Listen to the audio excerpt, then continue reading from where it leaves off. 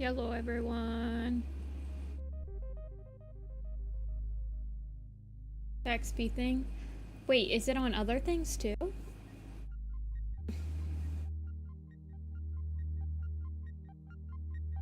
I guess I've not noticed it on other videos on YouTube or whatever. The big thing that happened to me was I finally switched this computer over to Firefox, so I can use my ad blockers now.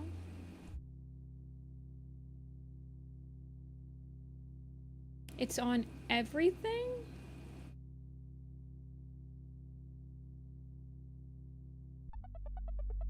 It's on YouTube videos, like, as comments or something?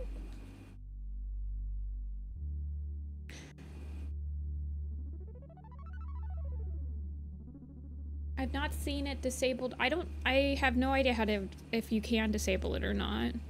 I have to admit, I have not even checked. This is only the second stream that I've seen it be a thing. I think it's fun. Yeah, you can use them. I don't care. Just waka. I think it's cute. It resets every stream and... yeah, it's just streams. I don't know, it's fine. It doesn't really bother me that much. YouTube.com. I need to link my stream to... oh god. How do I get to my channel? The XP puts you in a competitive mode. I mean, it's not like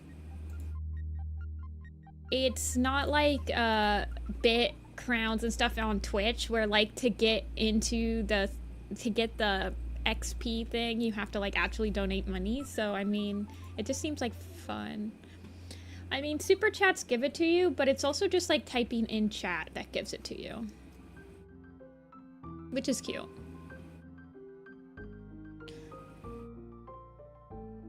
If you draw Shade Bush, it gets you more XP.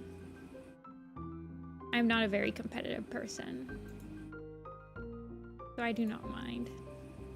I wonder if it would actually be possible for, like, if you had, like, an auto mod bot or something to, like, get the crown, though, you know?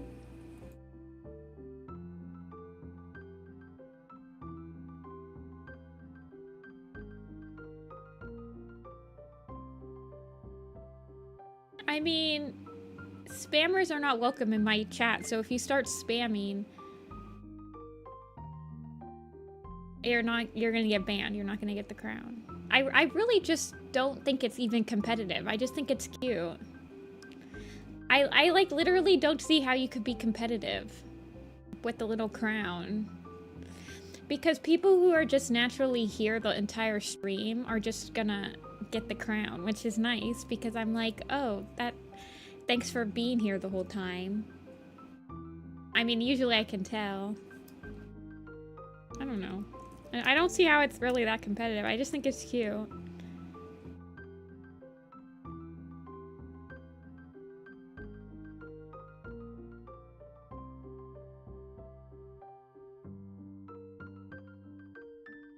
I don't understand why people would hate the crowns, I guess.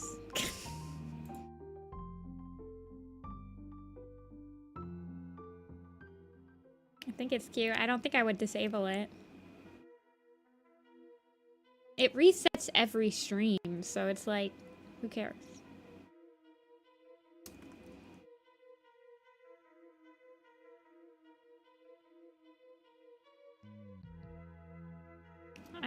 Let me see if I can. Edit. Customization. Live reactions, live commentary, subscribers, details. Yeah, I don't think you can.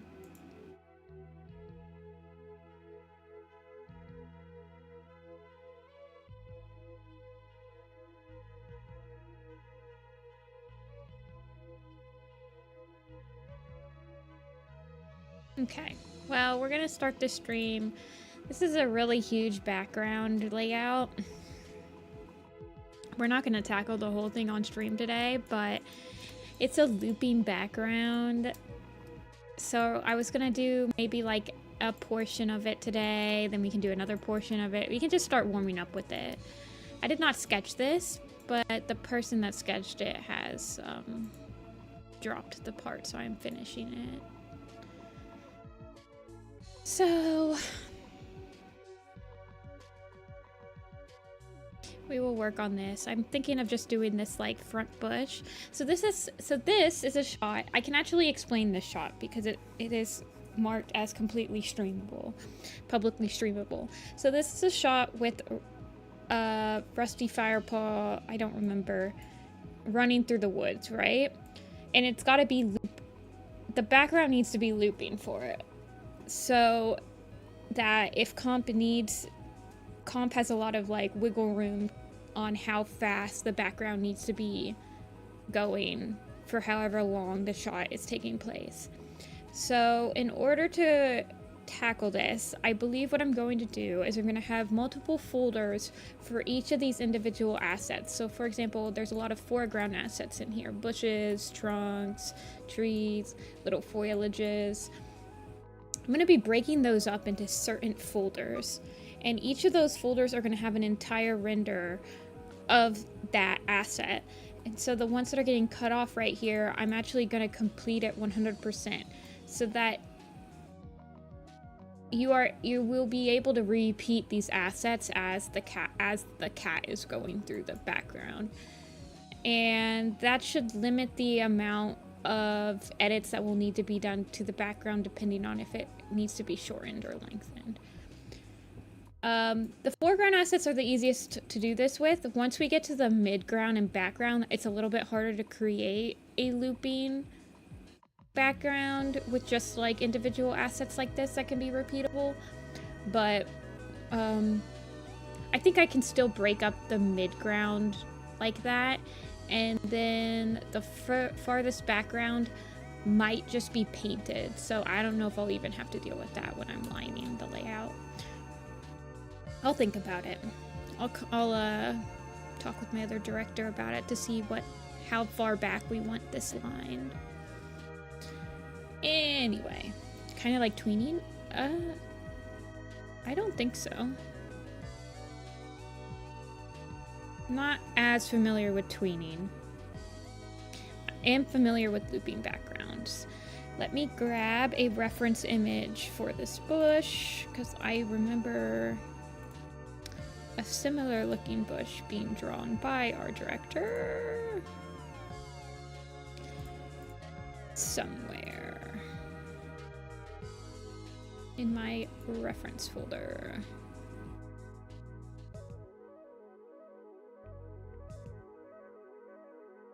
Hey, Alley Cat.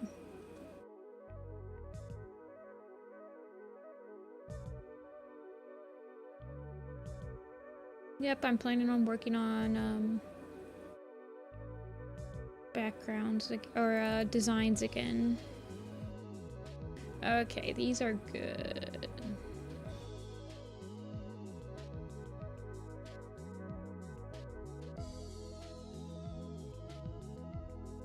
Alrighty.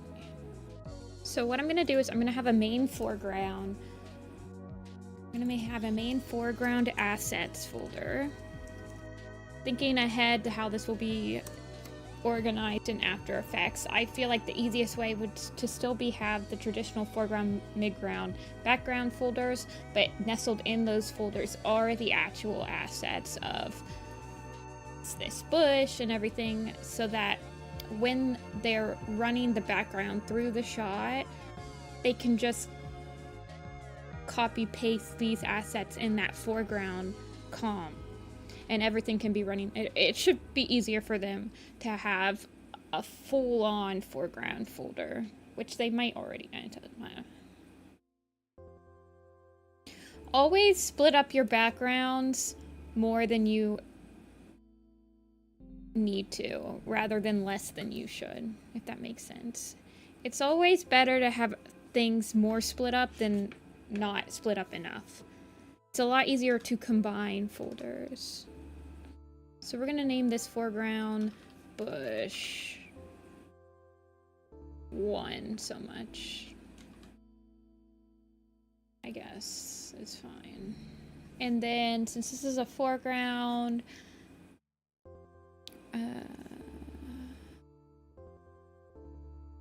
leave our foregrounds are usually at like 8.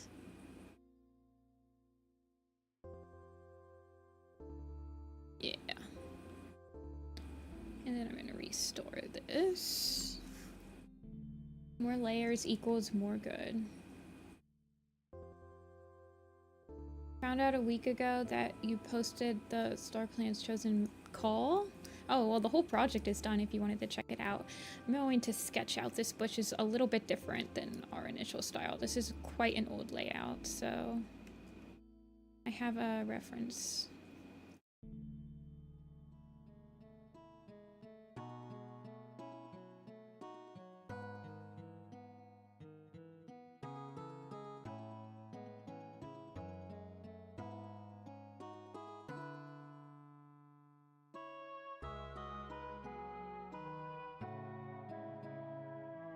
Bush. Hey, Amber. Welcome in.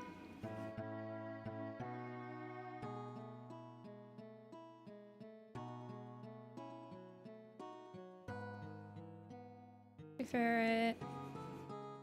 It's going pretty good.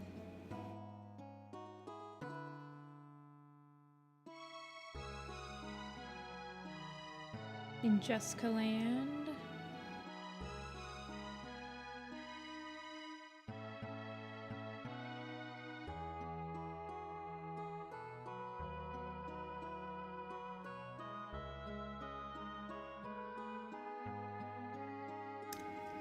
You guys are talking about...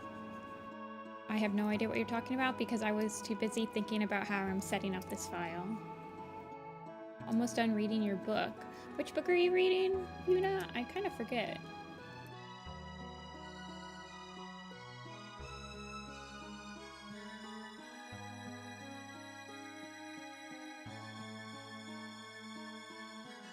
Art fight. The point of art fight is to have fun. This is what I've osmosised through.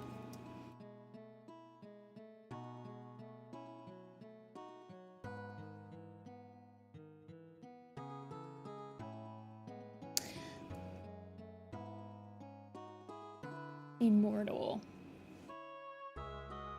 I've actually never heard of that book.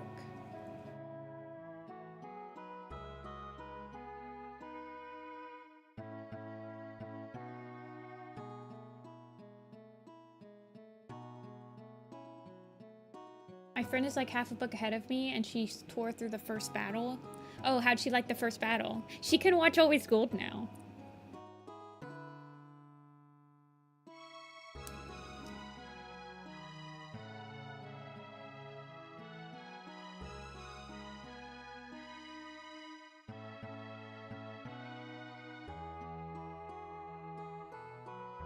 I don't want this... I don't really like how this chat... I have no idea who you guys are bashing, but I would prefer we not turn the chat into, like, negatively bashing random people. Like, it's really awkward, and I don't know how to respond, and I would prefer us to just move on from a topic of, like...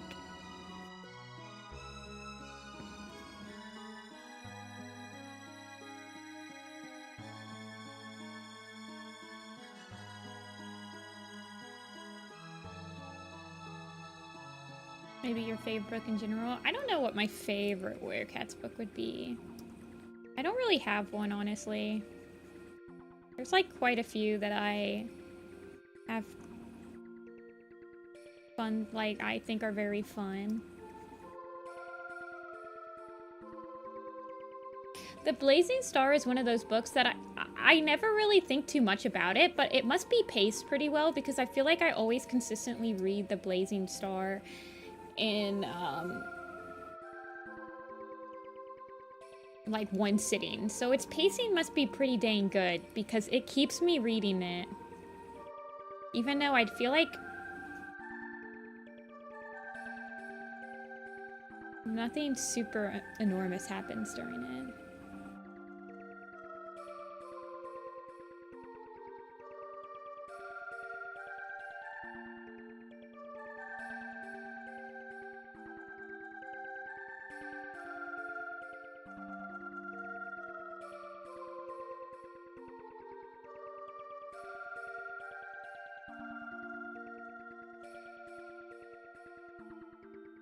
My favorite arc. The Prophecies Begins and Dawn of the Clans. I wish that I could...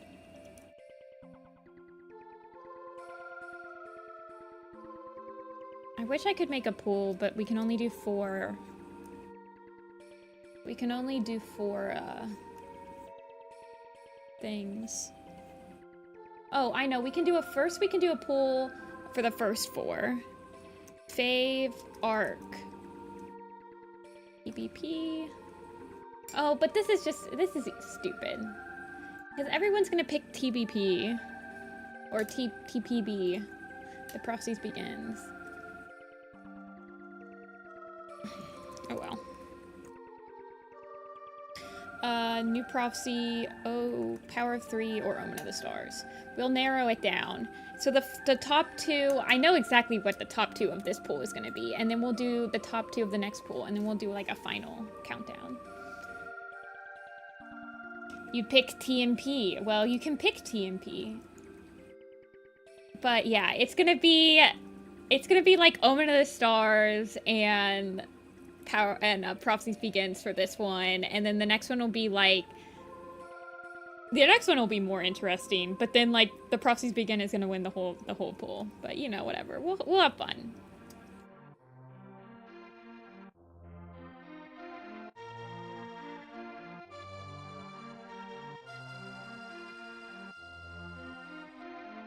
Oh my gosh, Power 3 is actually second. That's actually pretty surprising. Have you guys read Power 3 in a while?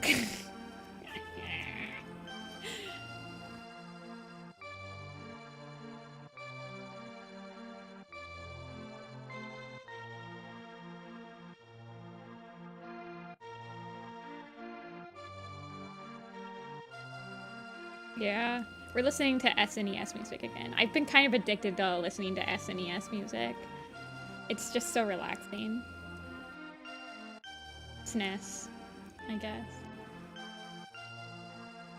Okay, Power of 3. Okay, Power of 3 and the new Prophecy being like tied for second is insane. I only reread Power of 3 for Soul, pretty much.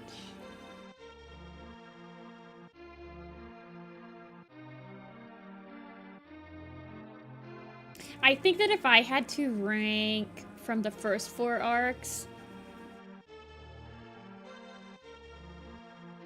Prophecies Begin definitely first. I'd honestly put Omen of the Stars in second, just because, I mean, I don't really reread any of these books, any of like 2, 3, and 4 a lot anymore.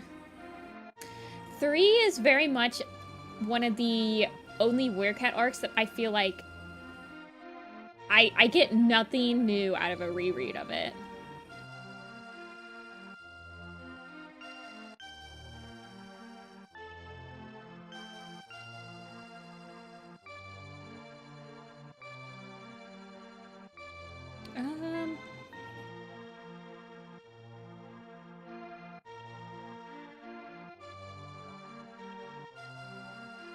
I would have sworn that Omen of the Stars was second.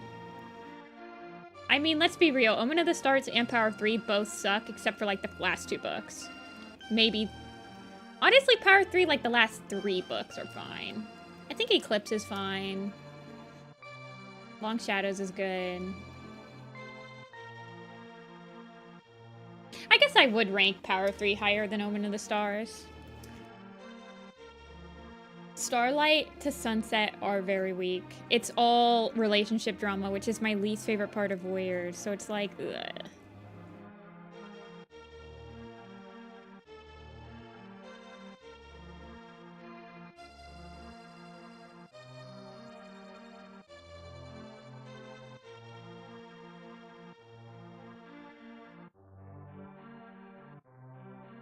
My favorite part about working on backgrounds like this is that I am 100% aware that this shot is probably only like 4 seconds long, and all of these assets that I'm spending like hours drawing are going to be completely motion blurred past the screen and maybe be on screen for like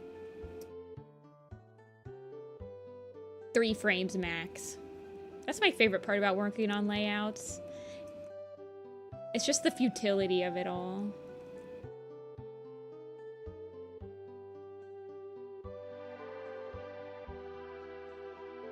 I do like Midnight to Dawn. I do really like Midnight and Dawn and stuff like that. So that's why I just hate the last half of... Alrighty. Power of 3 is 19. 40 votes. Okay, we'll do that. Okay, so Power of 3 and the Prophecies Begin won that vote. This will be more interesting. I will be very interested to see how people cast their vote on this one. A favorite Super Edition?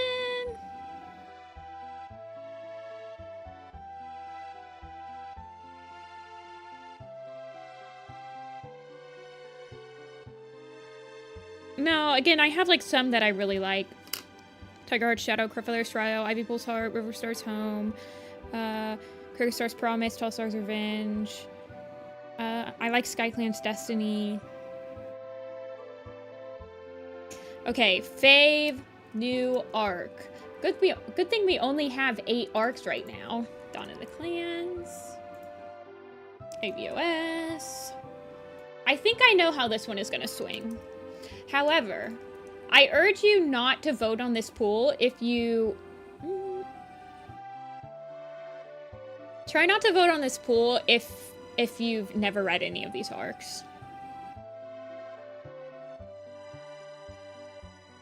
I feel like it'll skew.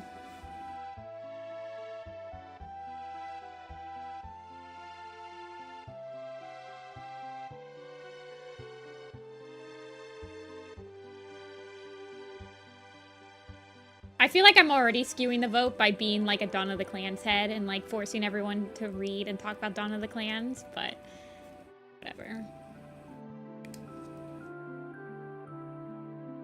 A Starless Clan, interesting.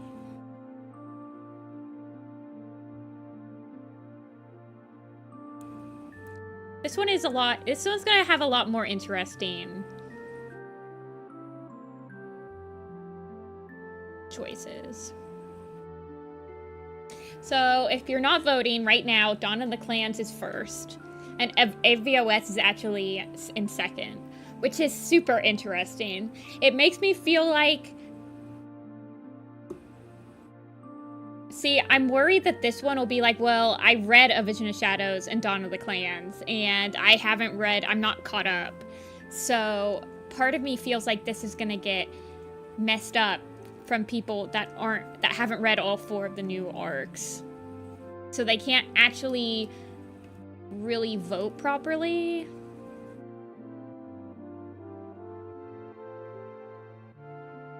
Hey Munch, ooh, you ordered a Wacom. Ooh, ooh.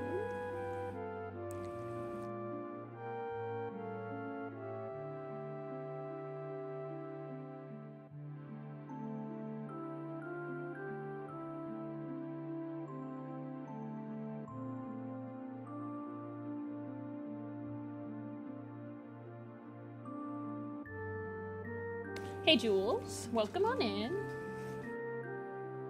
AVOS has Needletail? Yeah, one of the worst characters. That's fine though. Maybe it needs the handicap. It does have Strike Stone, so. M Young!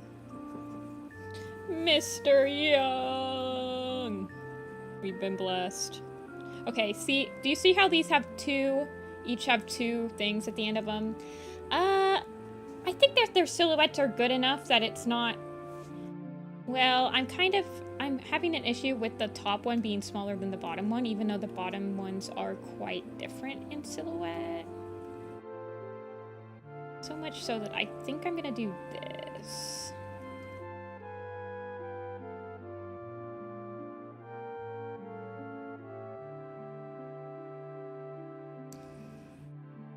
The Shadow Clan plotline is the only thing keeping AVOS together. I like your train of thought. Holy crap, Im Young has the #2 freaking thing as soon as they come in. What a god.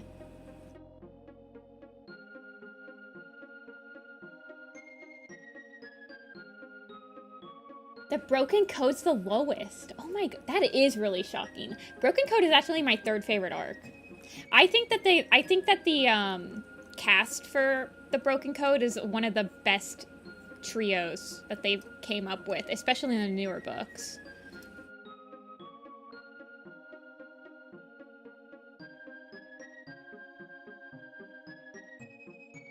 Okay.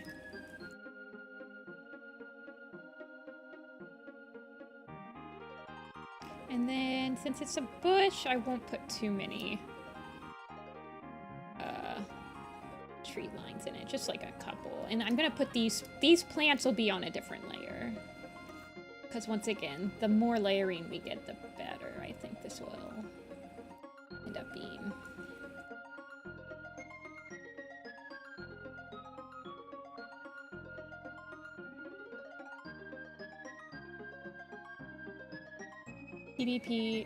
TBC is my 2nd favorite arc. It used to be. It's always been my 3rd favorite. Because Dawn of the Clans and The Process Begins are just leagues better than anything else they've ever put out, in my opinion.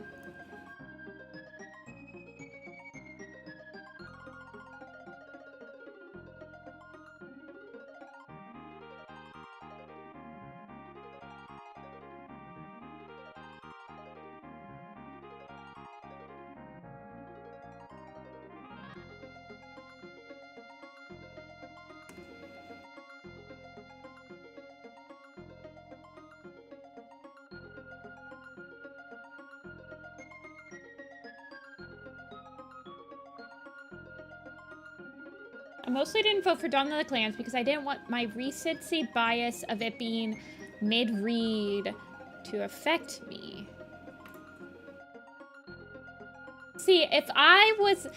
I feel like I would have thought that this pool, for somebody that has read all 4 of the books in the pool, my opinion that most of the fandom I think holds is Broken Code would have been first. A Starless Land would have been second. And then A Vision of Shadows and Dawn of the Clans would have been at the bottom. I think that we're a little bit biased in here because I've been working so hard on like A Vision of Shadows stuff, and then I like simp for Dawn of the Clans so hard that we're quite biased in this stream in particular, but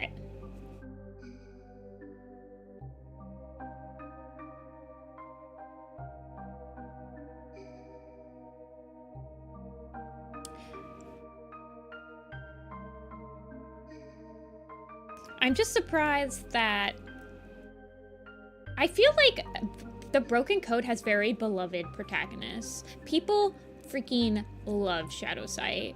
People love Ashfur going like completely loco, nuts, evil, fallen angel. People like that. It's got a decent amount. It's got so much like fan service for like the first 4 arc, like classic main characters in it, with like Squirrel Flight being on a literal cover and Ashfur being like brought back. It's got a lot of fan servicey scenes like Violet Shine and Needletail spiritually killing Darktail. It's got the scene where Darkstripe gets murked by... I honestly think that the Broken Code could have been the final arc of Warrior Cats. Like, out of all the main series lines from the newer arcs, I feel like the Broken Code would have been a fine... Like, A Light in the Mist would have been fine as, like, a final Warrior Cat book for them to stop making it. Because it had so much fan service and, like... Yeah.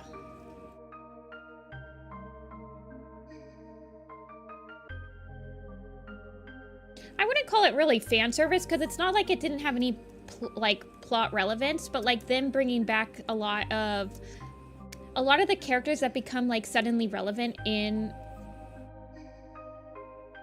the Broken Code, like Snowtuft and stuff, have been random fan favorites for like maps and stuff in a while, like for a while, and like them. It really screams of, hey guys, we totally watch what you guys are posting and we wanted to give you more Snowtuft stuff. And honestly, I kind of wish they didn't do that, because I feel like in the Broken Code it still makes it for a good story, but like when Squirrel Star happens, like sometimes, or like when Owlnose gets picked as deputy, or like Ice Star being leader, they're definitely following the trends of what the fandom is expecting from the books, and it doesn't really lend itself to like great plot lines anymore. Like if they're just like doing stuff to please fans, like, okay, well, we need to do Squirrel Star. I honestly believe that it would have been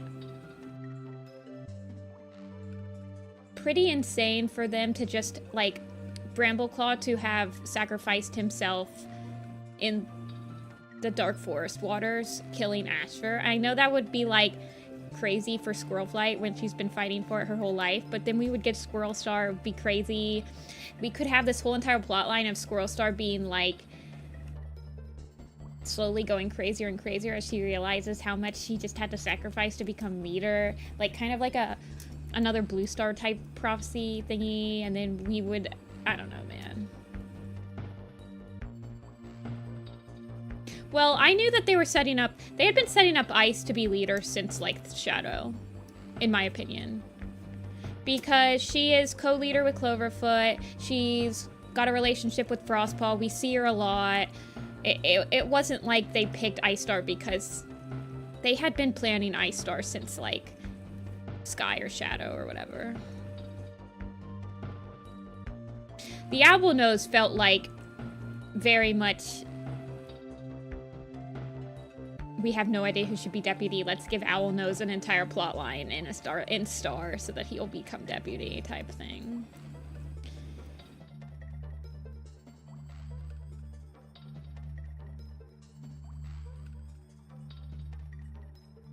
Yeah, they were more integrated in my opinion. I think a Starless Clan is still fine, but the twists in a Starless Clan are not satisfactory at all. The only one that hits is at the like in River at the end, because you're like, what the heck? But then you kind of like understand, and the writing strikes where like Werecats does nothing subtly ever in its life. And so like I remember reading Sky or something and people were like, oh my gosh, Splashtail is totally the one that like murked Reed Whisker. And I was like, there's no way. It's just way too freaking obvious that they're trying to set Splashtail up for something. And I'm like putting on my clown cap, like, it's too obvious. No, it's Occam's Razor. Whenever you don't think that Occam's Razor is going to happen in Warrior Cats, that's when you lose the battle. You've officially lost your poker chips. Yeah, it doesn't feel weird, and I feel like people had already... Yeah. Broken Code was smoothly integrated. I feel like Broken Code... Honestly, I tell people, read Broken Code if you've only read Omen of the Stars and you want, like, you'll probably really, if you've read only up to Omen of the Stars, you probably will really like Broken Code because it gives you a good mix of, like, new characters and characters that you remember. Whereas A Vision of Shadows is kind of like that, but it's also, like, if you haven't read any Super Editions or whatever, and you don't really know about SkyClan and stuff, you're like, what the heck? This is so weird.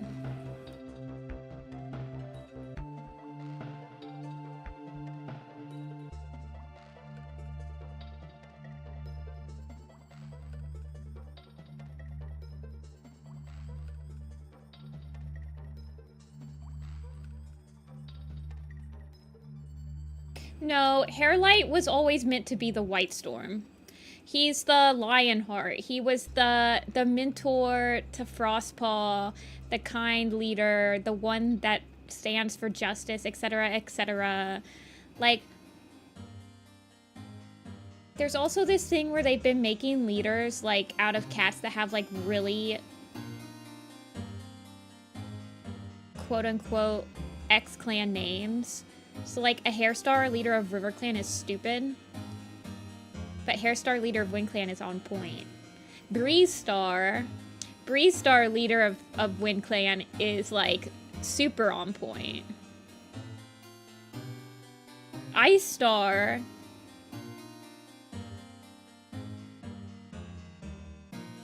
Hairlight was not made co-deputy with Cloverfoot, like co-leader of River Clan. Icewing and Hairlight were both prominent, like some of the only prominent characters in the Broken Code, because they stood against Misty Star and got exiled along with Mothwing. So both of them were like the only choices, and they were never gonna do two Hairstars. So Hairlight, he just messed up. He just rolled the random number generator bad. Also, I feel like they're not, like, killing... People have noticed that they just kill female characters a lot more than male characters. So they were probably like, ah, yes, he'll be good fodder.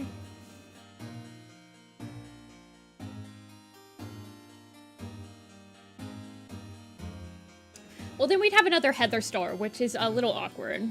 I feel like after the second Tiger Star thing happened, they're like, we probably don't want to do this again, because it's really weird. It's really hard for us to market this properly when there's two Tiger Stars. Like, notice how we don't have any Tiger Heart Star stuff in, like, the store. But we have, like, Tiger Star plushies and stuff like that.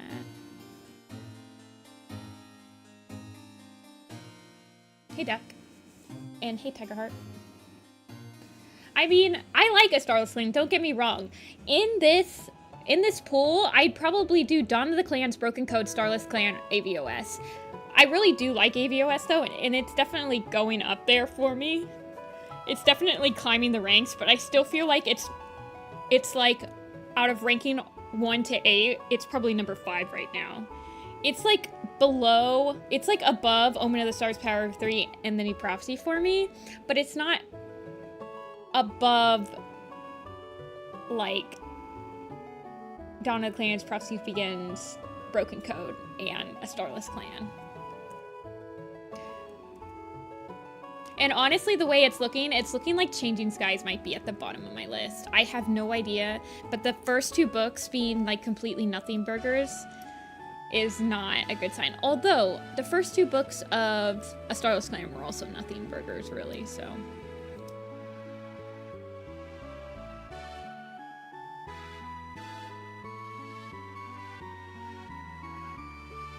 Still awaiting. I keep thinking that they'll bring back Sleek Whisker. I thought that they would legitimately bring her back for a Starless Clan, but they didn't. Okay, we're gonna end this. There's 75 votes. Okay. And then I feel like I totally, like, was ranting about these, and I changed up the vote, but it's okay. It's okay.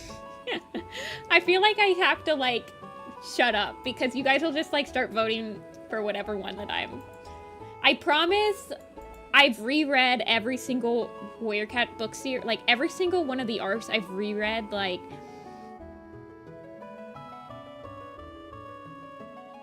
all of them I've reread at least twice. Most of them I've reread, like, 3 or 4 times. So, I mean, okay. Last round fave arc. So we have Prophecies Begins. We have Power of 3. We have Dawn of the Clans. And we have the Broken Code. I promise I really like talking to people that's favorite arcs are not the same as mine, because they will rub off on me. I learn to appreciate what they appreciate through those arcs. And I like appreciating things, so If they forgot about Sleek Whisker? Like I said, Sleek Whisker is a pretty big fandom favorite. Like, overall, I would say for, like, newer arcs. So I don't really feel like they've forgotten about her because they like doing fandom favorites stuffs. I mean, they always really have. Like, think about how Soul reappears in, like, Omen of the Stars for really no reason. Okay, base.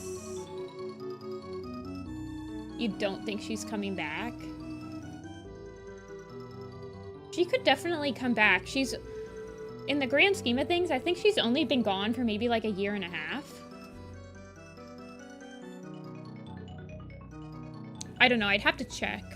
I'm not that far in the Magnum Opus, so I'm not exactly sure how long she's been gone.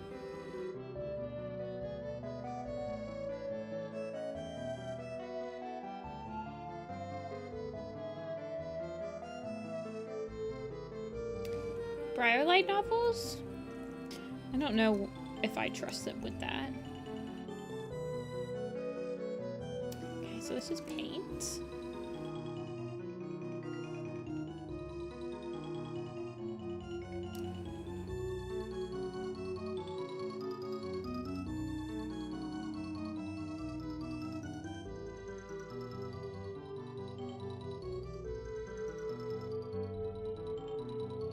And then let me just clean this up a little bit, and that's fine for a warm-up.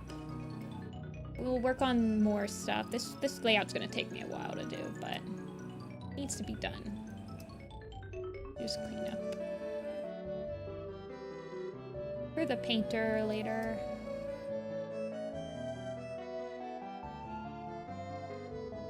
Which might be me, might not be me. This chat is so you. Bias for Dawn of the Clans to be close to the front. I have catered my chat specifically for my needs, and my needs are we all need to read Dawn of the Clans. I'm sure that if I did this poll on like Tumblr, it'd be completely different. If I did it on like the Werecat Project blog.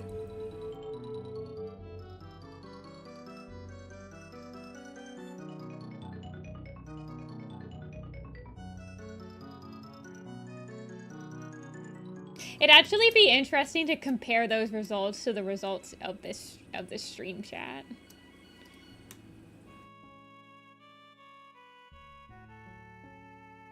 Lorax trees. They do kind of look like the, no, the Lorax trees, what are those called? Oh, shoot. Fake Lorax fan. My Onceler fandom days are long gone.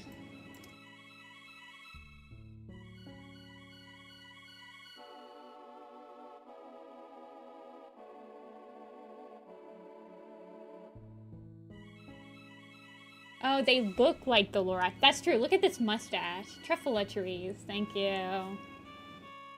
I don't think about the trees because I was a Onceler fan, so the trees had to die. Okay, where's the guidelines for this? Yeah, that's fine. Okay, so that's the first foreground asset. What are the other ones? Let me see. So this tree is a little weird looking. I don't know how... I can see that this was supposed to be a root. It needs to be slightly different. The root needs to be much more defined. But this whole tree needs to be completed eventually. Like it needs to have its full thing. So this foreground asset covering, like going all the way from the top to the bottom is actually perfect for a looping background. This foreground asset could hide the seam from that will happen during the midground and the background. Like to have assets like this, these are really easy. These are really good, even though this will be parallaxed, but this will be a good asset for comp to have, to be able to like, if they have trouble stitching anything together. Alrighty, we're done with that. One tree done.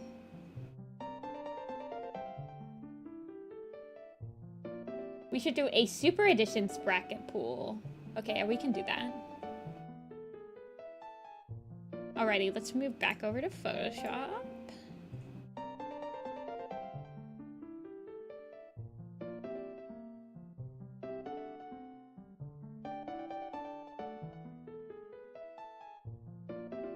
Let's see, who should we work on today? I completely forgot who I wanted to work on at the beginning of this stream. I'm gonna be completely honest with you.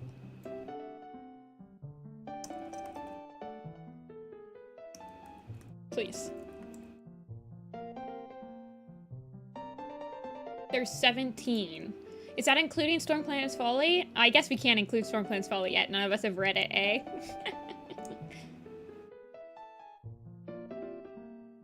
Alrighty.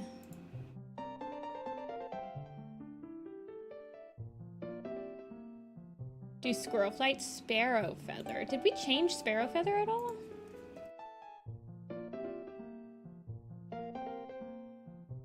The Amito.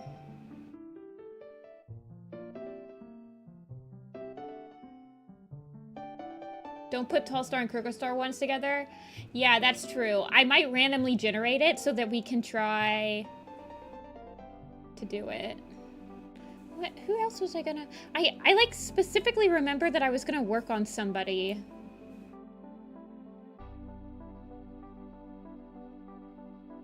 Was it Kestrel?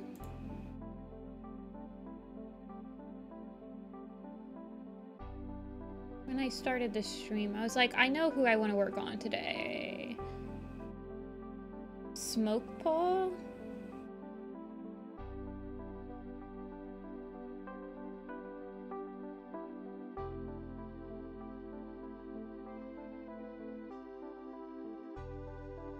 Smoke Paw from Secrets of the Clans. Smokepaw and I like to climb trees near the lake. Yeah, I just think that's Smokefoot. Because it's...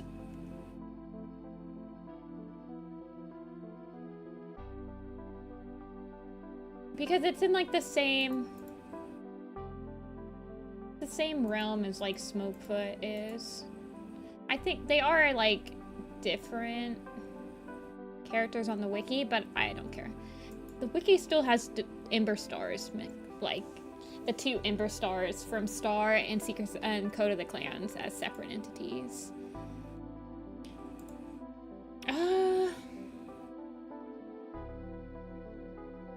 Oh, I remember who I wanted to work on. I wanted to work on Fernleaf. I wanted to work on some Dawn of the Clans designs.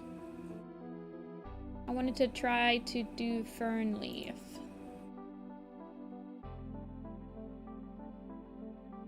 Alrighty, 54 votes. We've got The Prophecies Begin, Dawn of the Clans, Power of Three, and The Broken Code. Interesting. Interesting results. Interesting results. Yeah, we're gonna work on Fernleaf.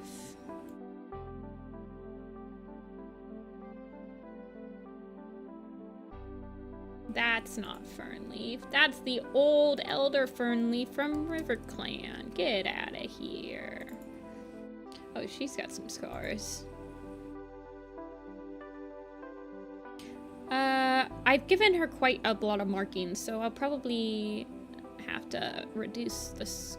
Well, I think she's said to be very scarred up. But I have her having scars on, like... we'll figure it out. She was in the Fortress drawing. What did I do for the Fortress drawing on her?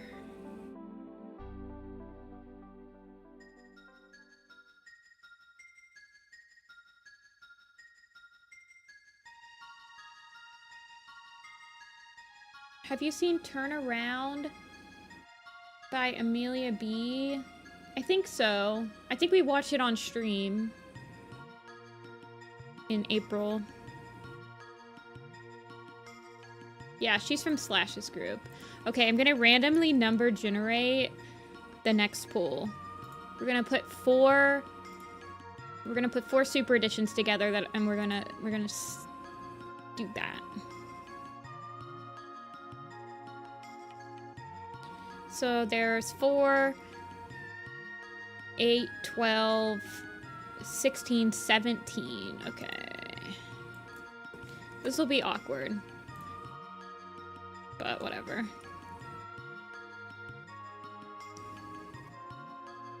Alrighty, number 5 is Yellowfang's Secret. Fave Super Edition.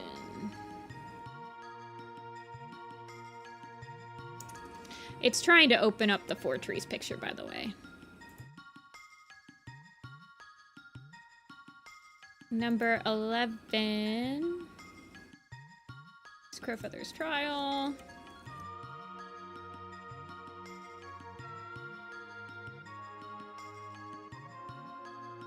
This will be interesting because I don't think everyone has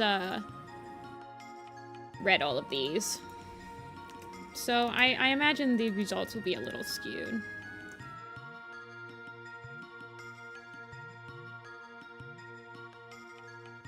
And then Blue Star's Prophecy.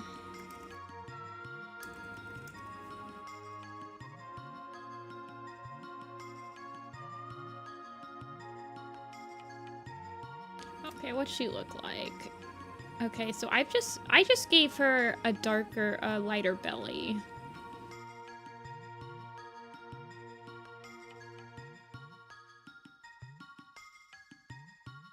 And I lightened her up.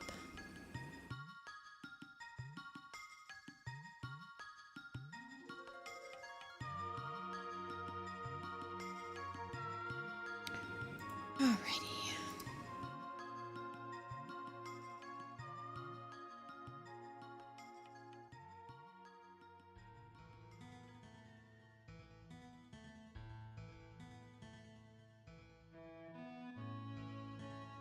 Hawkwing's Journey. Rip Blue Star's Prophecy. Blue Star's Prophecy is like coming out on top. I thought Blue Star's Prophecy might win this one. I know which one I would pick out of these 4. It's actually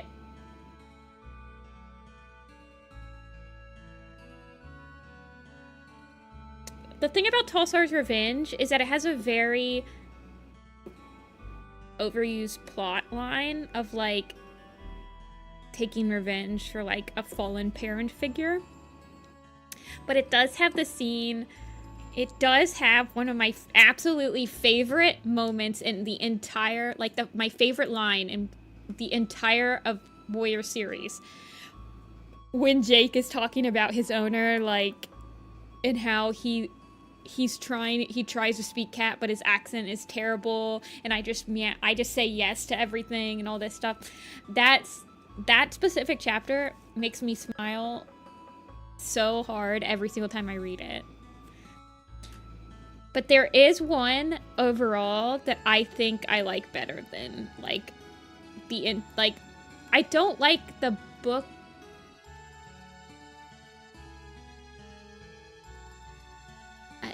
I'm trying to think of how I'm gonna word this. The storyline and the development and the plot and how everything works all over, there is another one in that list that I like more. Tall Star's Revenge also has one of my least favorite characters in it. Not one that I think about very often, but like Shrew-Claw is absolutely like written to annoy people, and he has no, like, there's no, his actions are never acknowledged, like his words and actions are never acknowledged by anyone else in like the actual books, and it pisses me off. So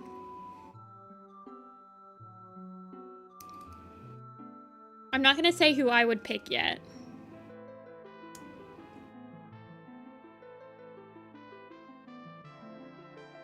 Crowfeather's Trial falls to haven't read it for me, but among the other 3, Tall Star has like a structured, intentional plot, which puts it above Blue Star and Yellowfang for me.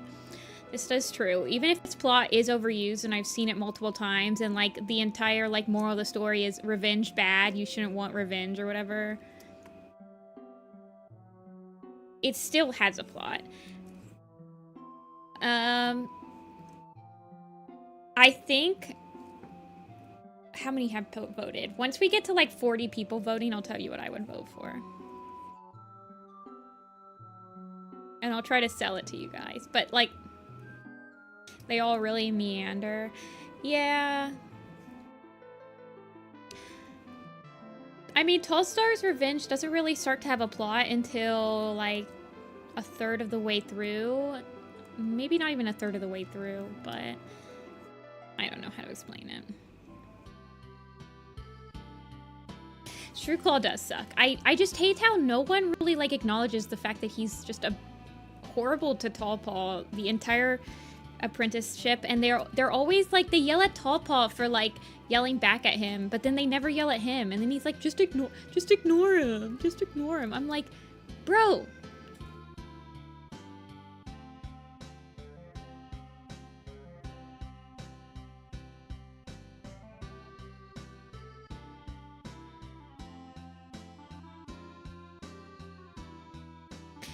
The Greenleaf Visitors is fun, though. I do think that Tallstar has the best, like, additional world building in it. Like, the Tunnelers was some of the coolest things that they've done in a long, like, ever to try to, like, make different cultures for each of the clans while still feeling like they're the same. Like, they still, I don't know. So, world building wise, and little moments.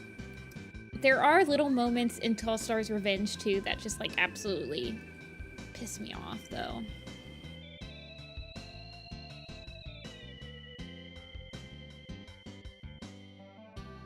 Most of them involve Shrew-Claw. Yeah, I like the Greenleaf Visitors.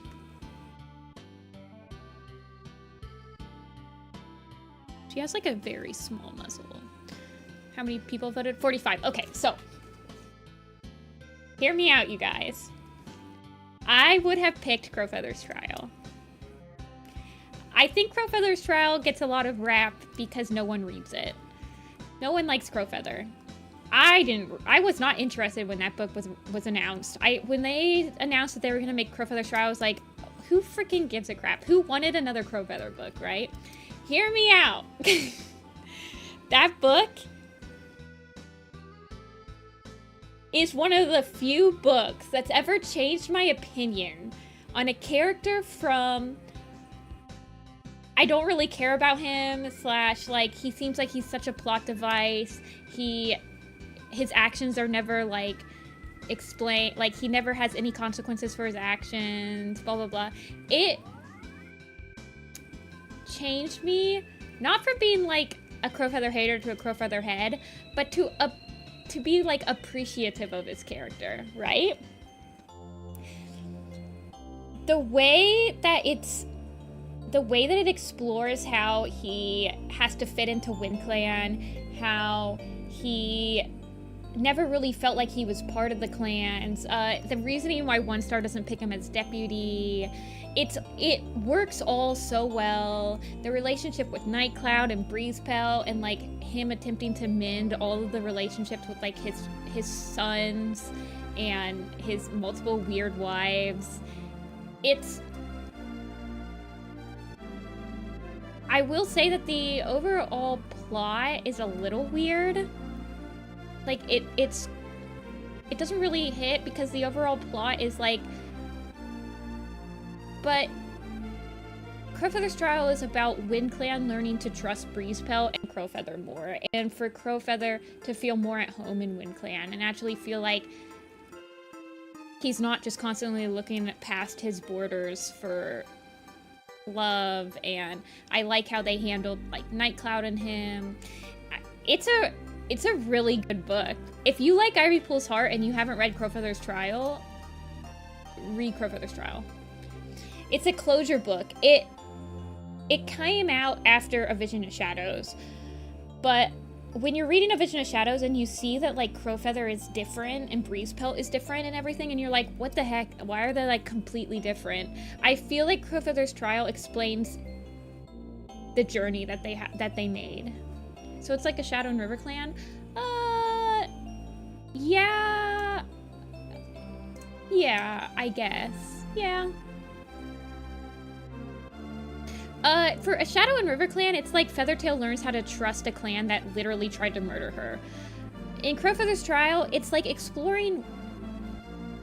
It's exploring like Crowfeather seemingly having like no loyalty to his birth clan. Like he's truly a fake it till I make it type of person, right? So it's like it explores that, and I think it explores it very well. So I do believe that if more people read Crowfeather's trial, it would be higher on people's lists. I do recommend reading it. I do think it's kind of like slept on a lot in the fandom.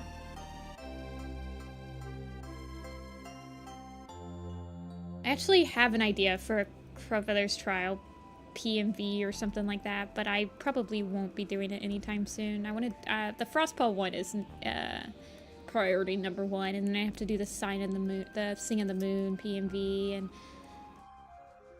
other stuff. I know, and it has one of the best kitty pet names in all of Warrior Cats. It has a kitty pet named Pickle. I'm totally not biased because I totally didn't used to have a cat named Pickles, but yes, I would recommend reading it. It's actually quite good.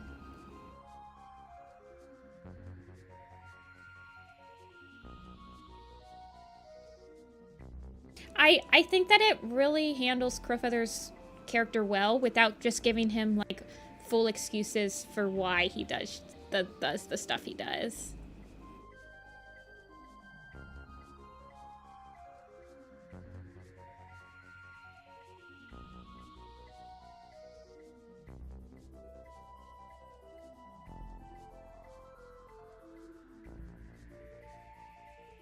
But yes, I am not surprised Blue Star's Prophecy is number 1. Blue Star's Prophecy is very beloved in the fandom. It spawned a lot of projects. It gave us Gravity of Love. Thank you, Ali Cadnia. It's a beloved character. People like how it was handled. It gave us a lot of like popular sub-characters like Goosefeather. It gave us Pine Star. It gave us Thrushpelt. So it doesn't surprise me, like, nostalgic-wise, I feel like a lot of people like it. It gave us youth. So. Swift Breeze and Adderfang. It gave us Leopard Foot and, like, Tiger Kit. Yeah, Thrushpelt, Sweet Paw, Rosetail. Aw, thanks, Ochin. Blue Star's Prophecy, 12 Stars Revenge. Yellowfang's Secret has moments. Yellowfang's Secret is long. That's the only issue with Yellowfang's Secret for me is that it's too long, man. Broken Kid's not born until, like, the last third of the book. I really like Cloudpelt. I do really love Cloudpelt. He's like one of my favorite minor characters. I love his relationship with Yellowfang, his relationship with Nightpelt. I do think Yellowfang's Secret has a lot of good moments in it, but they don't happen until literally halfway through the book, in my opinion. The first half of the book is such a drag. I could care less about freaking Ragged Star. I could care less about Yellowpaw having, like, super empathy powers that disappear as soon as she's, like, forced to become a medicine cat. It really doesn't start picking up until Yellowfang is a medicine cat, and she is, like...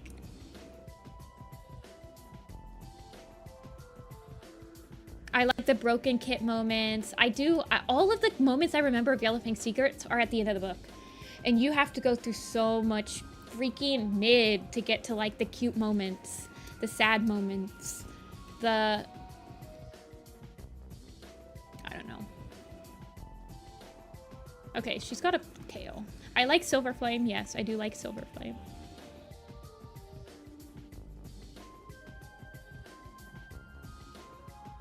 I probably would have ranked Yellowfang's Secret the lowest on this list of people. Like, out of all these super editions, Yellowfang's Secret is still a decent super edition. Like, it's still fine. It's definitely right there in the mid-tier. Like, it's not... I reread it. I've reread it maybe like 3 times. It's not a painful reread. You just like speed read through until she's a medicine cat, really.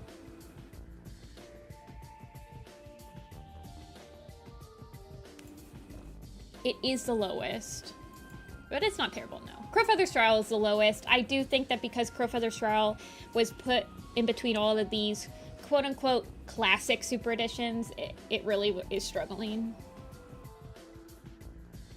But this does not surprise me. Okay, so Blue Star's Prophecy and Tall Star's Revenge were number 1 and 2 on this list. We will let me write that down.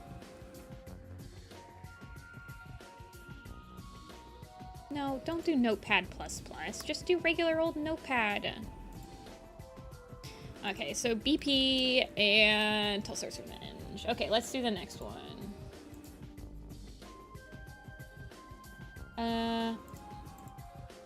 16. So that's River Star's Home. Okay. Fave SE. So River Star's Home. That's an interesting one. I feel like people are very torn on that one. It's interesting. 2 was Blue Star's Prophecy. 10 is Leopard Star's Honor.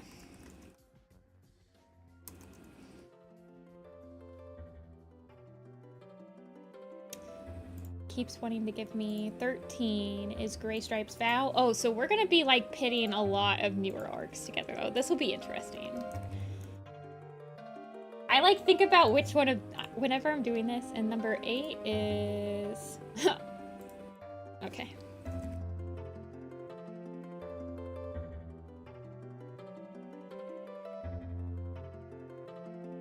Okay, so I think that I can keep a lot of her scars on there if I do what I did in the Dawn of the Clans picture, and I just give her the light underbelly.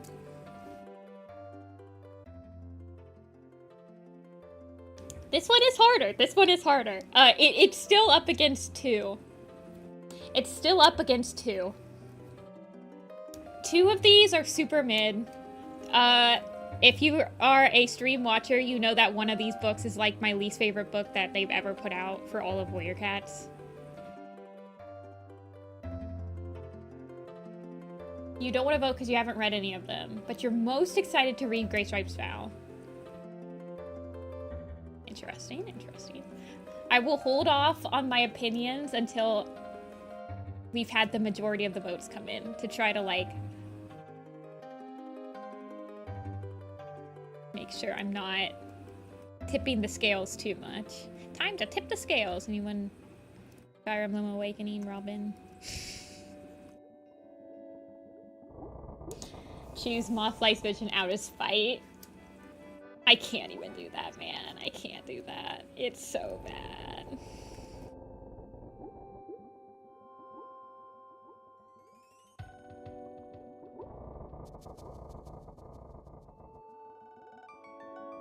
I honestly think Mothlight's Vision was the first time the new team of authors attempted to write something that Vicky had scraps left behind on. I think she's quite a small black cat, isn't she? Fernleaf? I believe she's like small. Let me look at her description.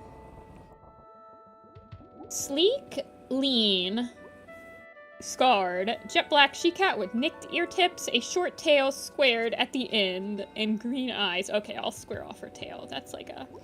I always imagine her being quite tiny. She spies a lot. And I imagine cats that are like good spiers and stuff are pretty like small in stature and easily like blend into small shadows.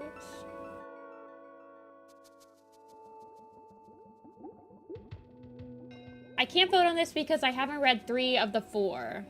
Yeah. Gray Stripe's Vow's winning. I'm not surprised. Gray Stripe's Vow is really good.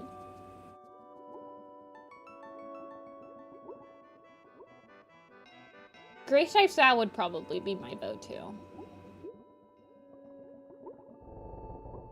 It would probably be my vote.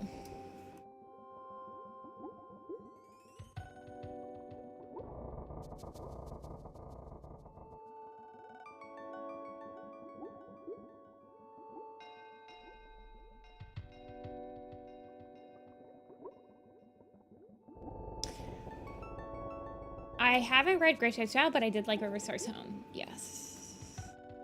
River Star's Home. My vote would have been between River Star's Home and Great Stripes Vow for sure. Leopard Star's Honor is pointless. I mean, most super editions are kind of pointless, but Leopard Star's Honor also suffers from the same thing that... Okay, I've only read... Fair warning, I've only read... Actually, all of these super editions I've only read once, except for Mothlight's Vision. I think I've read Mothlight's Vision 3 times. No, I've read Leopard Star's Honor twice. And I have read River Star's Home twice. Okay, I just haven't read Great Stripes Vow twice, but it would still probably be my first pick. I read Mothlight's Vision. Okay, so I've only completed Mothlight's Vision twice. I've read it 3 times. The first time I read it, I couldn't finish it. A few years later, I read it. And then I read it for putting it into the Magnum Opus timeline. The third time that I read it was when I did my rant on it.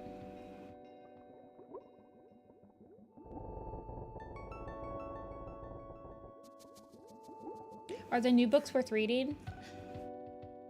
I think so. I like them. Read Great Stripes Vow again. I will. I will be reading it again. I haven't put it in the Magnum Opus, so that's why I haven't read it again. Oops, sorry, I keep hitting the mic today. What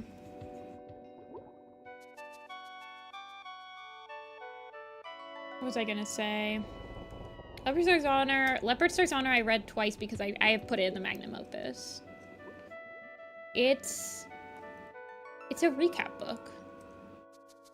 It has no right to be as long as it is. It's the longest super edition. What point did I end? I believe I ended my first read of Mothlight's Vision after Micah died. Because I didn't like how they handled Clear Sky in that chapter.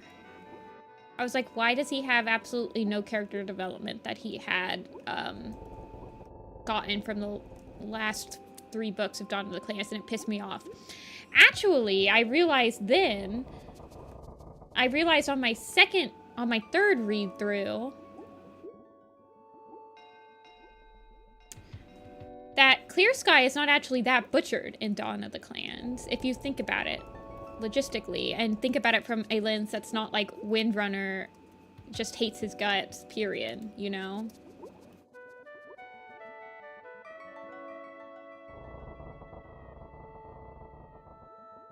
So Clear Sky's character is not my issue in Mothlight's Vision. Clear Sky hates Windrunner. Windrunner hates Clear Sky. Clear Sky thinks, I think, very little of Windrunner in her opinions. But you can't really blame him. She literally, like, attacks his camp after he has Mothlight there for, like, a morning. She, like, ambushes his entire camp.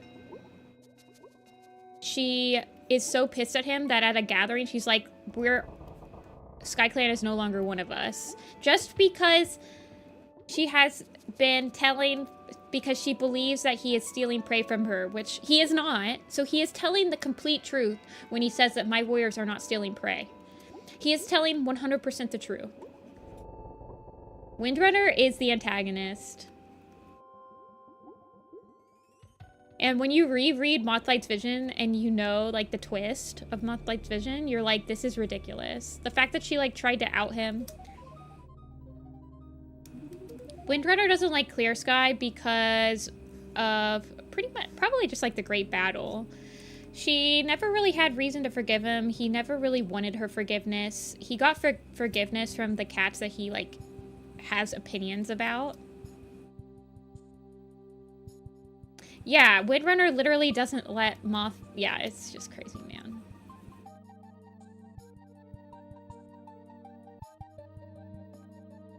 I just don't like Mothlight's Vision. Mothlight's Vision has way... Like, every single Warrior Cat book has plot holes, right? Mothlight's Vision... is so contrived in its plot line, and it's forced to follow the script of a short story, much to its detriment of, we need to figure out why this rule that medicine cats can't have kits was implemented. We have to... I don't know, man. It's just crazy. I hate Mothlight's Vision. Greystripe's Vow should win. Greystripe's Vow is a perfect example of why I think Code of the Clans is a good middling point for new fans and old fans. Greystripe's Vow is so cute. It's so wholesome. It's one of the few books that handles a pretty serious topic of, like, animal hoarding and, like, animal hoarder well, in my opinion. It's adorable. Warrior Clan is amazing. The idea is cute. It's totally believable with how it's described, how it came to be, with it being Smudge describing the warrior clans to kitty pets who try to, like... It's such a cute book. Yeah, it's honestly pretty interesting. It had a really interesting concept of being a now and then split, like that gimmick. I thought that was actually pretty well done. It didn't feel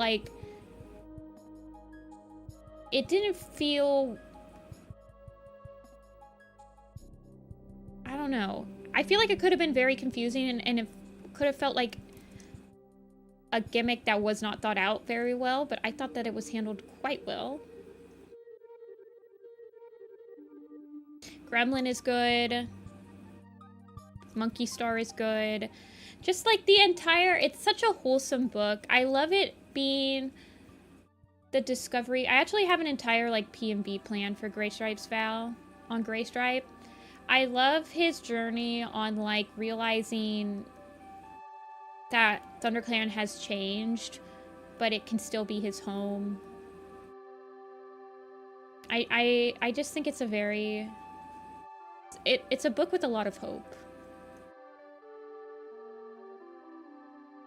It has very cute moments in it. Riverstar's Home, I really like. As a Dawn of the Clans head, Riverstar's Home gave me exactly what I wanted it to give me. I wanted it to give me a recap of Dawn of the Clans from River Ripple's perspective. And I know it's like, okay, so it's a recap book, right? Yeah, it's a recap book. If you don't, but his perspective on, like, what's happening was something I really wanted. It was exactly... It gave me exactly what I needed. I had so much fun reading the events unfolding from his perspective. The book slows down after it stops being a recap and the actual, like, plot starts happening, but then it comes back. It comes back once he's with the Cats of the Park at the end of the book. I like how he handles the threat of Slash. It gave us that cool moment where he's like, yeah, I'm really weird. I'm just so weird. I really like that moment. The romance in it is phoned in and forced, and I don't really care for it, but I don't care for a lot of romance in Warriors, so, like, I tend to overlook it. I'm like, whatever. Riverstar's Home was a satisfactory book for me. I just think Greystripe's Vow has a lot more...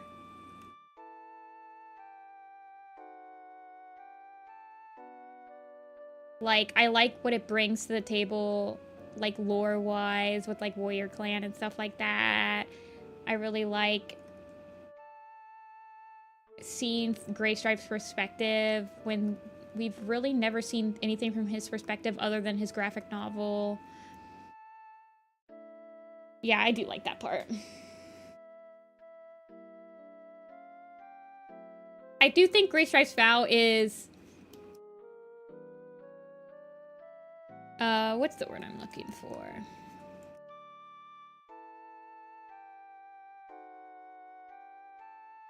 Like, if I didn't have my Dawn of the Clan bias, Gray Stripes Vow is undoubtedly the best Super Edition out of all three of these. This is crazy, but my Dawn of the Clan's bias is probably also why I don't like Mothlight's Vision that much.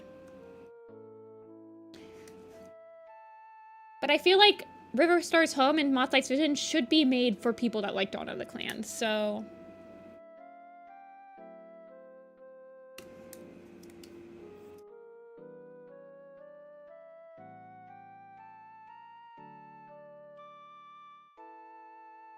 Is having bald River Ripple. He is bald on the cover. I believe. I don't believe Owen ever draws hair on kitties.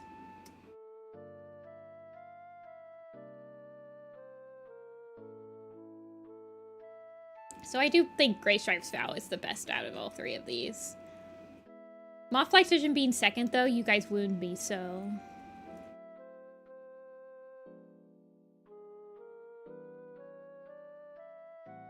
Mothlight's Vision beating out Riverstar's Home.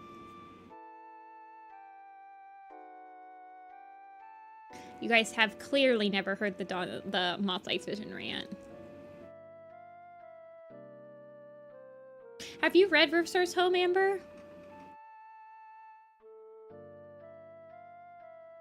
Good for map ideas? I've literally never seen a map that had Mothlight's Vision. I mean, I've seen map parts with Mothlight finding the Moonstone, but that's in Secrets of the Clan, so you don't have to read Mothlight's Vision to do, like, her finding the Moonstone. I want her to be kind of like Intrepidation.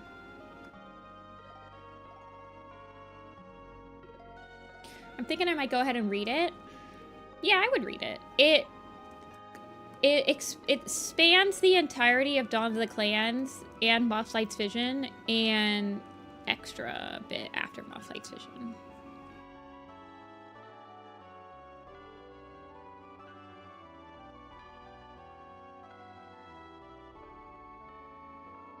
I don't want her to look bored. I want her to...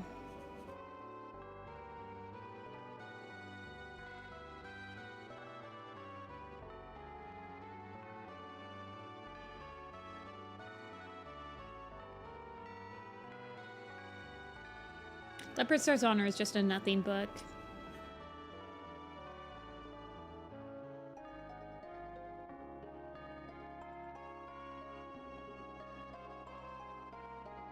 I did have an idea of Leopard Star, a map that explores Leopard Star's relationship with her father Mudfur at one point, but then I realized that I really just don't care about Leopard Star enough to like host a map with her as the icon.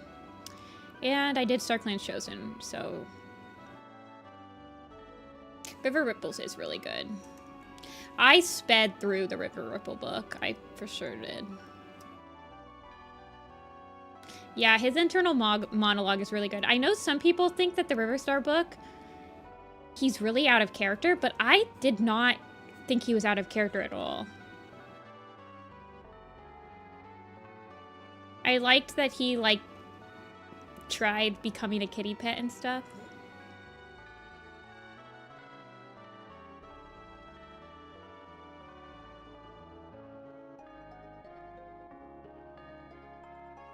But yes. Mothlight's Vision being freaking number 2 on this poll. Oh my god. Gray Stripes Vow, Mothlight's Vision. I clearly haven't said my rant in a while. Let's just go with that. Alrighty, next one. Next. Okay, Fave Super Edition. 14. 15 is Leopard Star Songbird, which we already did. Number 10. Tiger Heart's Shadow is number 10.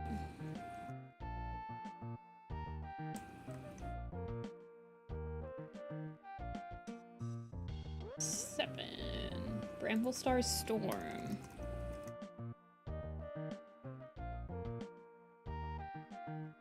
9 is Hawkwing's Journey. Oh.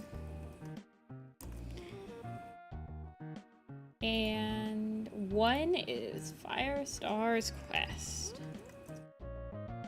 Interesting, interesting. This is a hard one. Sort of. It's sort of hard.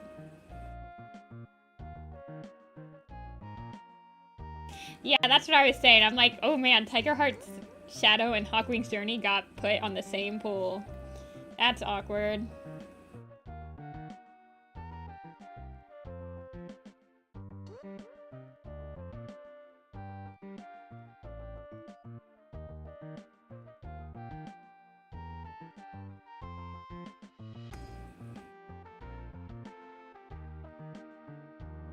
It's gotta be Hawkwing. I freaking like that book. I thought you would pick Hawkwing. I do remember you saying that you really like Hawkwing.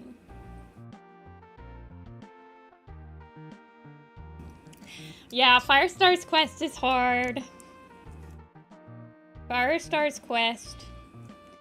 The lore that Firestar's Quest brought is legendary at this point. Like the Hidden Fifth Clan. Could you imagine, well, I guess they kind of did that with Storm Clan now, but can you imagine this just being like, yeah, there was 6 clans actually. Like them doing that again? We'd be like, this is crazy. People would be like, they're jumping the shark.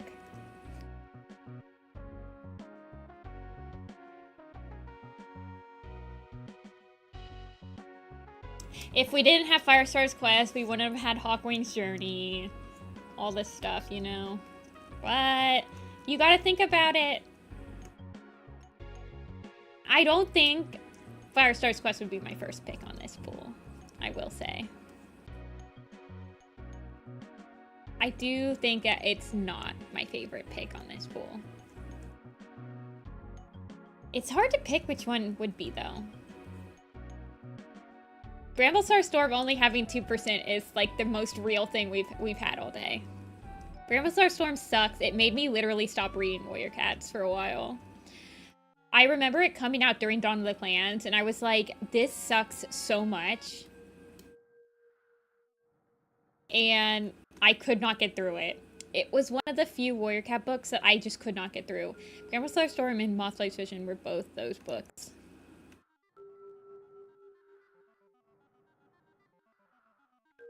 I could not get through. Bramblestar Storm is so boring. It's so boring.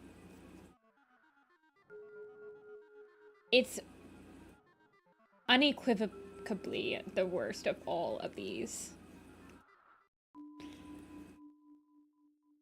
Bramblestar Storm only existed so Blackstar could die in a dramatic way. I don't even think that's the case. I'm pretty sure that Bramblestar Storm existed because when they were writing Dawn of the Clans, no one was reading it, and they're like, shoot, this has prequel syndrome, which they didn't think about before, where prequel syndrome is like when no one ever reads the prequels to something. People just want to read sequels. And so they're like, shoot, we need to go back to the main line. But they didn't have anything planned for After Omen of the Stars. So they quickly thought up Bramblestar Storm to ease us back in. They were like, well, they probably already knew what they were probably starting to brainstorm A Vision of Shadows. And they're like, what if A Vision of Shadows main characters, we have to make them Firestar relations, right? But like Lion Blaze and Cinderheart, no one cares about them, really. So we need to make it like Squirrel Flight. But didn't they make Squirrel Flight not be able to have kits? And isn't she like not with Bramblestar anymore? Okay, well we need to fix that plot line. So then they were like, came up with the entirety of Bramblestar Storm probably at like 3 a.m. as like a way to get Squirrelflight and Bramblestar back together to cover the plot hole of like, hey, we actually lied to you, Squirrelflight. You can get pregnant, and you are pregnant.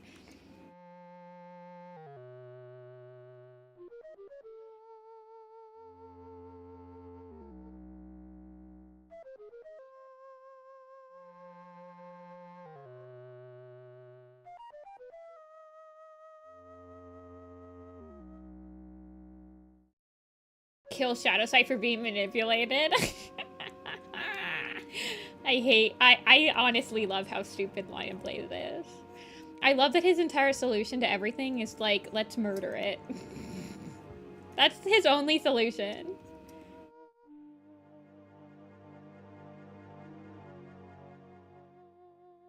I love how stupid he is.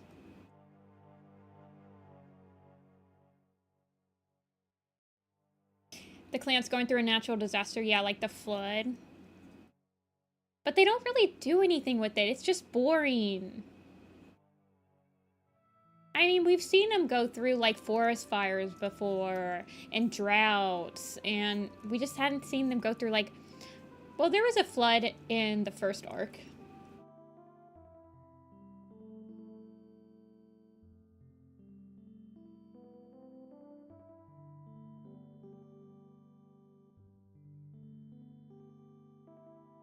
Bramblestar Storm is just...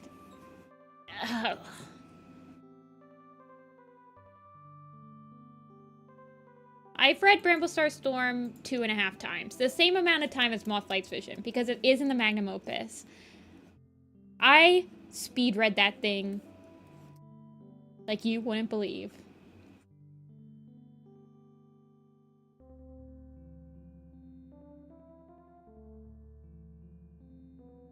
It does give us the moment where, like, Poppy Frost or somebody is, like, floating on a rug down the stream, which is a crazy moment. I'm not even sure where the two-leg place that they're, like, rescuing kitty pets from is in Bramblestar Storm, because it's never mentioned again. You know? I mean, I guess it's technically, like, the same two-leg place that, like, Rose, Fuzzball, Zelda, and everybody is from, but...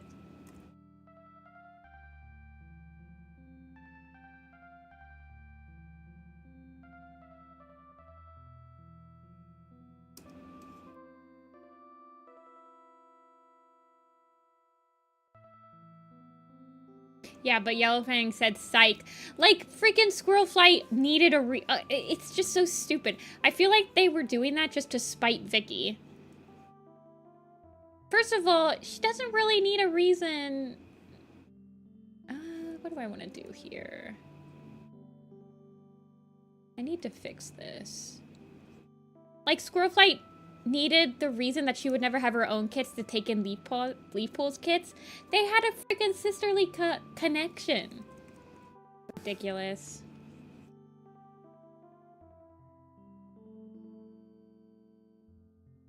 Like, she wasn't gonna take Leafpool's kits if she could have her own. Are you joking? Yeah, Squirrelflight didn't need a reason to help Leafpool with her kits. They were sisters. That's the reason. That was always the reason.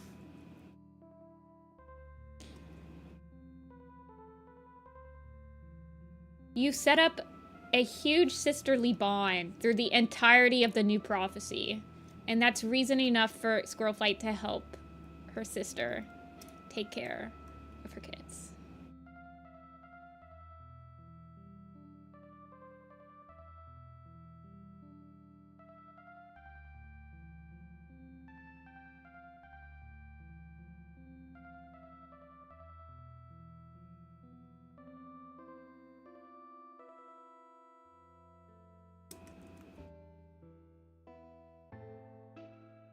What other ones are on this other than Hawkwing's Journey? Okay, so Firestar's quest is winning. So we talked about Bramblestar Storm. Bramblestar Storm, didn't you know? If you can have your own biological children, you clearly don't need to adopt any. Yeah, you're right. Clearly. Hawkwing's Journey. What would be the one that I would pick on this?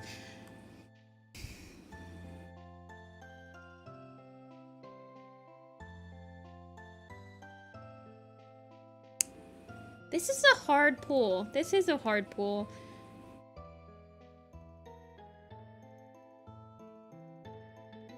My gut, like, if I only had 2 seconds to decide, my gut probably would have picked Tiger Heart's Shadow. Yeah. But the more that I think about it, I did just reread Hawkwing's Journey, though. I did just reread Hawkwing's Journey. I guess I don't gravitate towards Hawkwing's Journey, mostly because it's a... I mean, its pacing is actually pretty good. It, like, keeps you interested. I did not, like, speed read Hawkwing's Journey. I did read it all the way through. Like, I do like the little moments in it. I like the coming-of-age story of, like, Hawkwing overcoming his anger, tempering it, overcoming betrayal, his thoughts of grief, his, like, blaming, becoming part of the clan, becoming, like, a necessary, like, person in it. Like, the coming-of-age story in it is nice. I do like the Plum Willow and Hawkwing stuff. I don't think it's ever really been explored past that. Like, the idea of a cat becoming the adopted father of something. Like, I know that Thrushpelt is technically like that to Blue Star's kids, but you never really see that on screen. I like how it's portrayed. I like how when Sandy Nose does come back, how that's portrayed, and, like, I feel like the Hawkwing's journey of, like, growing up is pretty nice. I feel like it's like Tallstar's Revenge, like, but better. Where, like, Tallstar has to figure out, like, his place in the clan and, like, overcoming, I don't know, whatever the prophecy was. There will be a cat whose heart will have to wander before he discovers his true place or something like that. Tiger Heart's Shadow, though. Tiger Heart's Shadow made me like Tiger Dove. I loved their dynamic. I love this specific scene. See, Hawkwing's Journey doesn't really have a specific scene that I think about when I'm reading the books. Is the thing. Tiger Heart's Shadow has a couple scenes that I really think about when it comes to mind, right? I love the scene when Dovewing is talking to him at the beginning of the book, and she's like, "I'm expecting kids," and he goes, "My kids?" And then she, like, smacks him across the head and is like, "You're a freaking idiot. Of course they're your kids." I like seeing her headstrong in their relationship. It's a lot different than how you see it in, like, Omen of the Stars, where you can tell that they're both, like, much, like, they've experienced a lot more at this point. They're much more sure of each of themselves. They both have... Tiger Heart is more, like, reliant on her in Tiger Heart's Shadow than she's reliant on him. She disappears. She's, like, completely fine with leaving him behind and raising these kids by herself. I do like Dovewing's dynamic in it. I think that she, like, actually, it's some of the best characterization of her, and it's another book that bridges the gap between, like, Dovewing's always wanted to be a normal cat. People are like, "Oh, Dovewing should have been deputy. She's, like, been confined. She's just, like, having kits now." And I'm like, I'm pretty sure that's what she always wanted. Like, she always wanted to just be, like, a normal cat that raised a normal family, that had, like, a normal husband or whatever. She's always just wanted to be a normie. That's, like, her whole entire, like, plot point in Omen of the Stars at the beginning, where she's like, I don't want to be special.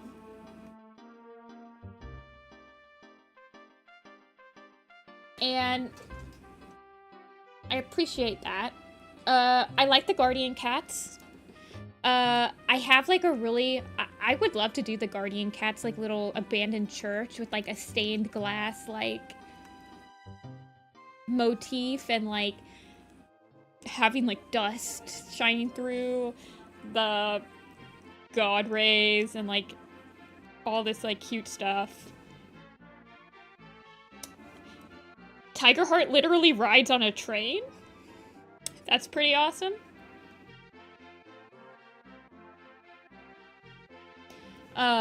Dash is cool. We see for the first time, like, a proper city. Blood Clan, I don't know what, I'm sure Blood Clan is in the city. A lot of us portray it as, like, skyscraper city. But the first time that a cat, like, legitimately, like, looks and is like, I can't even see the top of these buildings. They're just so massive. It's in Tiger Heart Shadow. I like the Guardian Cats. I think that they're pretty, like, for a gimmick group, because a lot of Super Editions will just have a gimmick group. I think that they're pretty good. I like them better than the sisters, I will say. His interaction with the train. I love Tiger Heart. Tiger Heart's a himbo. I know that I say that about every single, like, male warrior cat, but he is, like, so stupid. I like Spire. I like Blaze. I like Fierce.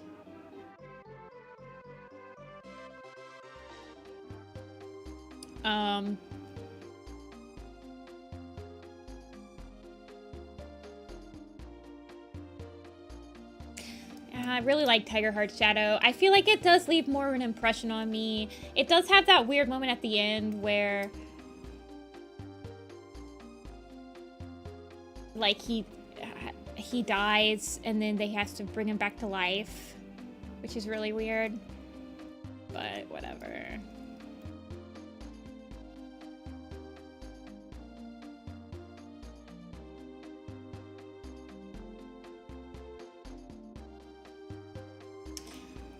So, yeah. Tiger Heart Shadow. Firestar's Quest. I didn't talk about Firestar's Quest, did I? Firestar's Quest I like. It does have a lot of filler at the beginning. I like that we get to see Smudge again. The addition of SkyClan is iconic. It's the first Firestar's Quest is crazy. I do like watching Firestar try to, like, set up this clan. But my favorite part about Firestar's Quest is just what it's set up for. It's a necessary book to read better books. There's, like, specific scenes in Firestar's Quest that you always forget about after you finished reading it, and when you're reading it for a second time, you're like, oh my god, I forgot about this stuff. There's a lot of, like the stuff with Spotted Leaf and Sandstorm and everything, and you just, like, groan, and it's, like, drawn out, and the traveling in it isn't that great. Ugh. Once they actually get to the gorge and they start setting up SkyClan, it really picks up. And when you're rereading it, you kind of just, like, skip all the journey parts. But my thing is I don't skip anything in Hawkwing's Journey, and I don't skip anything in Tiger Heart Shadow. So the fact that Firestar's Quest has things I skip in it after I reread it a second time, it just doesn't make it as good. Bramblestar Storm, I literally, like, speed read the entire thing. I basically skip the entire book when I'm, like, rereading it. I only reread Bramblestar Storm when I need to do research. Okay, she's done. Who else did we need to do for Dawn of the Clans? Holly. We need to redo Holly. I've modified her a little bit. What's she look like in the Four Trees picture?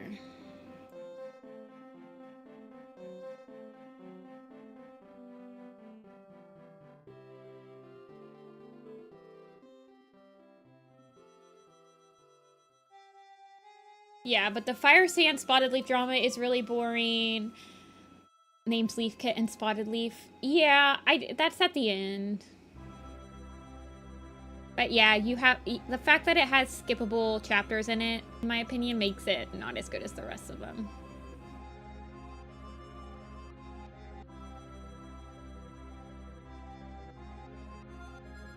The Rat Leader is pretty cool. I do like the Rat Leader. It's a good villain. But yeah. Out of all the SkyClan Super Editions, Firestar's Quest is the weakest. So it's like... Alrighty, Hawkwing's Journey is after Firestar's quest in this pool. This is interesting. So Firestar's quest and Hawkwing's Journey. Alrighty.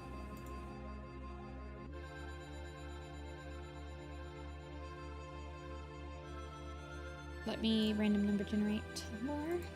Well, we only have like a couple more. So 3 is... Oh, well, now we're going right on to SkyClan's Destiny.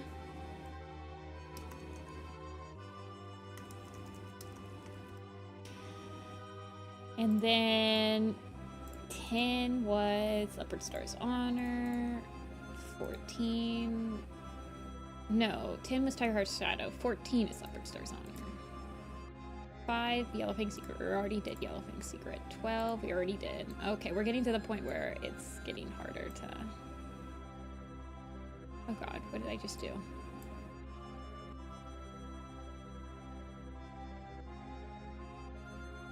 I think that there's only going to be one that we don't add to this, right? So we have SkyClan's Destiny left. We have Cricket Star's Promise. We have Squirrelflight's Hope. One Star's Confession. And Ivy Pool's Heart. Okay. I'm not going to add Crooked Star's Promise to this. Crooked Star's Promise, we will automatically go to the top, to the next round. Crooked Star's Promise is everyone likes Crooked Star's Promise. It's arguably like it's arguably probably the most popular Super Edition. So it's not really that fair for anything to be put in with Crooked Star's Promise out of the ones that we're gonna put in here, because Crooked Star's Promise is just gonna blow them all out of them.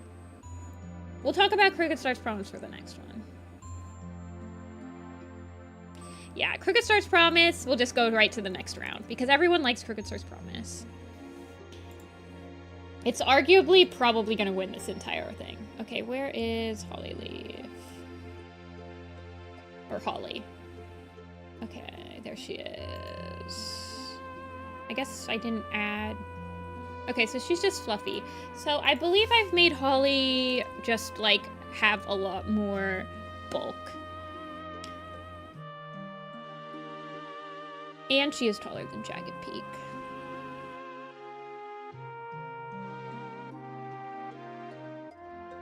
Not a huge fan of Ivy Pools. The writing fell off. Oh, that's interesting. I do know that Ivy Pool's Heart is another one of those books that people have very... Like, it seems like either people really like Ivy Pool's Heart or they really don't like it. Okay, Photoshop. Can you, like, decide to work today? That would be great if you did that.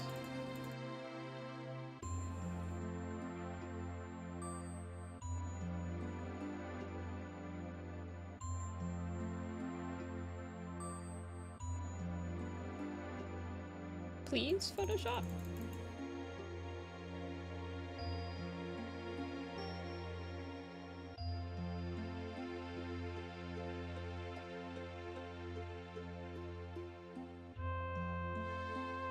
Ah!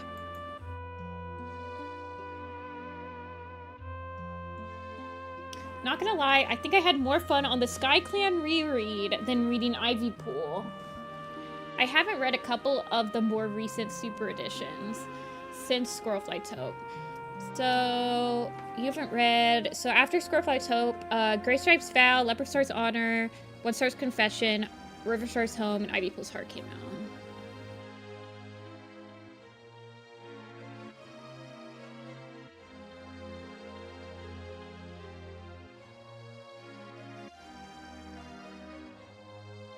Alrighty, let's see what we got here. Squirrelflight's Hope. Okay, so Ivy Pool's Heart and SkyClan's Destiny are actually...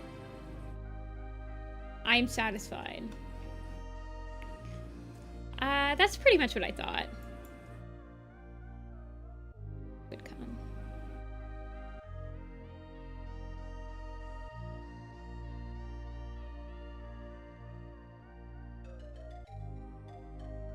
Okay, that took forever.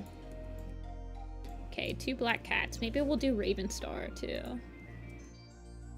We'll just like design all of the black cats from Dawn of the Clans together so we can make them all look different.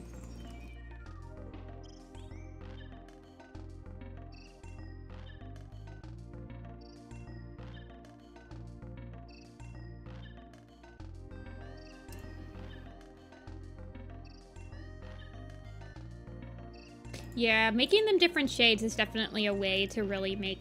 I think the only cat in Dawn of the Clans that's, like, pure, like, pretty much black. So, Dawn of the Clans has a lot of black cats. So making them different shades helps tremendously. Moon Shadow.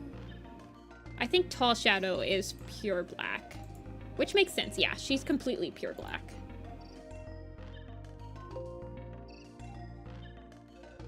Yeah, she's got the purple outline. I believe Moon Shadow is a purple shade. No, he's more blue shade. And then Sun Shadow is a warmer black than him.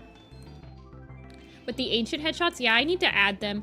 I actually need to work on some where is... We need to do...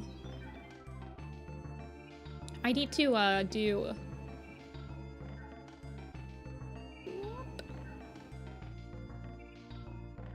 I need to finish Hollow Tree in this picture with Stone Song and Hollow Tree. Oh, actually... I think there's a couple of ancients that have... Sorry, I'm getting distracted again. I think there's a couple ancients that I need. Stone Song. This is ancient. This is Sharpclaw. Stone Song. Furled Bracken, I need to redo. I don't like his thing. I do believe... Yeah, Jagged Lightning, I drew... Dark Whisker. Dark Whisker, I don't think I need to completely redesign him. I completely redesigned Dark Whisker.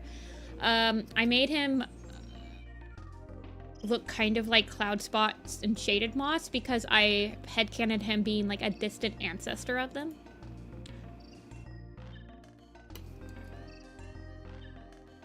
Alrighty, let's talk about the Super Edition. SkyClan's Destiny is #1. I agree with this. SkyClan's Destiny is #1, even though it has some people's like least favorite character of the entire Warrior Cat series in it, which honestly, I feel like lends credence to how okay the book is. It is in a pool with not that much competition, to be fair. It's not like in a pool with Blue Star's Prophecy and Crooked Star's Promise. But in this pool, it's definitely probably the strongest. Actually, let's just redraw her in the... Because I like her, like... I don't like her... Well, the pointing is okay, but we might edit it a little bit. Stick. Everyone hates Stick, man. And I think you're really supposed to hate him in the book. It's actually amazing to me that I always completely forget about Stick after I finish rereading SkyClan's Destiny, though. Like, when people are like, Stick sucks, that's why I don't like SkyClan's Destiny, I'm like, oh, really? SkyClan's Destiny has some really good scenes in it. The scene of the kid falling down into the gorge and, like, the cats having to figure out how to, like, get the humans to find the kid and rescue it. Oh my god, I love that scene so much. I love the lore of the Daylight Warriors. I love SkyClan wrestling with the Daylight Warrior concept. I like the concept a lot. I think it's cool. I think it's cute. Shrewtooth. Shrewtooth's amazing. I love Shrewtooth. He's like one of my favorite minor characters. They literally fight an animal abuser in that book. It's crazy. They like scare the living bejeebus out of him. It's got a lot of good scenes in it. I love how it makes SkyClan different. I honestly think it's the only other book other than Tallstar's Revenge that attempts to make SkyClan feel like it's a clan, but it's got different aspects to it. You completely lose all those aspects once SkyClan travels to the lake. That kind of makes sense because they're not just right next to a two-lake place anymore. I would love to see them try to bring back the Daylight Warriors. If they like end up switching territories and changing skies. I would love for them to try to bring back these little differences in clan culture.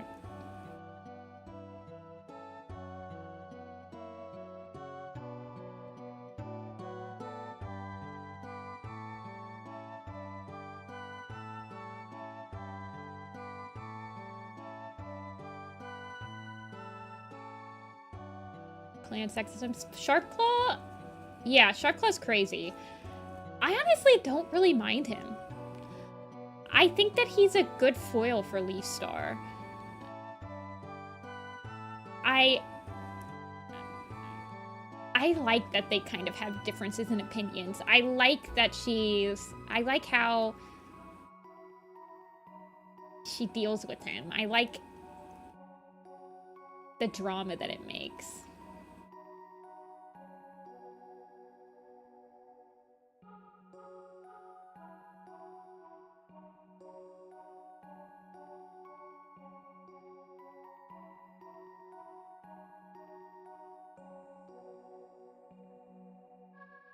Shadow Clan, oh yeah, Sharpclaw dating his apprentice. Yeah, that's weird. But, so if you look at the magnum opus, I'm not saying that it's any less weird, because it's not. Sharpclaw is only Cherry, so when Sharpclaw becomes Cherry Tail's apprentice, he's technically like co-mentoring, I think, with Fireheart, right? And Sparrowpaw and Cherrypaw are only apprentices. I don't know why I can't draw her mouth today. I feel like it's because I've already, like, rendered out her... I need to, like, do the sketch first.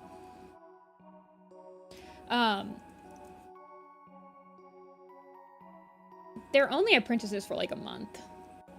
And I kind of feel like Sharpclaw was also learning how to be a mentor at the same time. Not that it makes it any better. Yeah, Sparrowpelt dates his apprentice. That's, like, that's not that great. You can change that very easily, though. Like, you could just make Sparrowpelt, like, Rockshade's like, mentor or something, and make Tiny Cloud, like, Cherry Tail's mentor.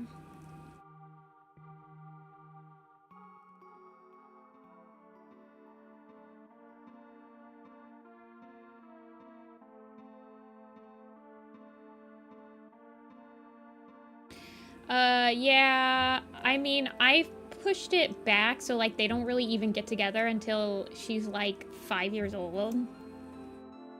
She is seen with him in Sky Clan and the Stranger.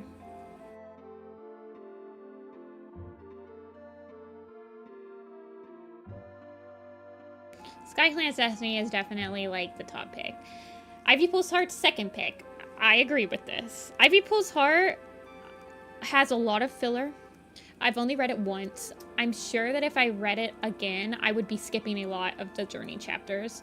I like Beach and Slate, but then after that, it's just like, we're hungry, we're hungry, we're hungry, we're hungry. The book, basically, until they get to the Wildcats. The group that's Ivy Pool's Heart introduces doesn't appeal to me that much. It's probably one of the weakest groups they've ever introduced. The Wildcats, I don't know, man. I think it's like from a design standpoint, though. I honestly think that and I don't like their names. They don't stand out to me as individuals.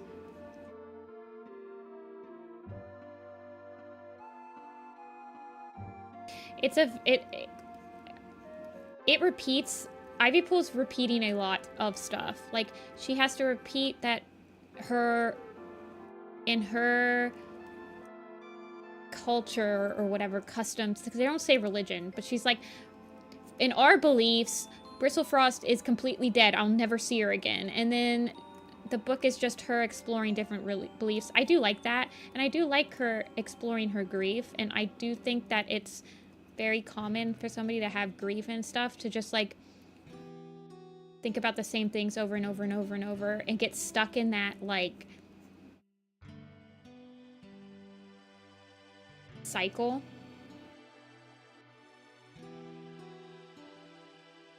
Oh, I need to write that I'm working on not Warrior Cat animated layouts. You guys didn't tell me I didn't work on the freaking Fern Leaf. Holly, Dawn of the Clans.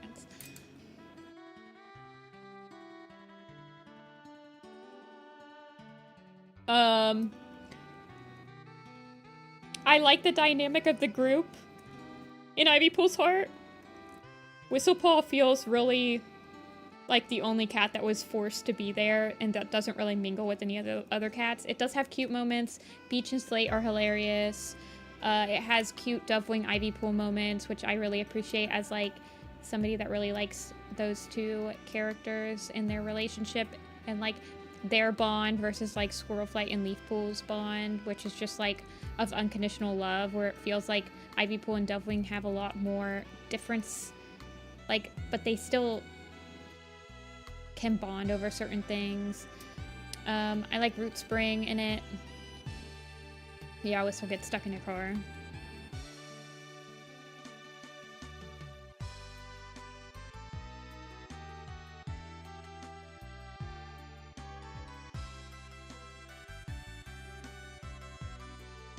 Ivy and Dove having maps about not liking each other because of how different they are, but I need maps of them being sisterly.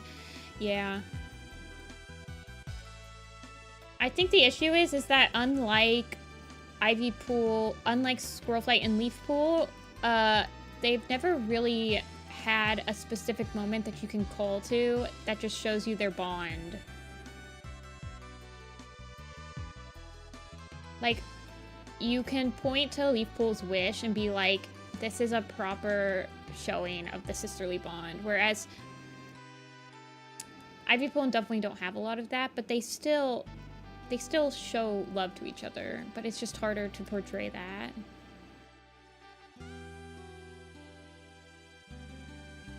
She has too big of a snout.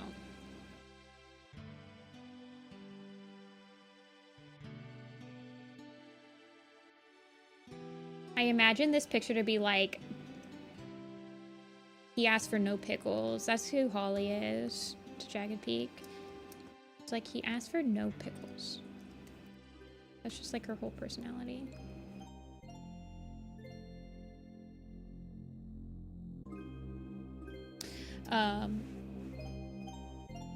Ivy and Root's grief-based friendship. I do like the friendship. I like them exploring a new relationship of like a grief-stricken parent and a grief-stricken like lover.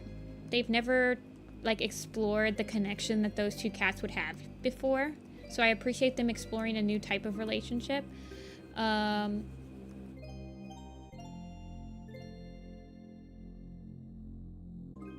She's like a little bit too aggressive, I think.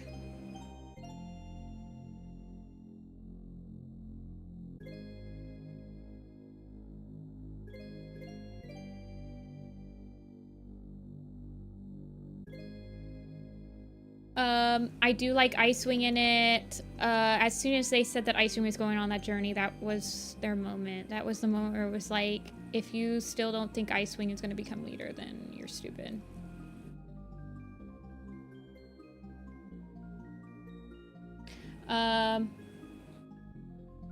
Squirrelflight's Hope having 26%.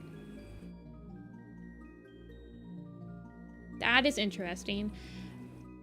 I've only read Squirrelflight's Hope once, and I never want to read it again. I will be reading it again for the magnum opus, but man, will I not have fun.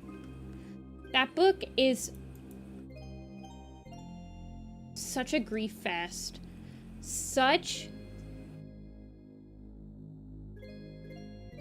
So many out of characters. So in every single Warrior Cat book, there's always a few cats that are out of character. In every single one. I don't like how they handled anything in it. Exactly. Yeah, that's how I feel. Minknip.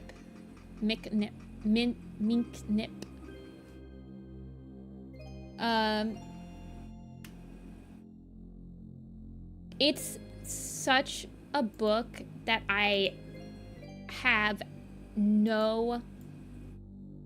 It has no joy in it. It doesn't have any moments of levity. It's all complaining, out of character, forced. It's so bad. It's... The Spark Pelt chapters are horrible. It has the moment with Sandstorm about Briarlight and StarClan. It has out of character Tiger Star. Well, Tiger Star's a little bit not as out of character. Has out of character Bramble Star, in my opinion. It's so negative. It's so... There's like the lack of communication of like all of these cats. Its entire plot revolves around frickin' Bramble Squirrel drama. And if you're not freaking tired of Bramble Squirrel drama by the time you're reading Squirrelflight's Hope, then this book will literally hit you over the top of the head with it. It's so bad.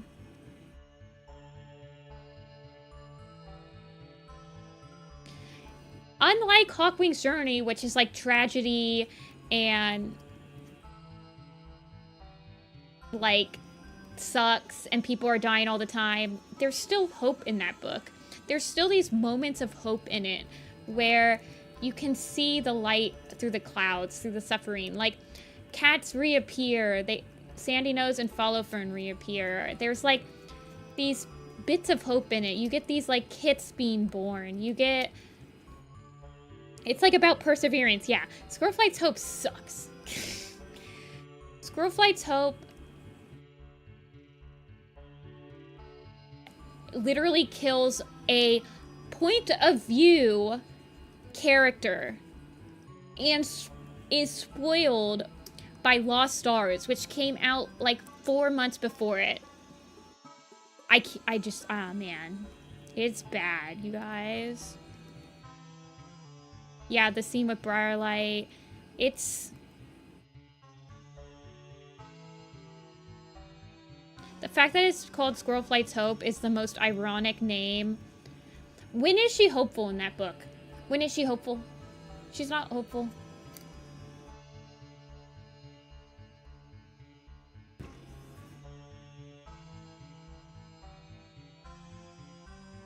It's honestly...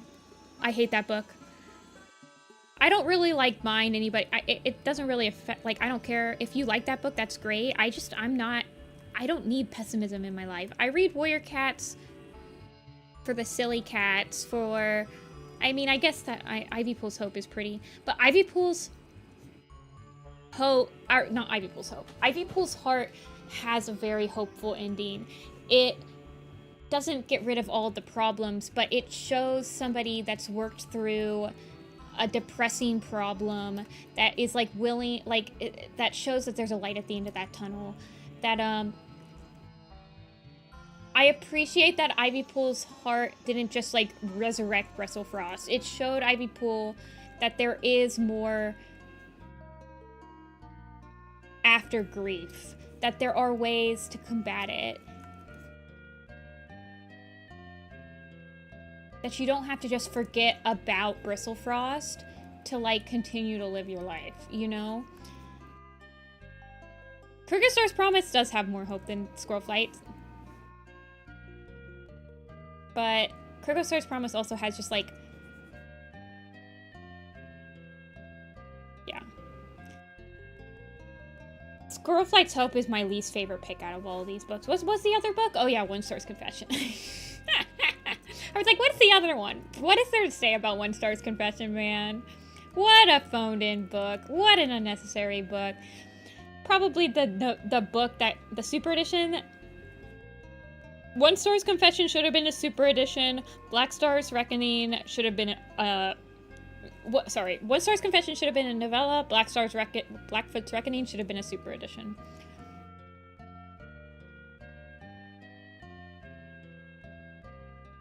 It's such a pointless book. Such a pointless book. Super long. Recaps everything. The only new information it gives us is like the first 4 chapters. Everything else is a recap.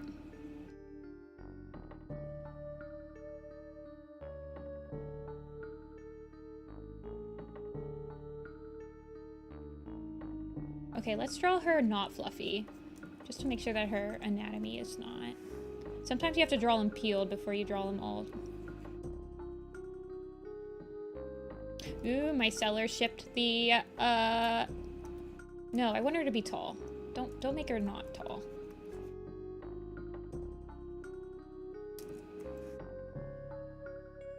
it to be bulky.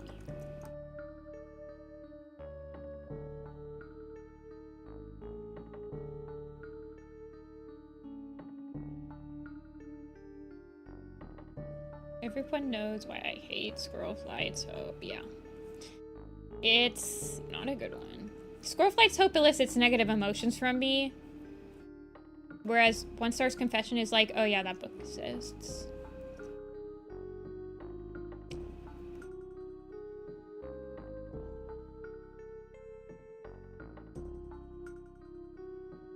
Yeah, I did give her the eyebrow game. I've changed her a decent amount. I did bulk her up a little. I mostly bulked her up because Jagged Peak is a very skinny boy. And I do like making pairings quite different body types. I think it helps in the long run. Also, she has... I feel like her presence is pretty commanding.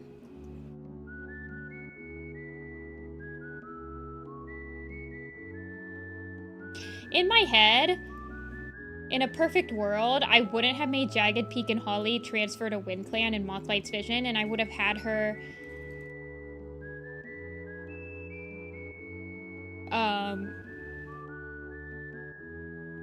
been the leader of Shadow Clan, and she would have been Holly Star, who is the first leader of Shadow Clan and Code of the Clans. Give her a real nice big old tail.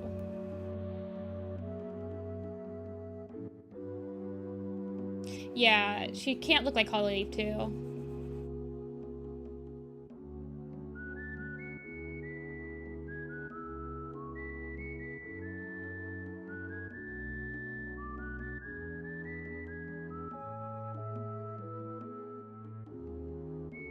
Jagged Peak likes big buff women. Kissing. Every single time I forget that Jagged Peak is not brown. Yeah, he's very... I draw him with quite a big brown hue. He's great, but he's got a lot of brown in him.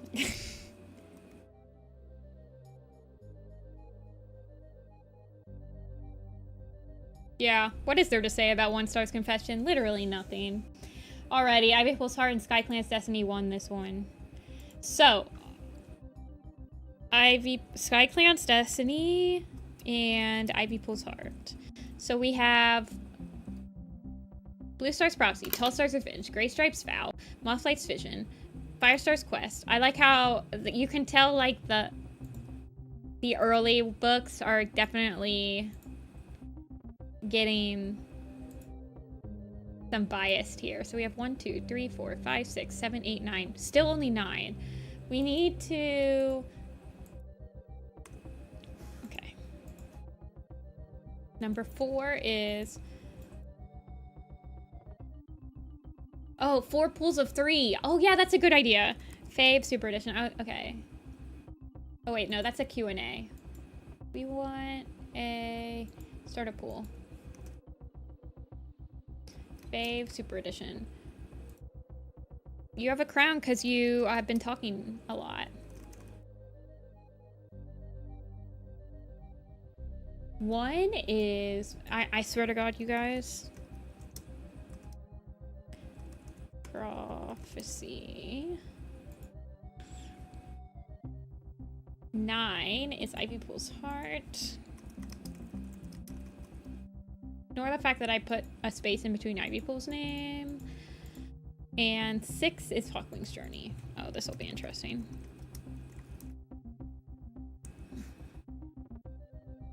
Oh wait, hold on. Don't vote, don't vote, don't vote. I was supposed to only do 4.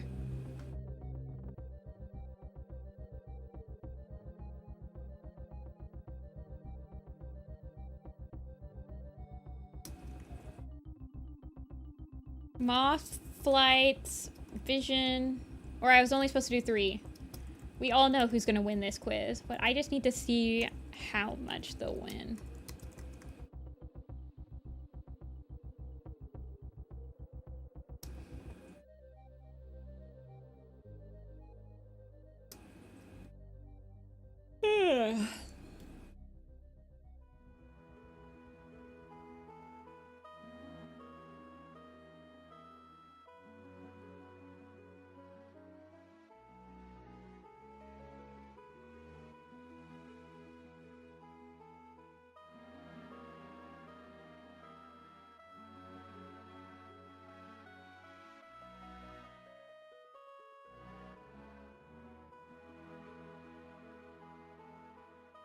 Thoughts on Snowfur? She's fine.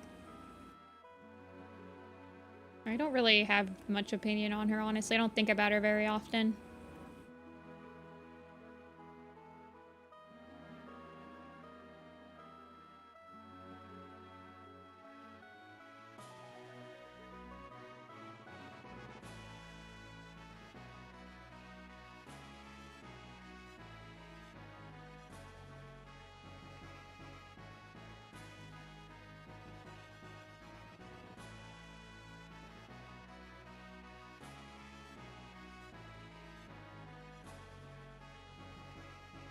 No, I don't hate her. I remember I usually really like her in when I read Blue Star's Prophecy, but I don't really think about her much after I finish Blue Star's Prophecy is the thing. He doesn't leave too much of an impression on me afterward. Yeah, I was pretty sure Blue Star's Prophecy was going to dominate this pool. Mothlight's Vision having 4% renews my hope in humanity after it got to the second round.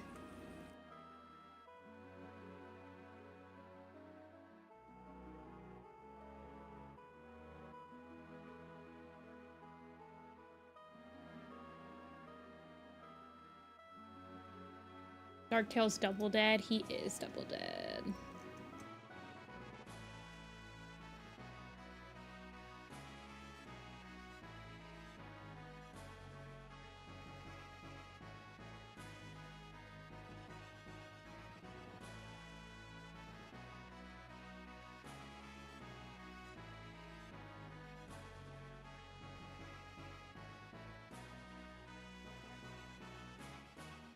Yeah, she's about the same size. Just making sure she's the same size. I've never read Mothlight's Vision again. It made me grit... I will never read Mothlight's Vision again. It made me grit my teeth because it was so boring. Not boring, but kind of annoying.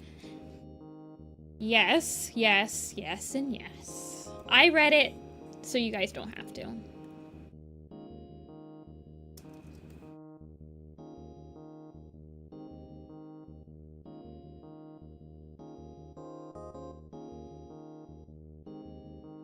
Sorry I'm drawing really slow today, but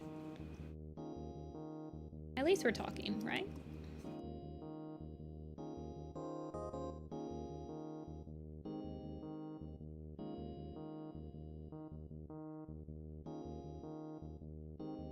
Blue Star's one night stand with Okar. It's the fact that they just made it a one night stand is crazy. It is pretty insane.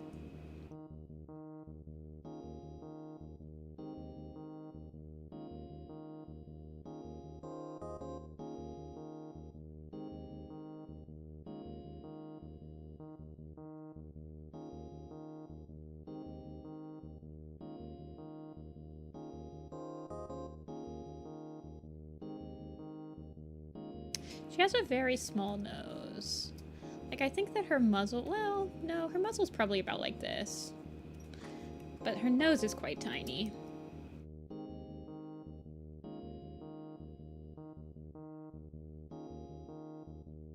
Wasn't Crow Pool one night? Pretty much, yeah. They did see each other for a while before they ran away, though. I do believe.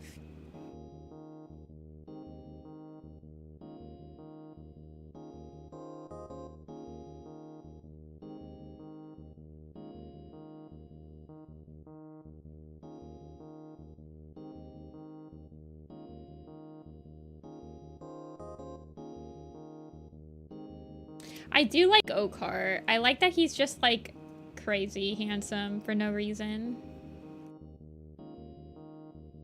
He's just comically handsome.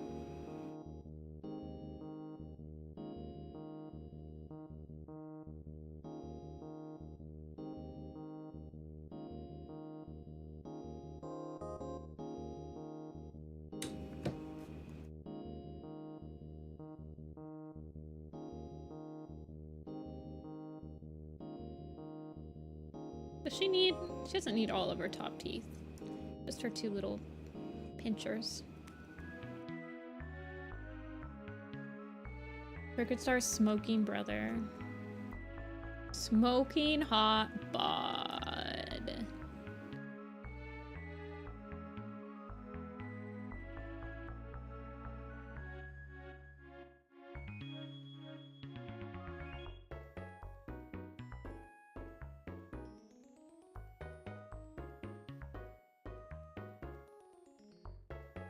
Does have vampire fangs. She doesn't get the fangs that have no outline though, because she's a black cat and it's hard to do it on black cats.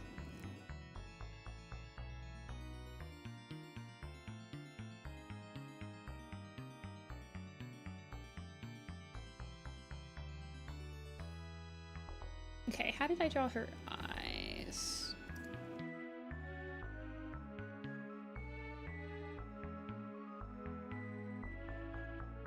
By mint or mink. I always want to say mint kip.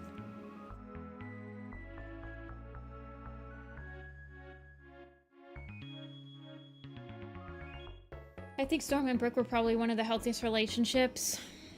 Probably. I like Storm and Brooke. I mean, they're kind of toxic in Moonrise. See ya, Simone. I People's Heart getting 20% of the vote. It's pretty good.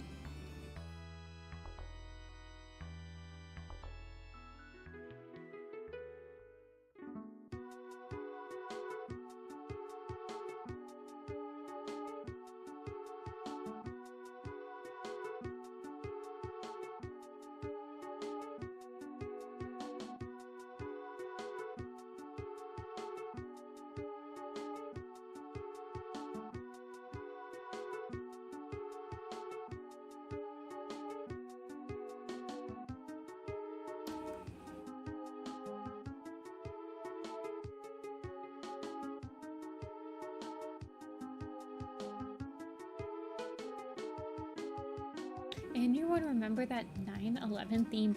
I don't, and I don't think I want to know. That sounds... I can't.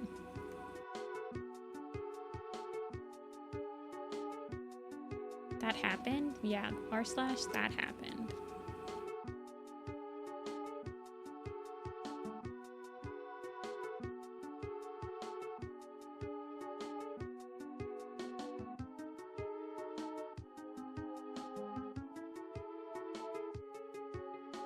Alrighty, let's do the next quiz. Blue Star's Prophecy winning.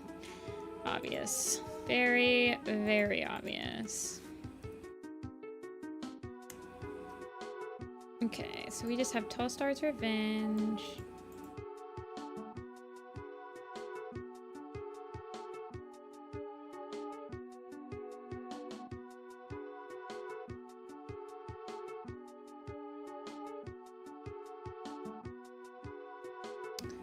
One, two, three, four, five, six. Okay, let's do the 6.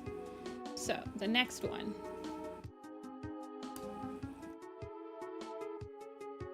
Three is Firestar's Quest. You're sending it to me? I said I didn't want to say it. Ah, I'm just kidding. That sounds horrible. My faith in humanity is pretty high today. But I guess it's gonna plummet. And then Hawkwing's Journey. Okay, this will be an interesting quiz.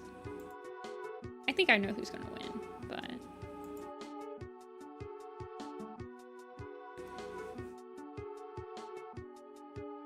Oh my god. Oh my god. Oh my god. This is horrible. Oh my god.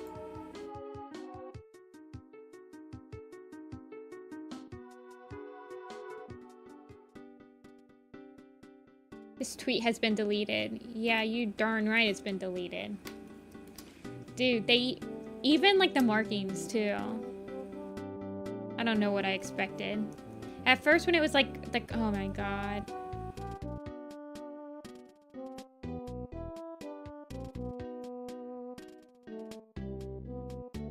Slams the Hawkwing's Journey button.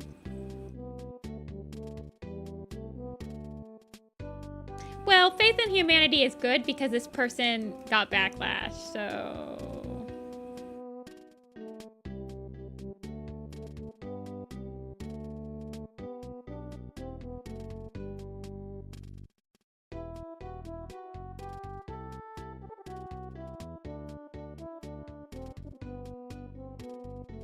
I guess my faith in humanity would be shaken if they didn't get backlash and people decided that profiting off of any type of human disaster, like, not disaster, I don't know, you know, suffering at all ever is a good thing, then my faith in humanity would be quite shaken.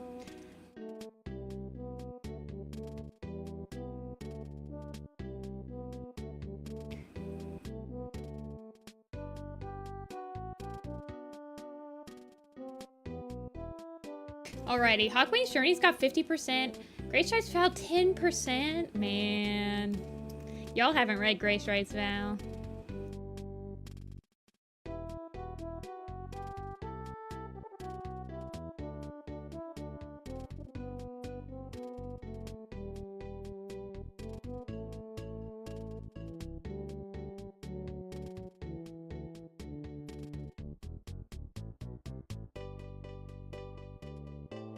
Hawkwing's Journey is fine.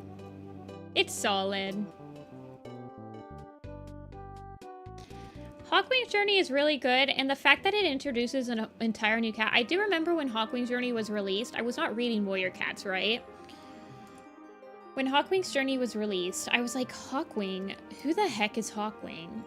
I did read it. I do remember reading it before I even read A Vision of Shadows at one point, because I was like, it left no impression on me the first time I read it, but I was not really back into Warrior Cats at that point. I remember just picking it up and reading it because I had no idea what was happening with the Warrior Cats. I had no idea who this Hawkwing was. It was one of the first times. To be fair, I hadn't even read SkyClan's Destiny, I think. So the last time that I remember reading about SkyClan was during Firestar's quest, and that was like 8 years before. So this was a weird time. This was when I was into the Homestuck, I think. I don't remember, man.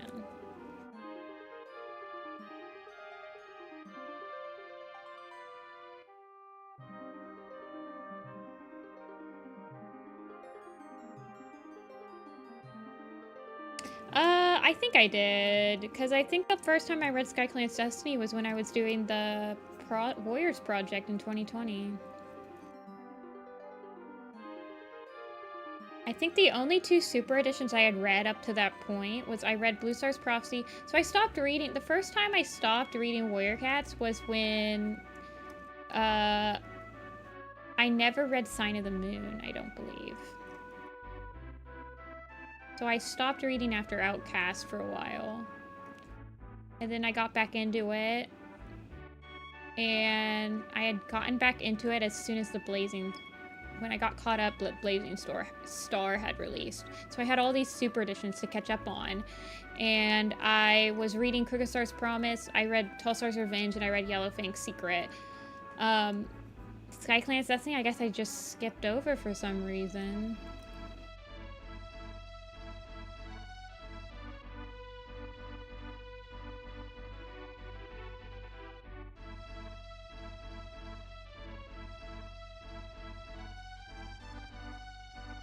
It was just like I was into Homestuck, so I wasn't...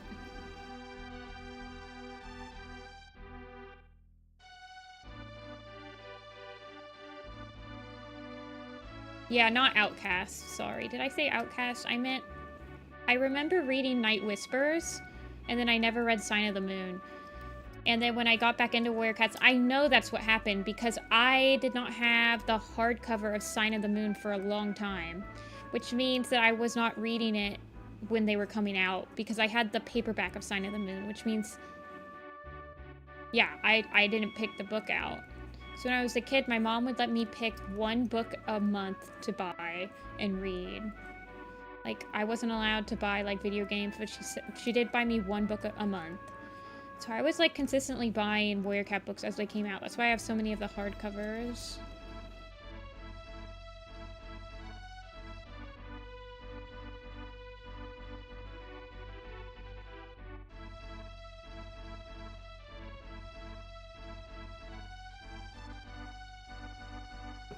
started reading Starless Clan.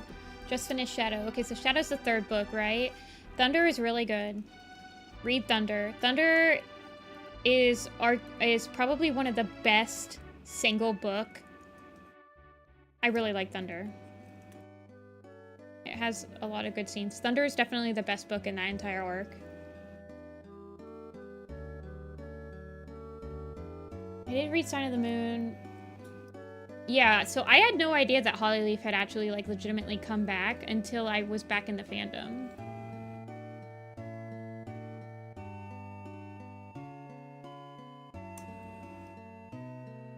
Of course, I also took a break when maps started becoming a thing. So when I came back and, like, when I came back, it was when I was doing Dark Path Chosen. So I had just dropped out of my first college. I had no idea what I was going to do with my time. I had so much free time, so I was like, I'll just animate a series again, because I did not check to see what was popular in the fandom at that point. I was like, people still, like, do animated adaptations, right? So I just animated an adaptation, and then I started, like, becoming more frequent. I didn't follow any new people in the fandom, so I started, like, coming back up. When I was getting volunteers to help and forming the Ninja Neckos, the people in it were, like, telling me, like, yeah, people do maps now. It's really cool. Like, I joined a couple of theirs. Serena was part of the Ninja Neckos, so that's how I found, like, Wolf and, like, We All Still Die and stuff like that.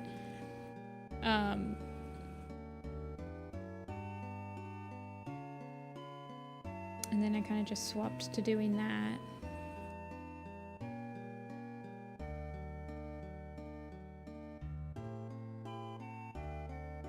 These are amazing.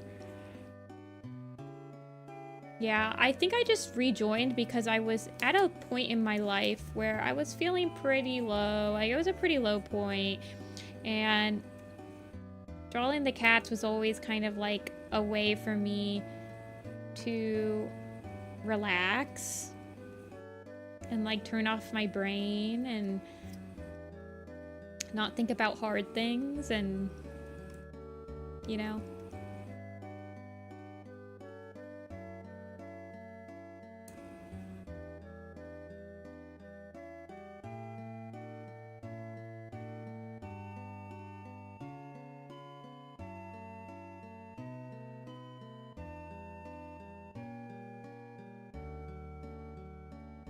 Let's see, let's add her.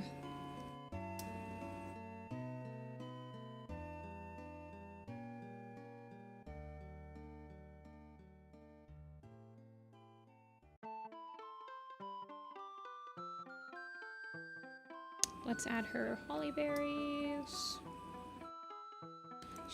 I think she's the only cat with Holly in their name that actually gets, like, the berries.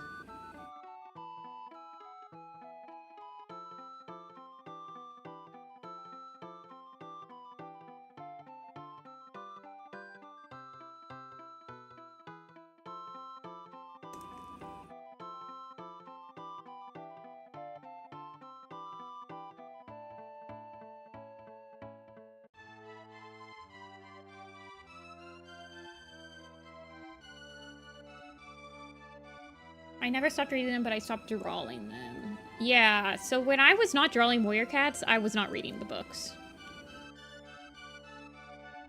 If I am reading Warrior Cats, I am drawing Warrior Cats. If I am... Like, they are interchanged. I cannot have one without the other. It is the way of the world.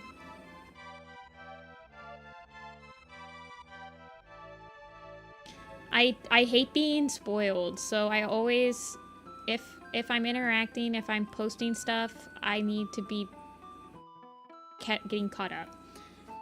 I keep just making it taller and taller.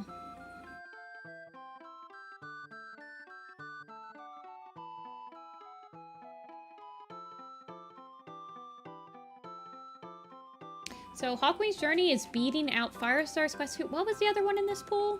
Gray Stripes Vow. Oh, poor Gray Stripes Vow.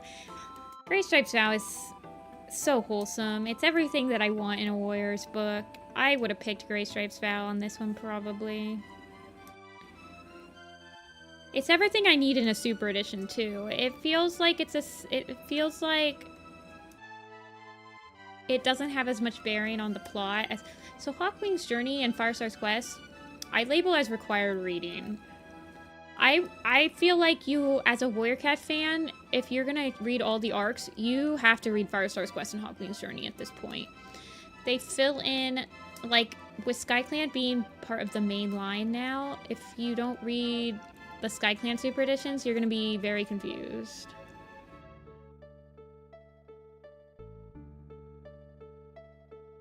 So, I don't have Gray Stripes Vow as required reading.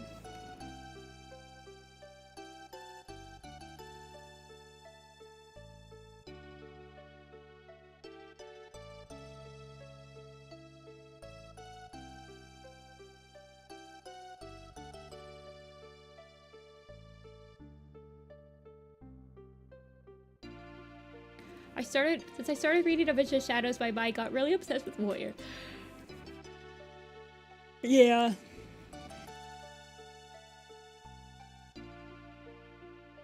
I just have always liked Warriors. It's always...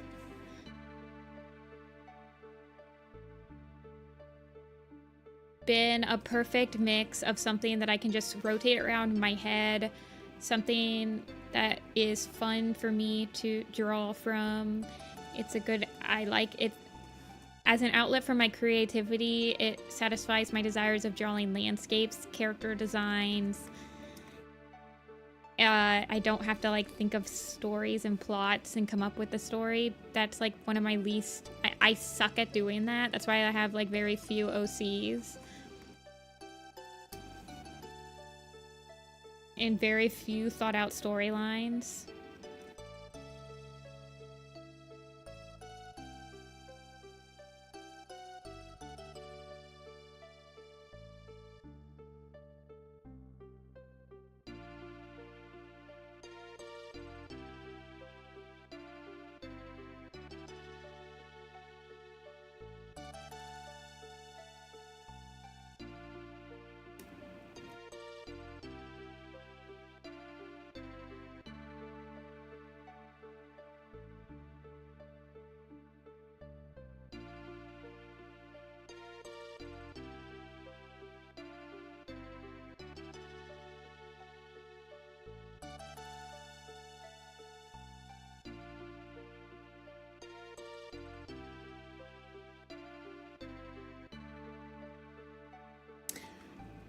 Alrighty, Hawkwing's Journey winning is actually pretty surprising. I thought Firestar's Quest would definitely win this pool, I will say. So Hawkwing's Journey goes to the...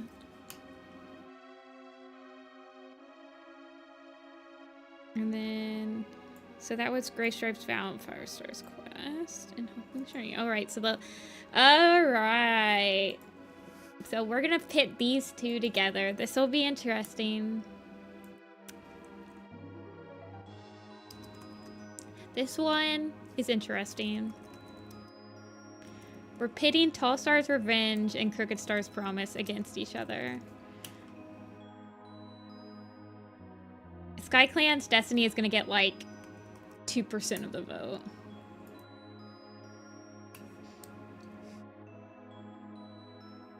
You guys had to pick. Both of these are beloved Super Editions. SkyClan's Destiny... Yeah, SkyClan's Destiny is gonna get 2%.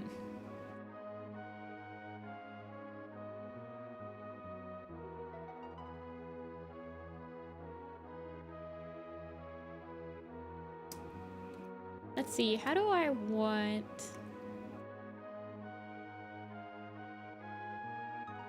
Maybe...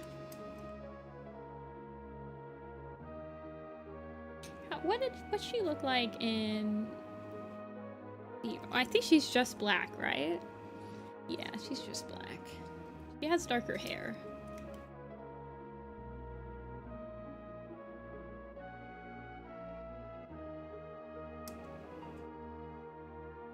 Crooked Star because his plot is better. I do believe Crooked Star is probably going to sweep. Crooked Star's Promise is probably going to be the winner of the pool of everything. I think Crooked Star's Promise, generally speaking, is the fandom's favorite Super Edition.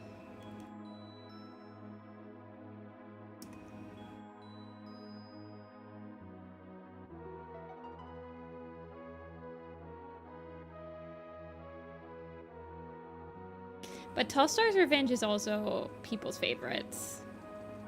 Tall Star's Revenge only getting 25 and SkyClan's Destiny only having 19 is probably more surprising than Crooked Star sweeping. The first River Clan point of view? Well, we had Stormfur.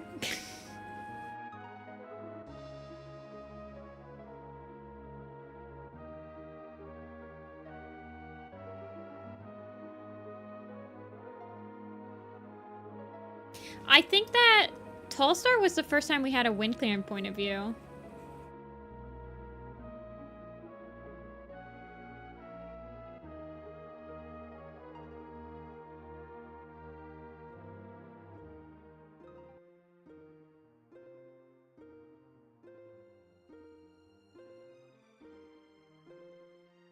Do I like that? Nah, it's fine.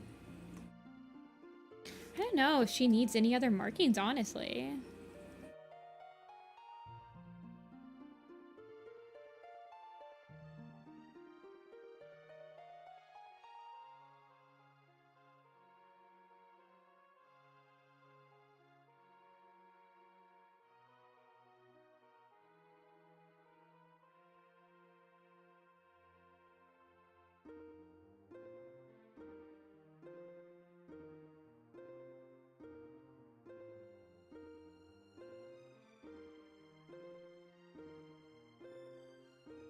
Wind Clan has 3 books. If you want to count Grey Wing as a Wind Clan point of view.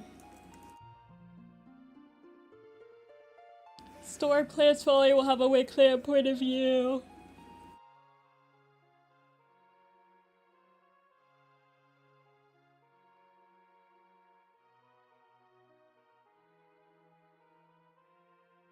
Yeah, winds have changed.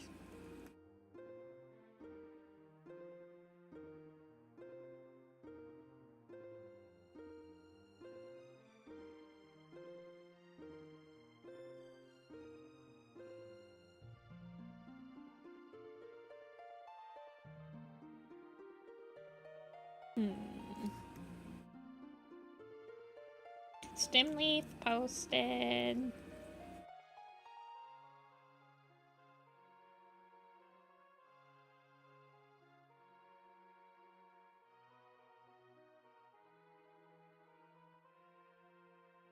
Yeah, but he was on the moors.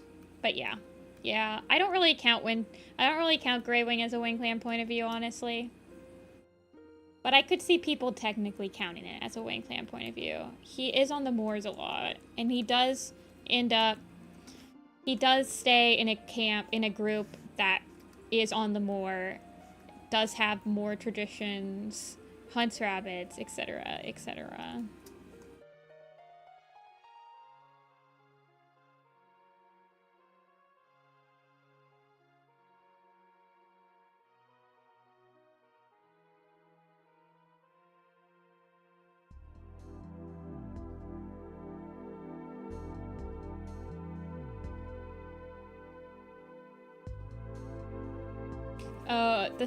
The Spider Wing quiz does count him as Wind Clan. Yes, he is Wind Clan.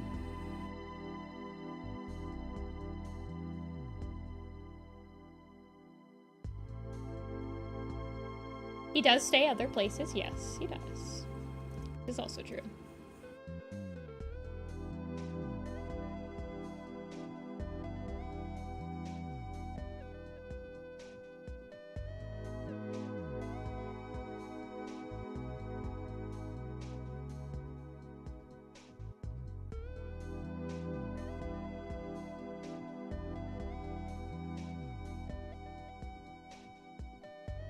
I like that. Yeah.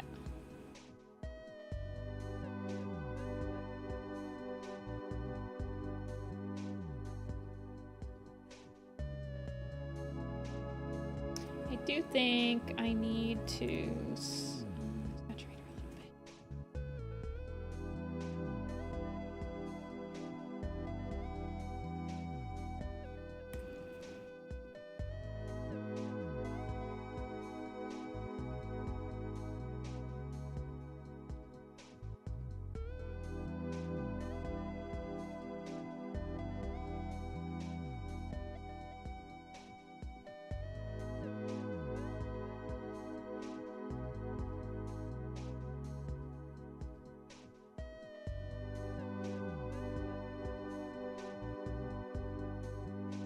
How do I choose which cats to redesign? I redesigned a couple for the headshot posters. So Holly and Fernley for some of those cats. A lot of cats we're redesigning right now, I redesigned for their headshot posters. I mean, if I'm not satisfied completely with the design, I will redesign it. Especially now while I'm waiting for Stormplant's Folly to drop, where I don't have that much time. Or I have a lot more time to, like, think about these designs and, like, fine-tune them. Whereas when I was doing the initial design challenge, you're doing them very quickly. Like, when I did this Holly, I probably did, like, 4 other cats that day. So you don't really have time to, like, sit. You get the... it's kind of like a gesture drawing. You just get the initial idea out, and then you can fine-tune it afterward. Because you're just, like, drawing every single cat.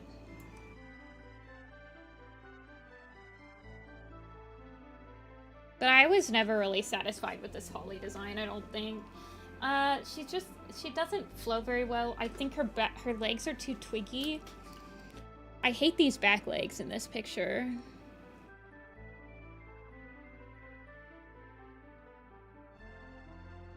I know a lot of people give her the white spot on her nose because Dew Spot has a white spot, and people think that somewhere it says that Dew Spot has the same, or Dew Nose has the same, like, spot on her nose as her mom, but I don't remember reading that. So I usually just make her a completely black cat.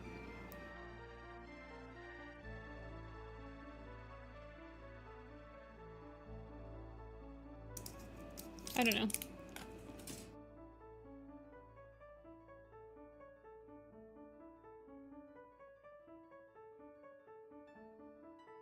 Having that thing with their teeth? Like a tooth gap? Alrighty. Crooked Stars promise. Alright.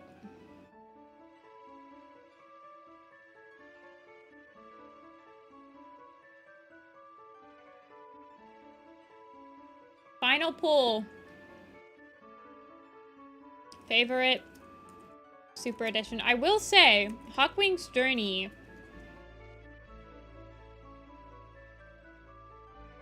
being on this final pull is pretty freaking it's pretty impressive.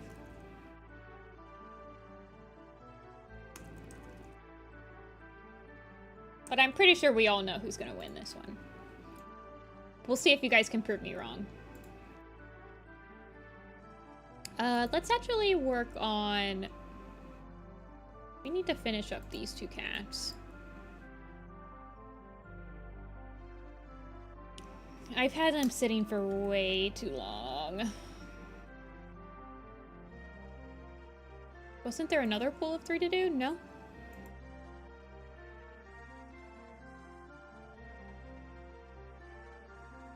There was only 9 picked. Yeah. Boostar's Prophecy! They're coming out of the woodwork, you guys.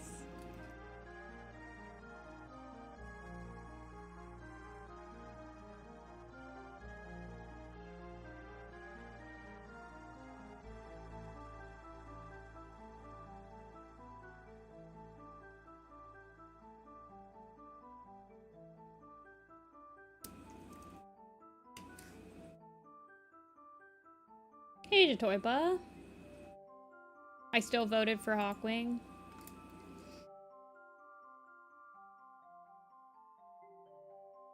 Man, Blue Star's Prophecy and Crooked Star's Promise are neck and neck.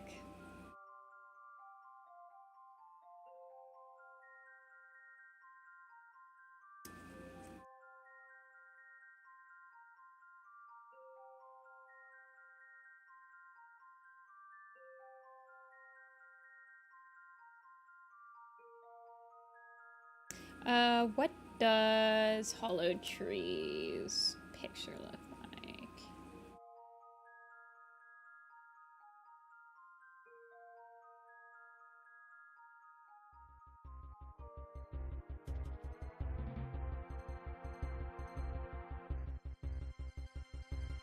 He's very round.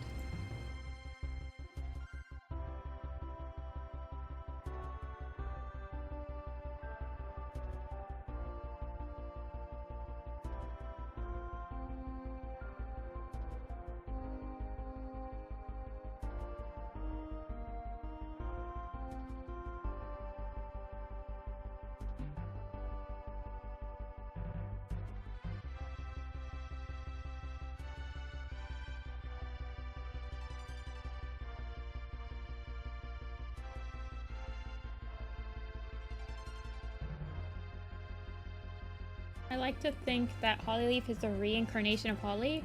They have pretty different personalities.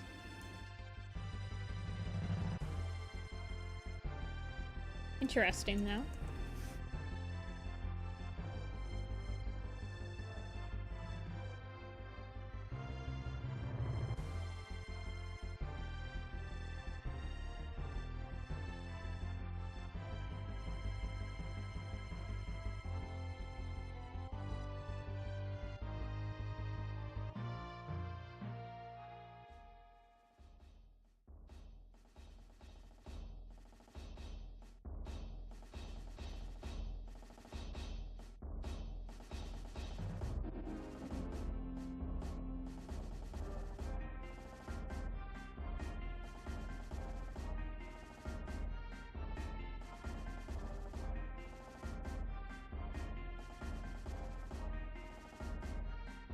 I have these two are my headcanon, the parents of Tall Shadow and Moon Shadow.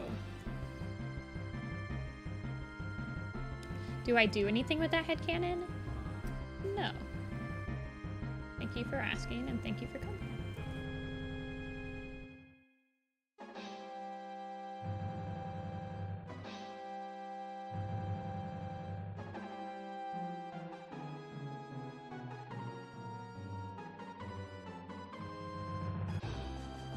Blue Star's Prophecy. Do you think that it's bad that they peaked on Super Editions after the second Super Edition? Do you guys find that? I honestly, Blue Star's Prophecy, it's a little bit more of a boring reread than Crooked Star's Promise, I will say.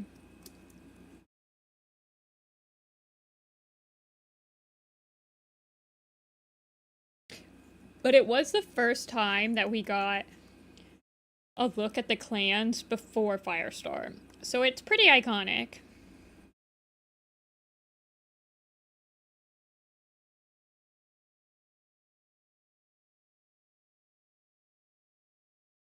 Oh, let me change the music.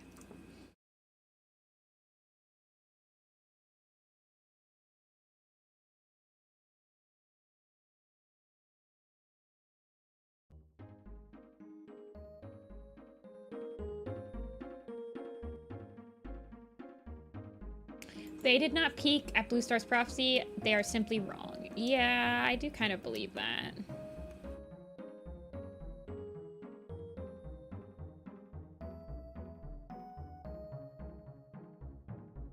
As well.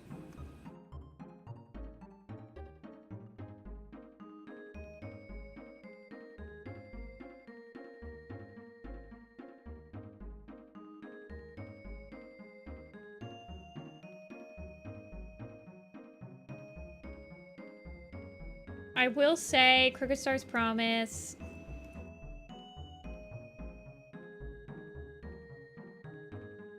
a little more lackluster upon reread. But it is really good as a first read. I legitimately don't know which Super Edition I would pick as like my favorite Super Edition. I will say that. So I don't really have an idea of, like, out of these three, Crooked Star's Promise.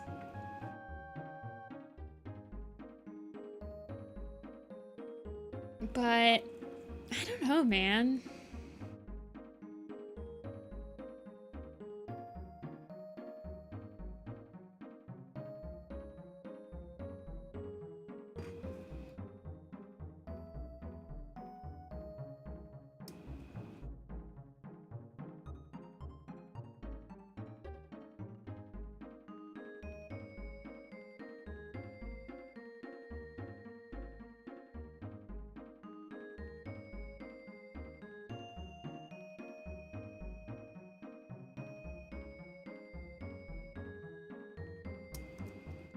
It was also the first Super Edition.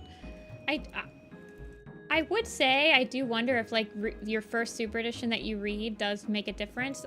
I was reading Warrior Cats before Super Editions were even a thing, so I remember when Firestar's Quest came out. And it was like this huge thing.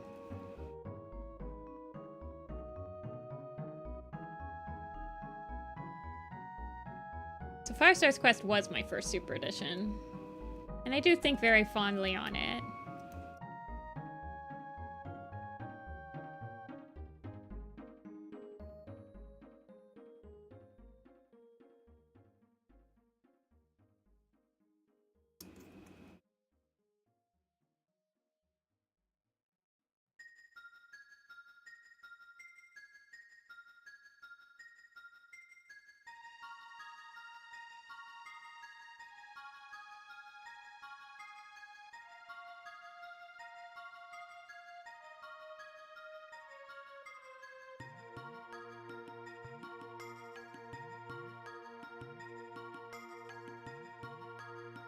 I also remember when Firestar's Quest came out, it was pretty into it. Yeah, I do remember really liking it.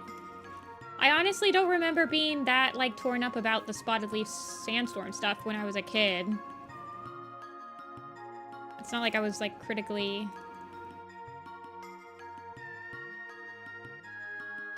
didn't really care about it that much.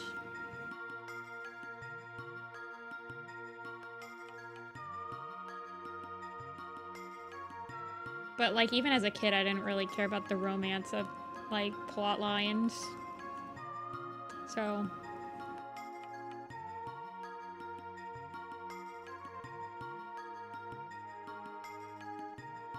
if you want to read the prequels for chronological order... well, if you want to read them in chronological order, you read Tall Star's Revenge, then Yellow Fang's Secret, then Crooked Star's Promise, then Blue Star's Prophecy.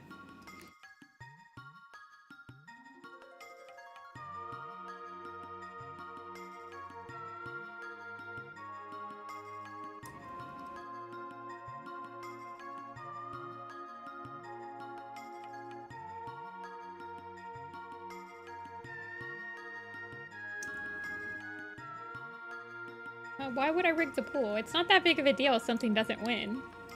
It's all fun. If your favorite Super Edition doesn't win, it means nothing. It can still be your favorite Super Edition.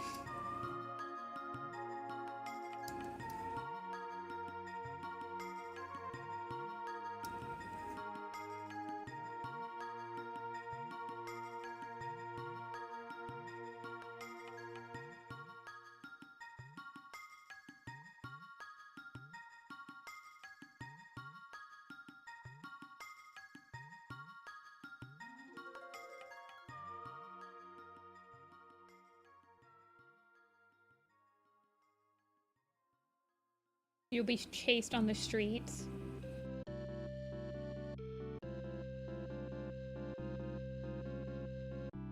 It's more fun if you disagree with the pool. Benji's trying to cancel me. Benji tries to cancel someone every single moment of the day.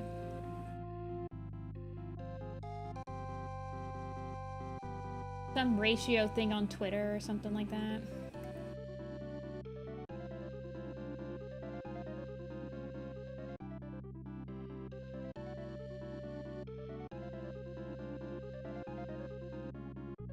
Pouring milk before cereal. That's insane. I do like pulpy orange juice though.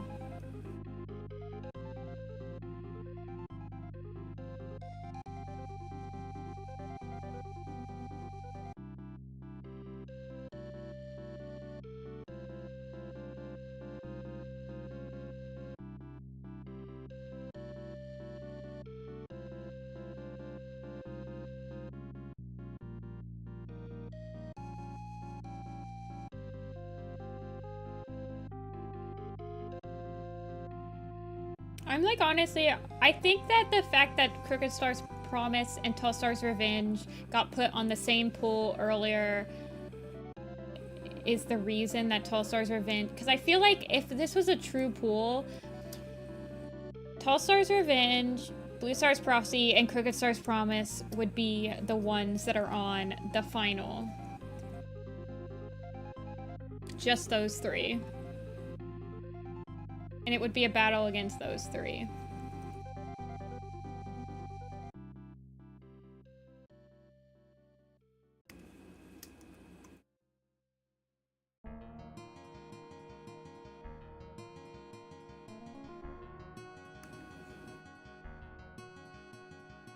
Like, if we pulled every single one together, those three would be the ones. Let's make her tail tip. Name's Hollow Tree. Yeah, we can make her tail tip all brown.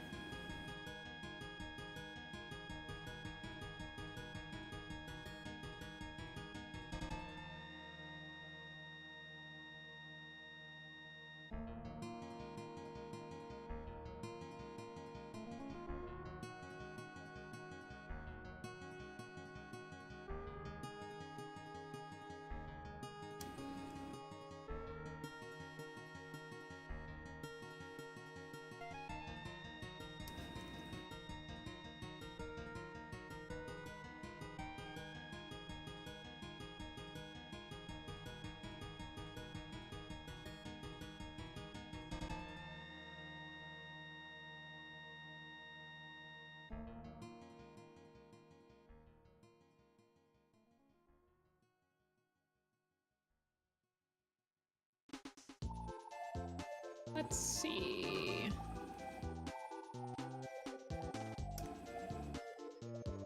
I think what I want to do is...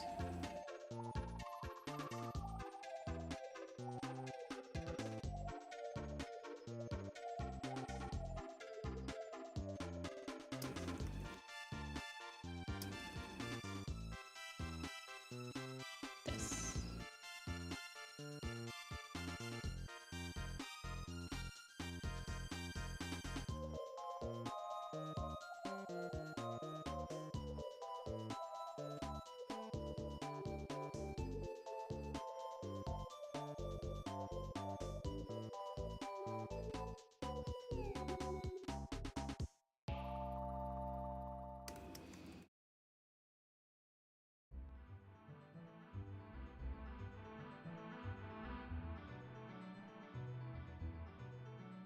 Oh, I don't need to do that stuff yet.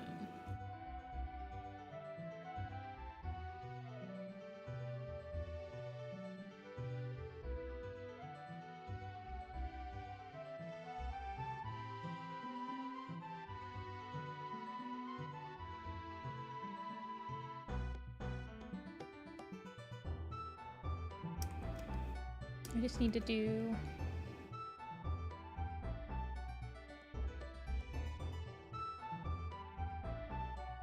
the stuff that... This is the weirdest... I'm doing this in like the worst way possible, by the way. Don't follow me. The layering on this is a nightmare.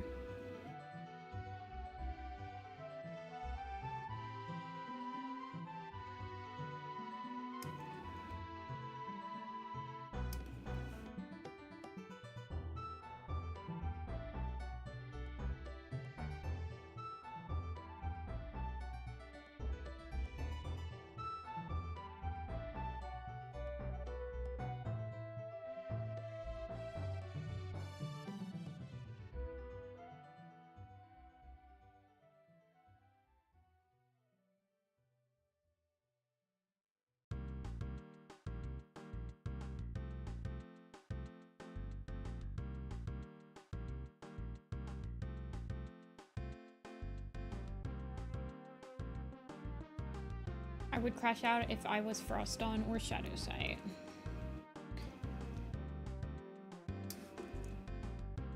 I don't know. You'd be surprised how resilient you are when you're put in a situation and you need to overcome it. You kind of just do.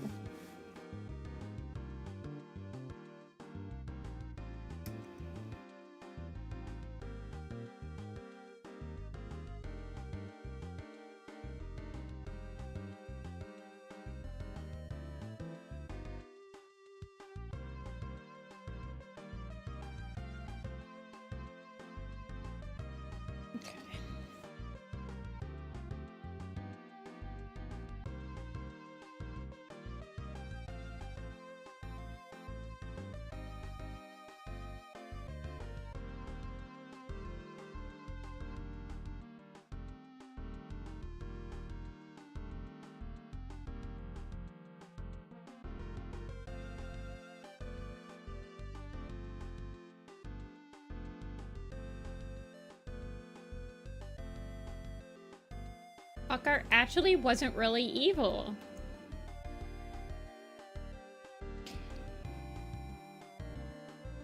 I think Hawkheart is an interesting character that they do nothing with ever, period. Meh.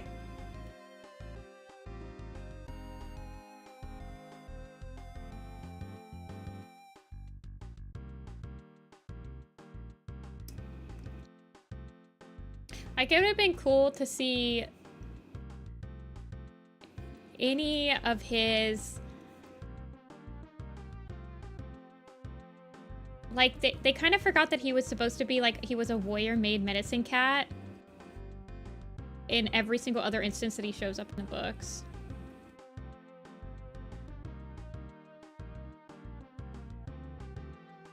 And it's pretty bad of Moonflower to, like, literally try to destroy the herb supply. Like, you could go to the Dark Forest for that.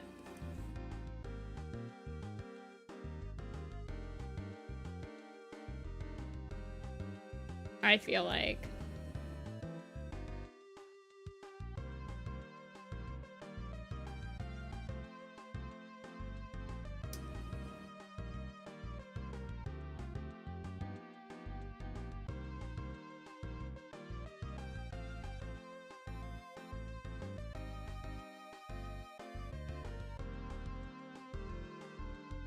Yeah, Hawkpaw is seen as an apprentice in multiple other books.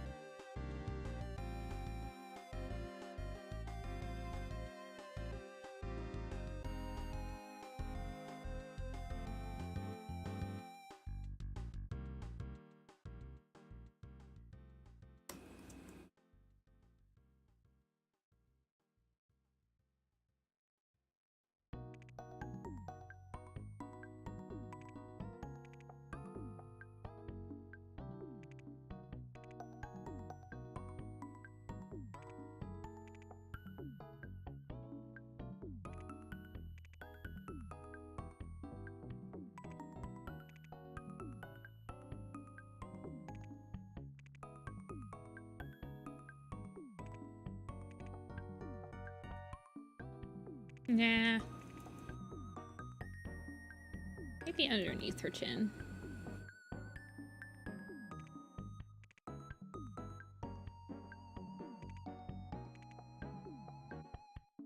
Nah. We'll just keep it where we have it. Alrighty. Lovebirds.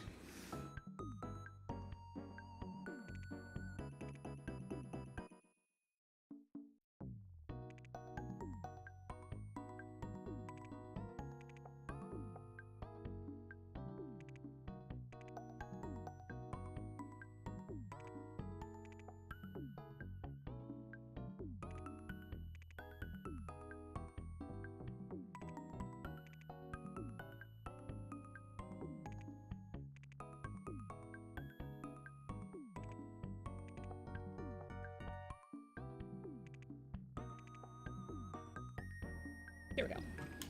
Hollow Tree and Stone Song. The second.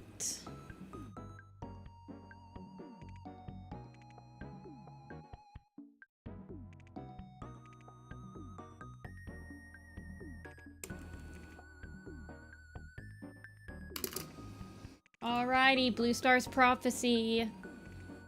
Get your last votes in for the pool that makes no difference.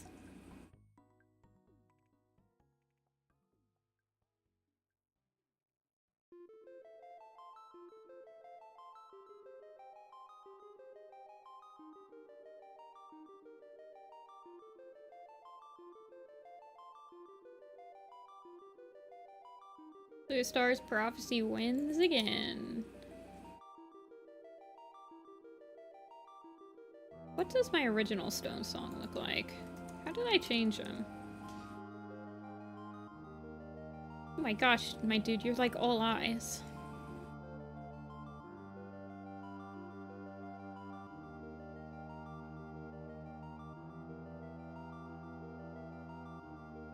I think I have him. He's Broken Shadow's mate, right? He's supposed to look like Fallen Leaves.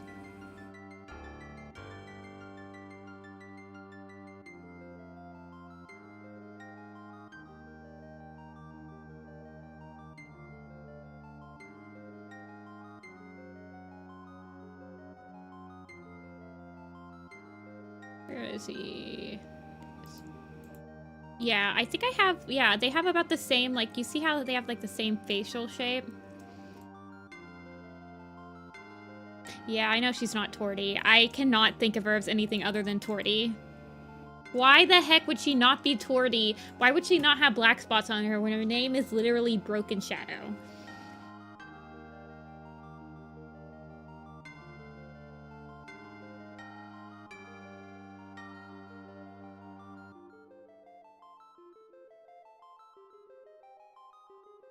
And then Broken Shadow has the ears too. She's got the ears that she gives her, and they have the same eye shapey. But he has the same facial structure and nose and muzzle as his daddy.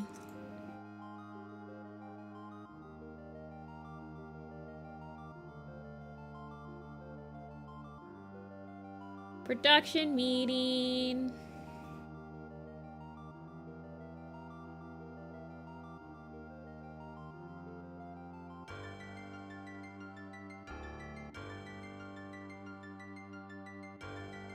What else is hidden in this file?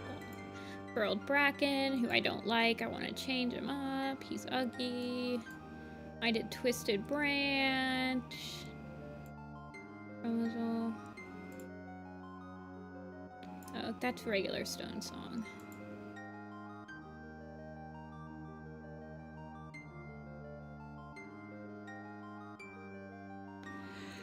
Alright, you guys.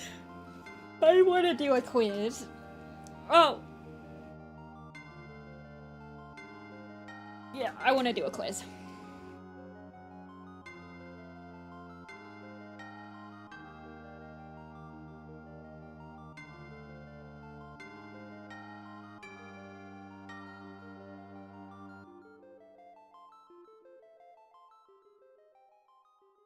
Nifty, go to bed. It's 5 o'clock.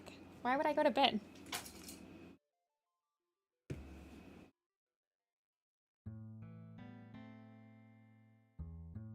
Let's see.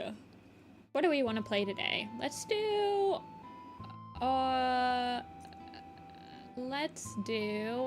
suffixes. I'm drinking some more coffee.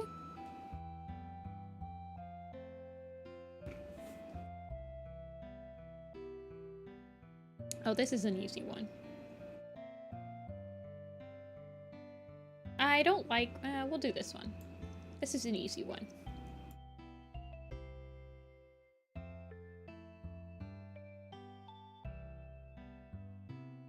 So it gives us, can you guys see that? It gives you the name. Let me put this underneath the chat box. So it gives you the name. or the prefix, and you just have to fill in the suffix. So like this is marsh blank, red blank, rat blank. So this is scar, right? And then float shimmer. Float weed is one now. White water, white wing, white pool. Wow, sky watcher. Let's see, what other white claw maybe? White breeze. Water is one, water. Flower. Flower is not one, wing is not one. Beam. Throat, white throat. Okay, tangle burr. Bark face. Cloud. Claw is, we've got claw already. Willow. Eye. Parsley seed. Thrush wing. Thrush call probably. That's a new one. Throat. Seed. Splash. Skip. Seed. Splash. Bird. Moon. Storm. Pelt. Fur. Fall. Fern leaf. Night mask. Heart. Shadow. Sight. Whisker. Whisper. Sun. Fish. Dawn. Bright. Shade. Dusk. Dawn. Nose. Whistle. Bloom. Teeth. Eater. Leap. Fang. Ooh, what's the sun one? Sun pelt? Sunny tail? Speck? Sunstrike. Sunstrike? Yeah. Swoop. Stem. Leaf. Eyes. Stone. Spots. Briar. Spots. Briar. Thorn. Pelt. Puddle. Shine. Meadow slip. Ripple. Stream. Moon. We got flower. We got ripple. Shine. Ripple. Grass. Ripple grass. Sting. Star. Paw. Kit. Flight. Poppy. Dawn. Cloud. Blaze. Shade. Tiny cloud. Mouse. Fern. Feather. Whisker. Smoke haze. Fog drift. Fern. Brush. Bee. Brook. We've got glow now. Pool. Splash tail. Float shimmer. Spring. Light. Glow. Ear. Ear's a good one. Bristle bark. Spring. Pounce. Leap. Tooth. Fang. Did we get fang? Yeah. Storm we got. Fire. Fern. Dapple. Tough.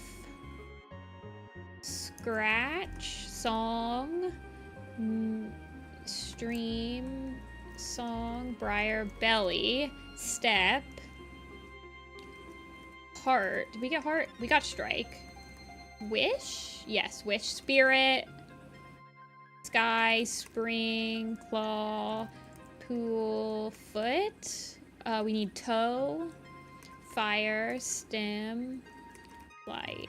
Dapple. Speckle. Wind. Talon. Sandstorm. Sand gorse. Watcher. Stream. Yeah, I got the kit.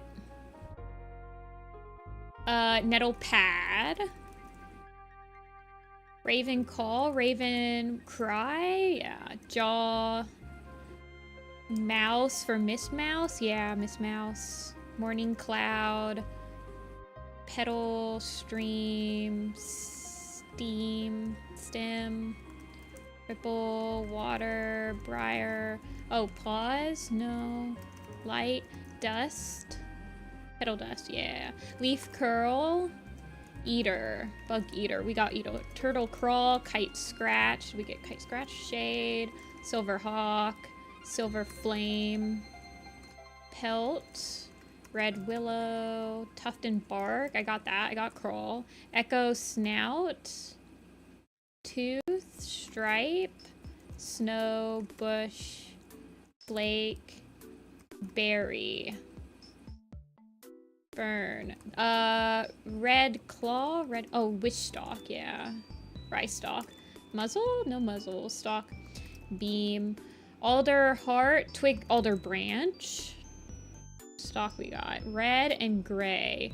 Oh, gray slime and mist, no. Gray sludge and mist slime is on here. Frost. Spider leg. Eyes. Red scar. Toe we got. Sedge Creek. Leg. Spring. Willow. Did I get willow? I got willow. Thistle. Red thistle. Oh yes, that's a good one. Right, just these two. A cloud runner and hazel frond. That one's easy. Yeah, hazel frond. That's a new one. Let's do the plants and nature one. Have we done the plants, nature / animal one before on stream? I think we have. Oh, we've done the plants and nature one. I don't think we've ever done the animal one. Let's do the animal one. These are both too short ones. There's only 84 on this one. And I've been drawing nonstop, kind of, so I need a break on my hands. I also need to figure out who else I'm drawing today. Maybe we'll clean up Patch Pill. I don't know. Squirrel. Oh, this is in random order, by the way. Fish. No fish. There's no fish. It's just prefixes. Stoat, squirrel, mole, bull, shrew, mouse, ferret. Yeah, ferret. Spider, bug, fly, a midge, pike, minnow, trout, badger, bat, fox, stoat, hound, carp, dragonfly, duck, swan, goose, bird, swift, wren, lark, otter, weasel, sparrow, starling, thrift. Oh, not thrift apparently is not on here. Stork, wolf, quail, eagle, finch, thrush.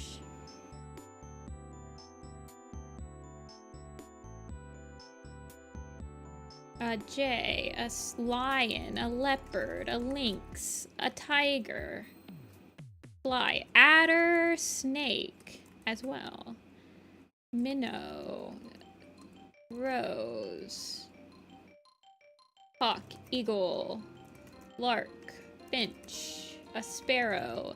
There's a stag, a doe, a deer, a female deer, eel, kite, no pigs, milk. You guys are crazy. Kestrel. No falcon. It's crazy that there's no falcon. There's a bee, a beetle. Bug. For bug eater? No. Sheep. Sheep's a good one. Sheep's a good one. A robin. No pig. Hawk. They don't know what pigs are. Rabbit. A hare. A maggot. That's a good one. Horse. No horse. Owl's a good one. No vulture. There is a buzzard, though. Skunk. I got trout. Pike. Perch. Does cow count? No. Jackdaw doesn't count either, unfortunately. A stone is an animal. Kits? No. Bull I got. We got minnow. We need frog and toad. A gull. Gull's a good one. Heron. Quail. I got quail. A newt. That's a good one. A newt. A stork. I got stork. A lizard. Lizard's good. Raven. We need raven and crow still. Goose. I got pigeon. I did not get. This one gets hard because they're not in any order. Monkey. Monkey's a good one. Even though I tried bug and it didn't work. Maybe it is in here. Oh yes, a dove. Magpie? No. Jay? No. Crow? No. I got crow. Did we get fox? Yeah. We got beetle. Oh gosh. We got hound. Wasp. We need wasps. Starling I got. Sparrow I got. A rook. Rook's a good one. Myrtle? Isn't that a plant? Vixen would count. Yeah, because that's a fox. Bee I got. Jackdaw doesn't count. Gull I got. I got gull. There's frond. There's sunny. There's pale gravel. Dragonfly I got. Skunk I got bat. Would Bumble count? No, it doesn't count. Badger I got. I did get badger. Lark, rook, I'm trying to think of some. Dove, we've gotten dove. Heron we got heron. Turtle. I got turtle. Fishes. So we got minnows, we got carps, pikes, rat's a good one. Spider we got bat, finch. We got finch. We got frogs and toads. We got starling. We got perch. We got minnows. We got pikes. We've got carp. We've got vole. Is a haven? Would haven be on here? No. Snake. We got snake. We got snake and we got adder. Is there any new? No cod. No vipers. We got voles. We got vixens. We got crow. Cypress, copper, rabbit. We got rabbits and hares.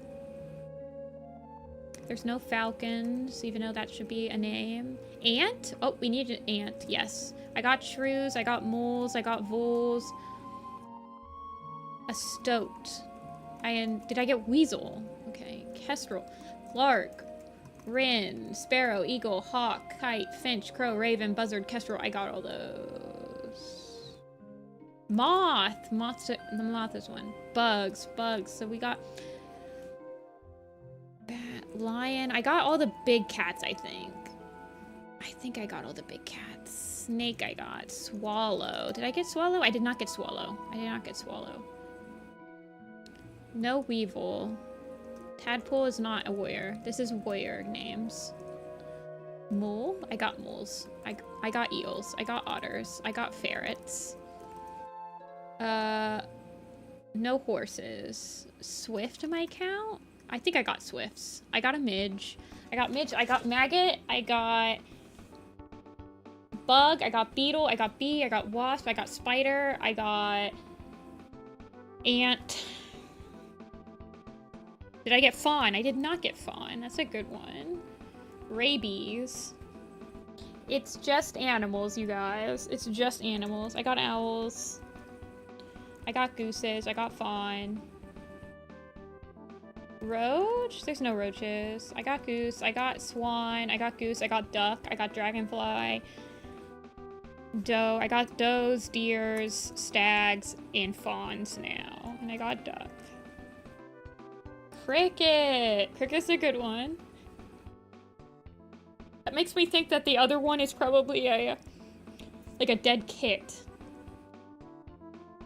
No pheasants. I got maggot, no viper, no chub. Ant we got swan.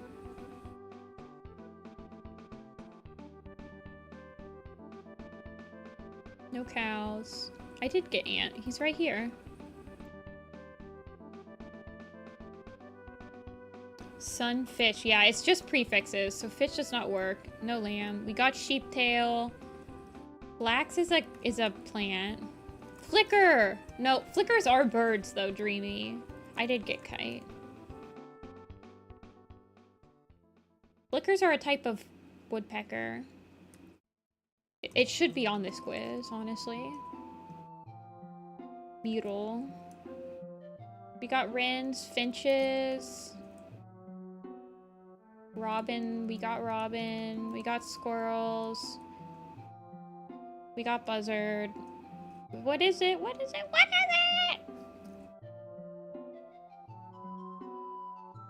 No chipmunks. I don't think the UK has chipmunks.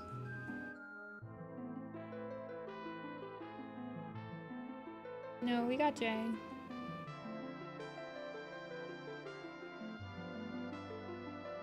Girl? Did I not get squirrel? I got squirrel. I got beetle. You guys saying the same things. No vultures. No vultures and warrior cats. Can't fly. I got fly. Let's see. So there's cricket. There's drizzle. Cherries. Chestnuts. Elder. Tulip. Drift? Fallow? You guys aren't even... Okay, no vultures. Void, I think you've said vultures like 50 times. Snook? Could it be a... like a MacGyver, Harvey, Snook, Billy, Ebony? No read. It's animals. It's animals. A hairy... Snail! It's snail. It's snail. It's snail. Kaylee, please read the pinned message. Stop sending the same message over and over. You sent read like 50 times. Ay, ay, ay. It was snail.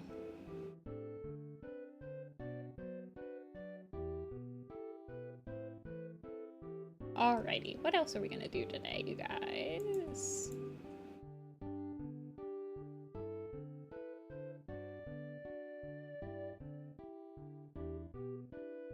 Baby. Sorry, somebody just sent me their cat. Flicker should have counted. Flicker is a really cool woodpecker. Alrighty, so we did Hollow Tree and Stone Song. We did Fern Leaf and Holly. Now plants. We can do plants after I draw a little bit more. I want to do at least 4 designs today on stream. I need to fill the queue.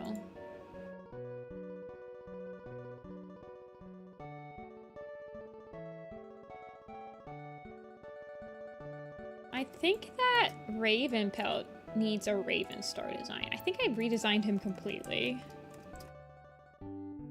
You guys want to stay on Dawn of the Clans, or do you want to try something different?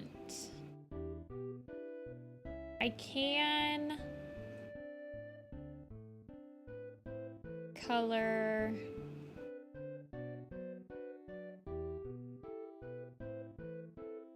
what can I finalize here?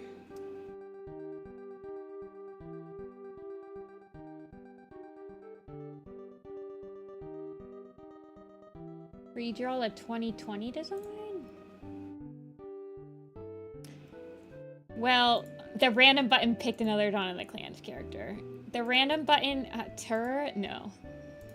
I hated drawing that first one. Oh god, no. We're not drawing a freaking main character on screen. Sorrel Stripe, though. I hate this picture. This one is tempting. Maybe we'll revisit Sorrel Stripe. I hate that picture.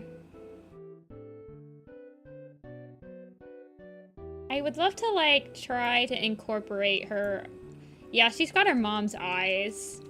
Not her mom's eyes. She has her grandma's eyes.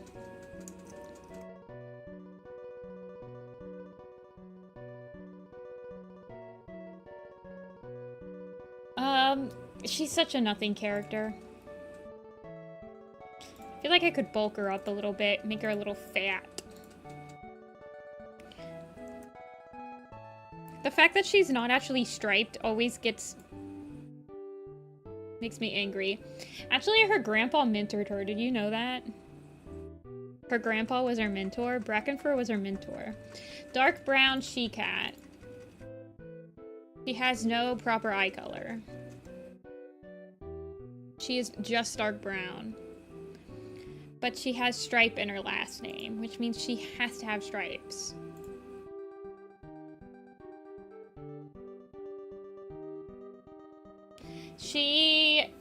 Honestly, I want to redesign her and Holly Tuff. I've been wanting to, so this is good. We'll just draw her in the same pose, but I want her to be kind of plumped up. Her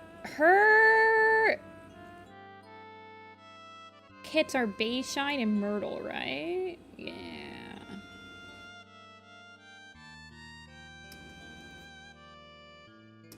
Pull or do both? I might do both.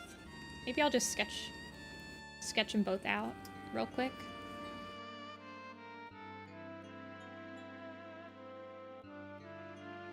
I do like her having her...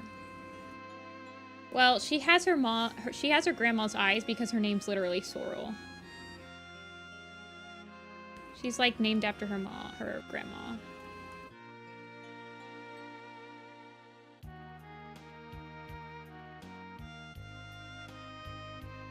She has the willow pout eyes.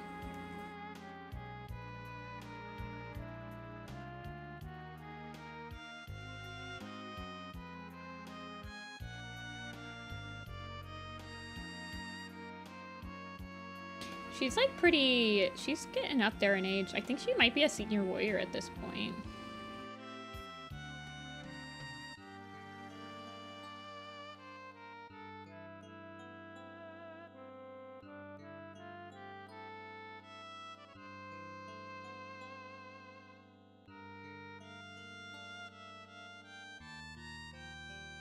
I think it would actually be... Yeah, she does have her grandma's face.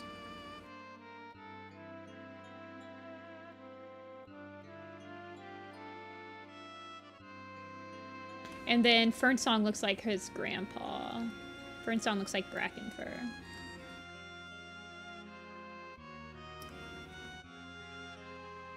Only 5 years old? I'm pretty sure that's how old like Lionheart and Whitestorm are in Into the Wild, and they're like senior warriors.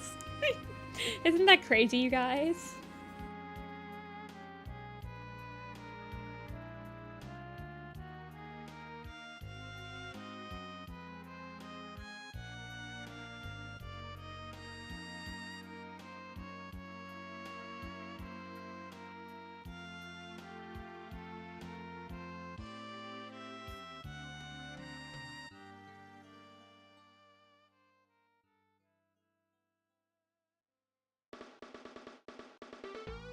No, I like having the little hair on her tuft because it gives the stripe on her back some credence.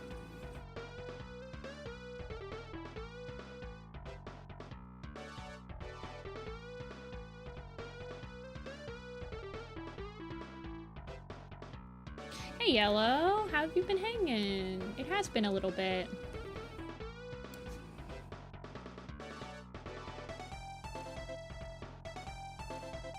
Hope everything's been going good in your neck of the woods.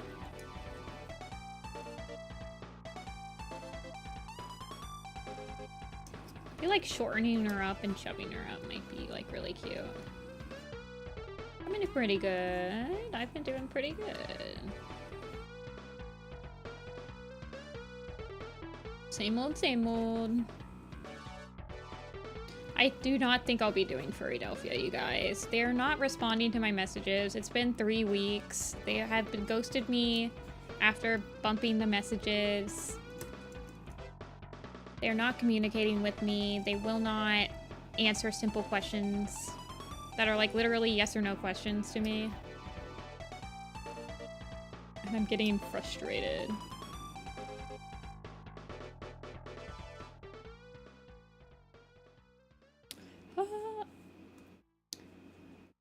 What is Cinderheart look like again?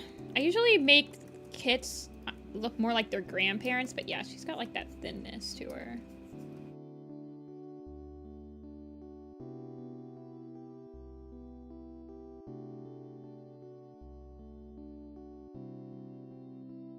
She's like a little square. Both of her parents are quite square.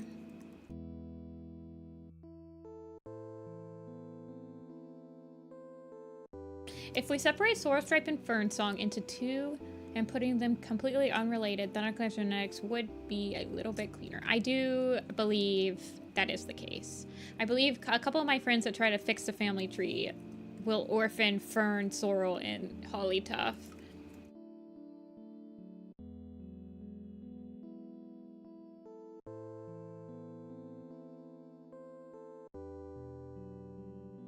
Flipclaw had to be mentored by Hollytuff?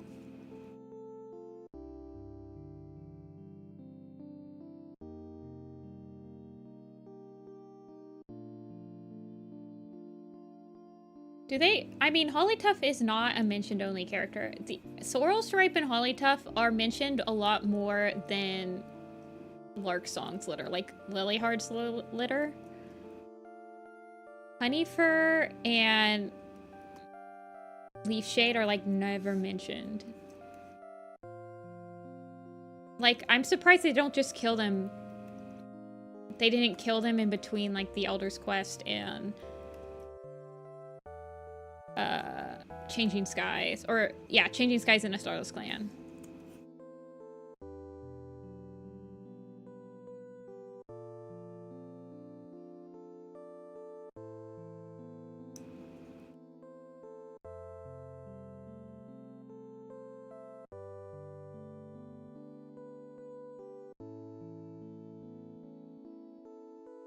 So if you trace Stem and Spot's lineage in cat genetics, you only trace back 3 generations. So Stem and Spot are both related through...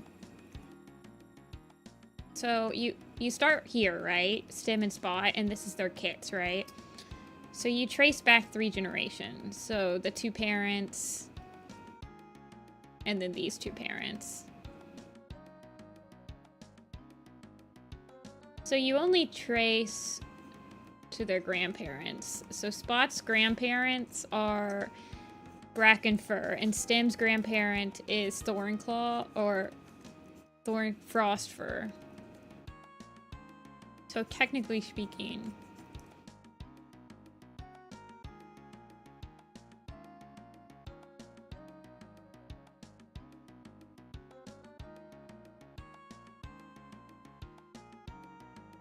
they are not inbred from a purebred standpoint.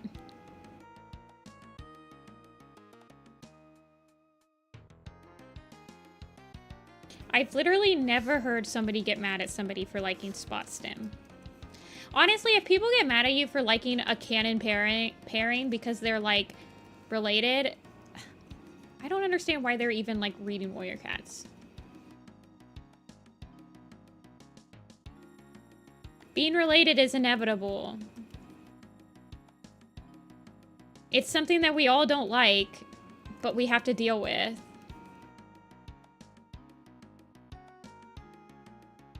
There's literally no easy way to fix it. And I think that it's worth giving people the benefit of the doubt is if they ship a freaking pairing that's canon, that's like that, then they probably don't do that in real life, you guys.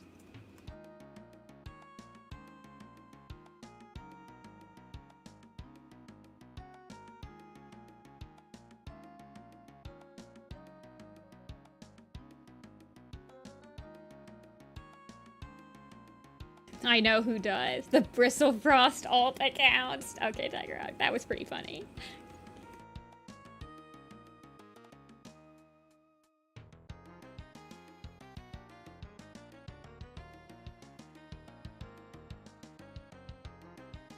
I think we can all agree that, like, I like Fern Ivy.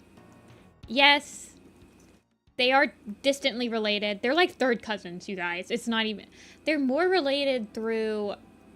I think they're more related through Cinderpelt, so through the Frostfur Lionheart than they are through the Firestar thing. But...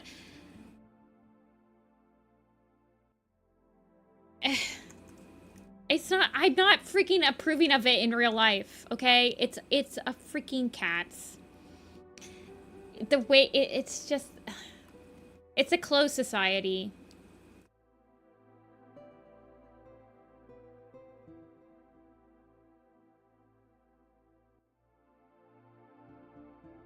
I can't. I'm just like... There's so much more you can be complaining about in the world.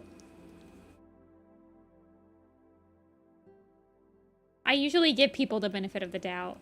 I never think that they like a pairing because it's like they like incest. Like, bruh. Please? Jesus.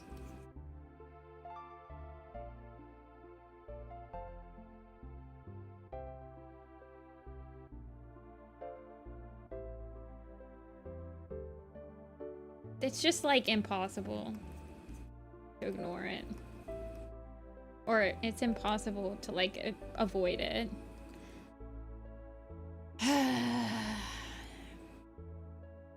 It's a group that that heavily frowns upon mating outside of the group. That we have multiple generations of tracking available for.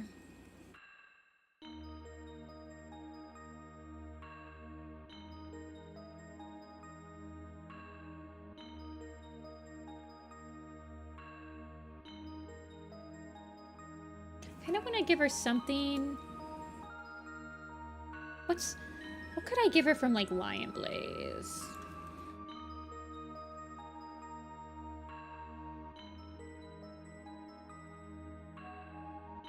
I need to do a Lion Blaze, like, proper just, like, not dynamic pose Lion Blaze. This pose is insane.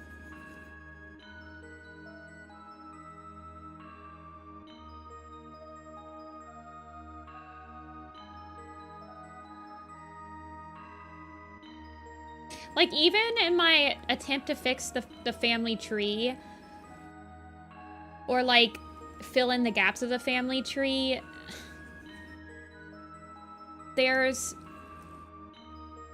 I have to intentionally pretend like I don't know who could be a parent of somebody, because no matter who I picked at the time, they would be related to anyone else, you know? So you have to intentionally be like, oh, I don't know who I would headcanon as this parent. If you want to abide by, like, what... do I like that mane? I think the smooth mane works better for her.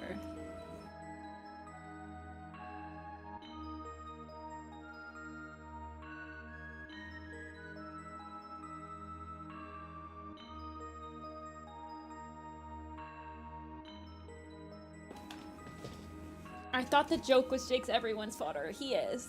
Everyone that's been born in Shadow Clan in Changing Skies, like all the new kits, are related to Jake. Have Jake's genes.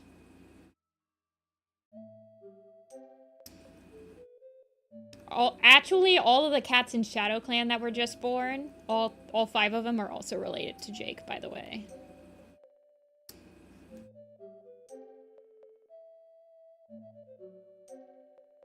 Jake's bloodline has actually just invaded Sky Clan as well, because Birchfeather is there.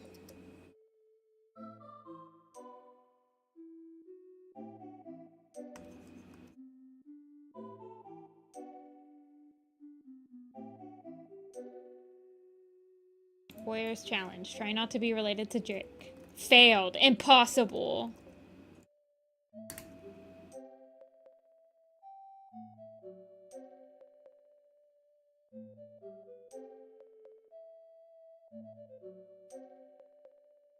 Why is that not doing the transparency? Whatever, man. Whatever.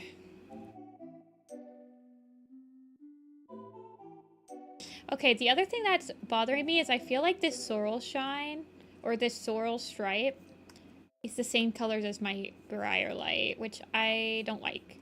She's reminding me too much of Briarlight with these colors, so I might change her colors completely.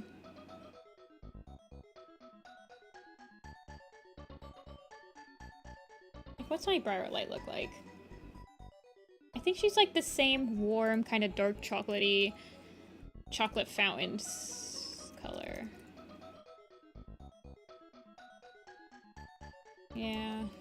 I guess she's a little darker. They are on screen for the majority of Vision of Shadows together. I made her chonky. I decided she was chonky and she became chonky. I have that power as an artist.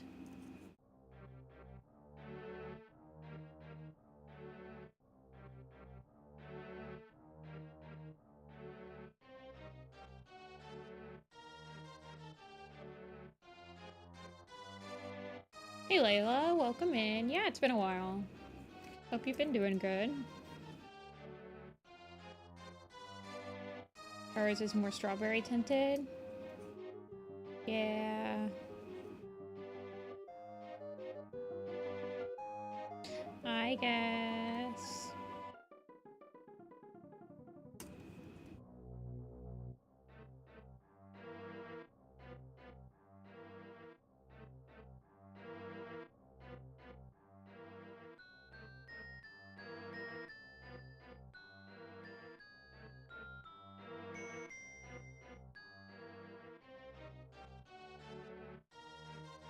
Well, I think they were also kind of round, both like very round. I think chunking her up will help a little bit.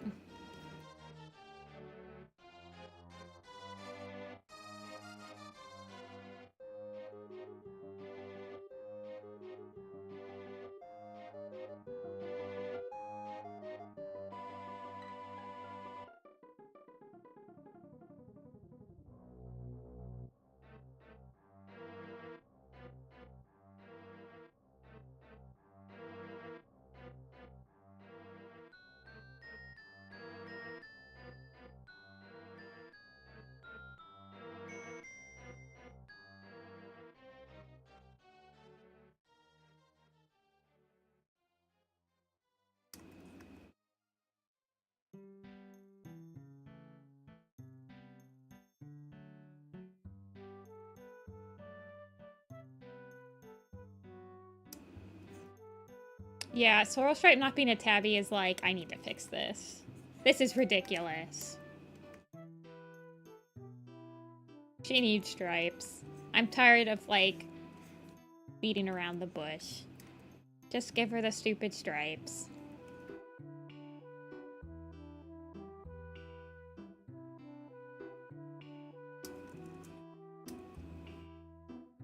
Ooh. The brown nose spot? Brown nose spot on brown character?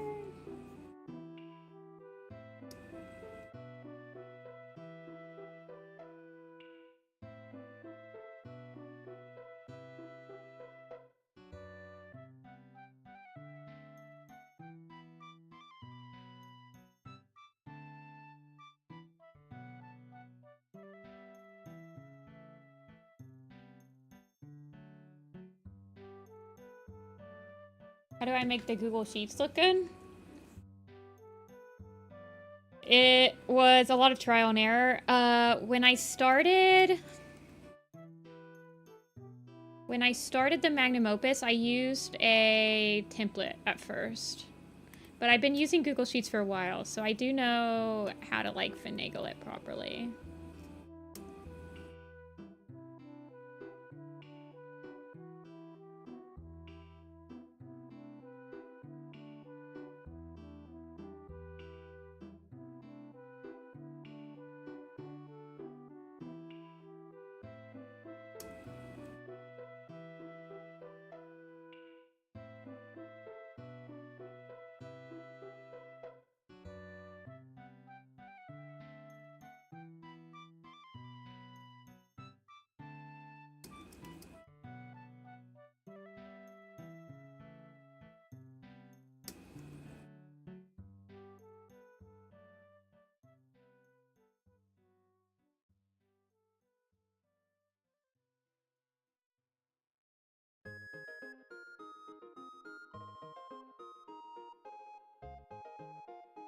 I think if I should just, like, go full on make her tabby.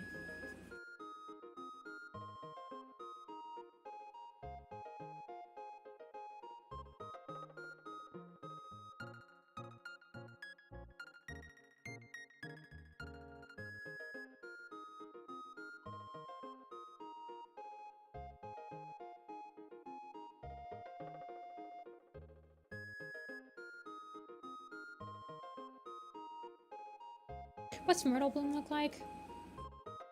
Myrtle is supposed to... I don't think Myrtle Bloom looks like her at all. Yeah, well, she's got kind of like the hair.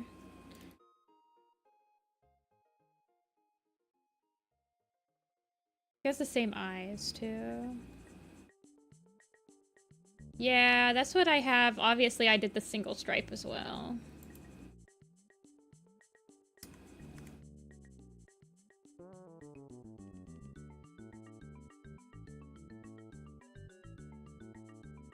The underbelly might be too much.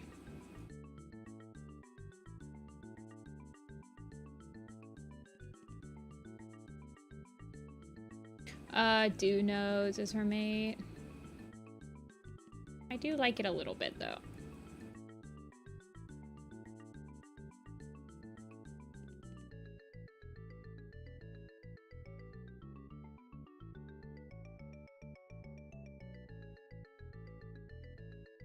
Do Myrtle Bloom's colors.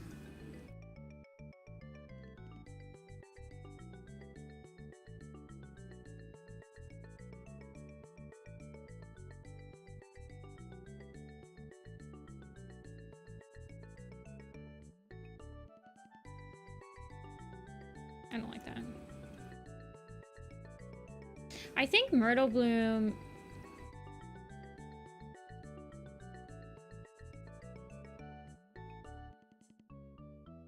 I think that her hair is the same hair.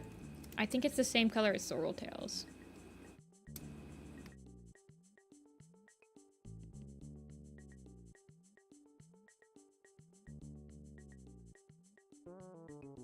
I don't like that in her hair.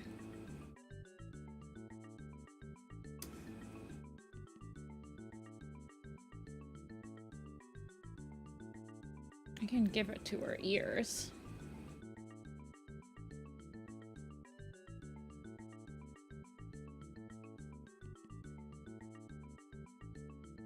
It's too light.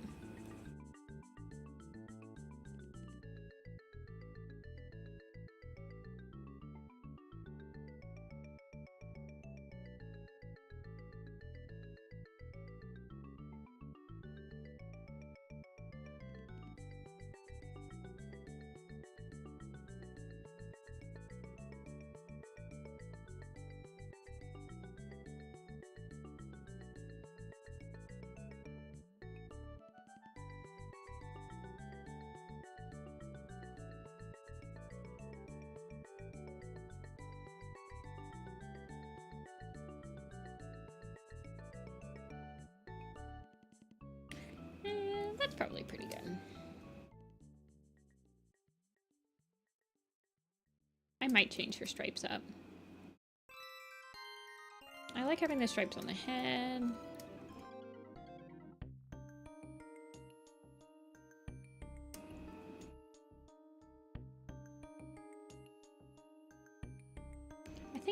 I like the stripes on the back, but maybe I won't have it on the top. Maybe I'll just give her some. Yeah, I think I might do that.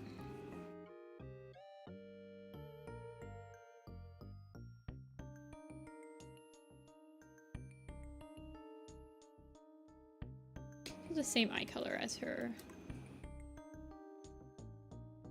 daughter.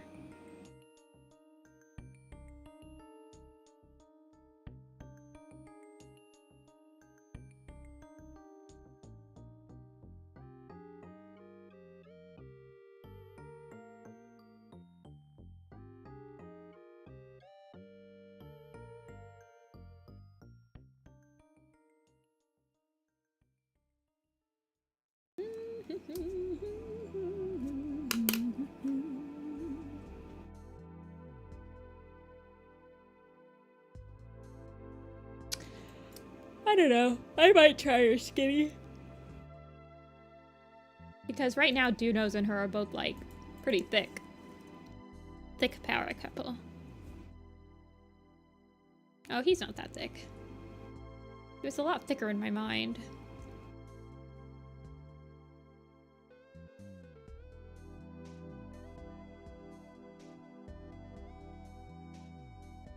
Honestly, I'm kind of leaning towards just her muzzle having that light spot on her.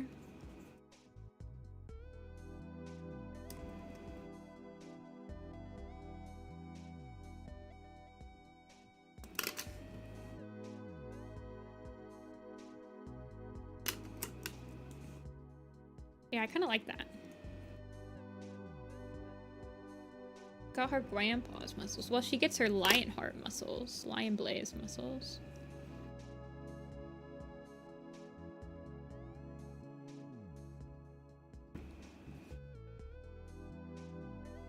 What's Holly Tough look like? I mean, Fern Song's a freaking twig. Have you guys seen my Fern Song? He's twig. Somebody needed to get the Lion Blaze muscles. It wasn't Fern Song. Well, he's twig because he's the one that looks the most like Lion Blaze. Like, he's like the golden yellow. So I wanted him not to look like Lion Blaze. Like, silhouette wise. Wait, let me throw Fern Song into here.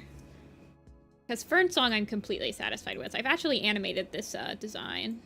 It's not too bad to animate. Why is it not giving me the freaking... Why isn't it giving me the... Is this like a... Is this like a...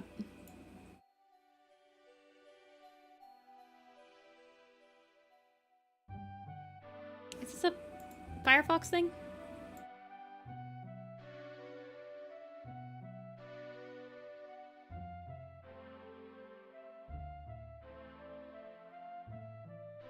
He's also very tall. He's a little tall. Yeah, he looks like his grandpa.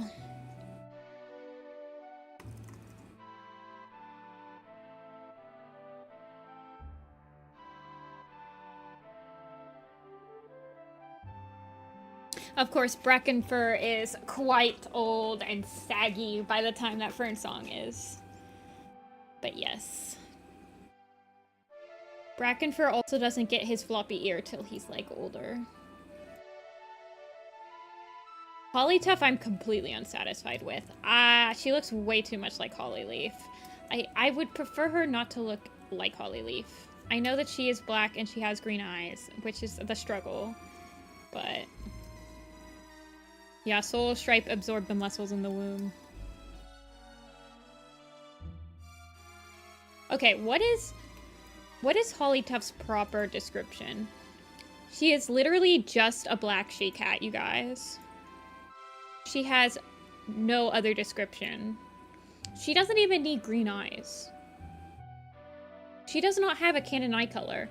Now, watch. As soon as I change her eye color, she will freaking have green eyes.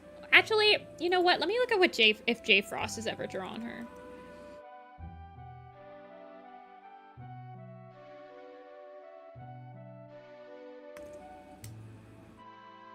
Okay, J Frost gives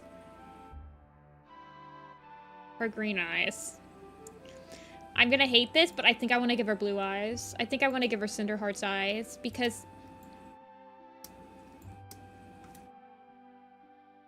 J Frost is the person that does the official on the official Warriors website. J Frost is the one that does the like silhouettes. So J Frost decides people's eye colors.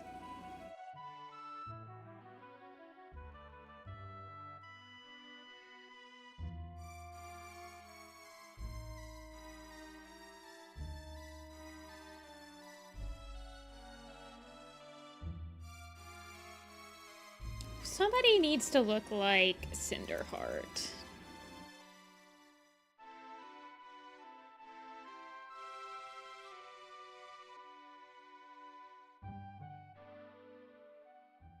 No, I think I'm gonna give her Cinderheart's eye color.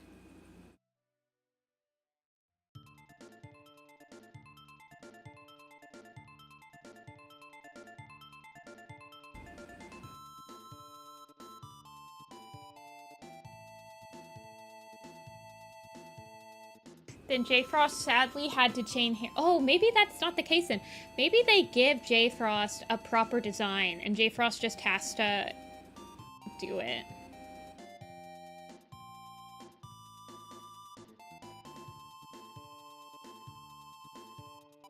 That makes me feel better. Well, I'm gonna give her blue eyes. Screw the rules. I have money.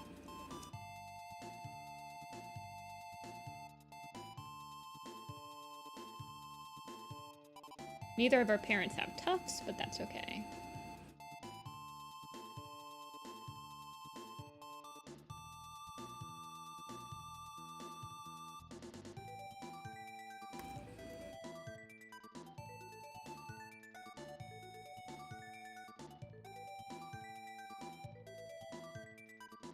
Oh, I also give her, like, thick eyebrows. Gets those from her dad, probably.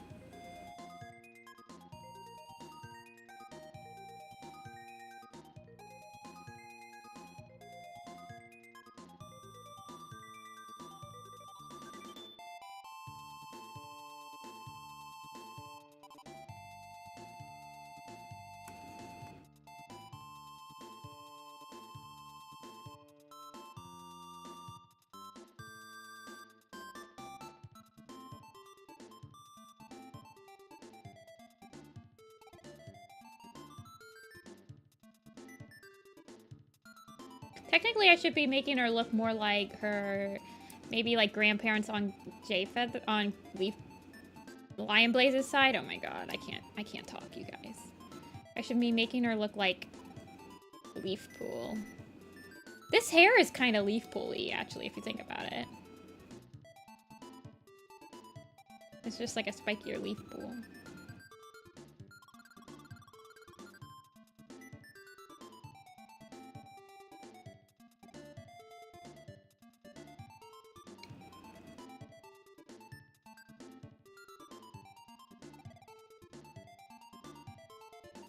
Well, she does have this little dot on her chest that I think is something that my leaf pool design has.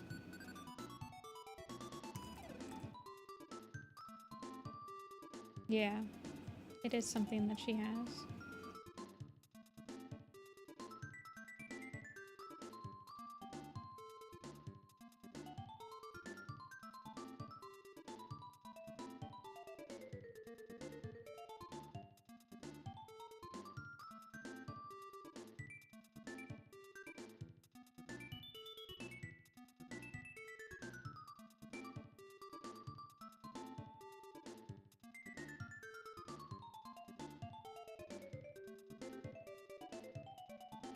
A short tail situation? That would make sense. I feel like Barry Nose had his tail amputated at quite a young age, so he was able to, like, adjust to it. I think that Finleap was basically a year old, and he had already pretty much passed, like, he was about to become a warrior when he gets his tail amputated, so I could imagine it being a little bit harder for him to adjust to the tail. Whereas Barry Nose gets his tail amputated when he's a kid, so there's probably not as much there.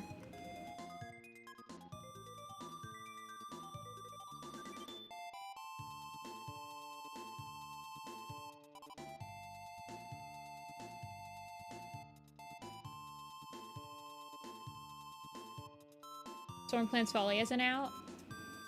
There was a new book that just released. Well, it wasn't a new one, but the Tiger Star and Sasha remake, or the Tiger Star and Sasha colored edition came out a couple weeks ago.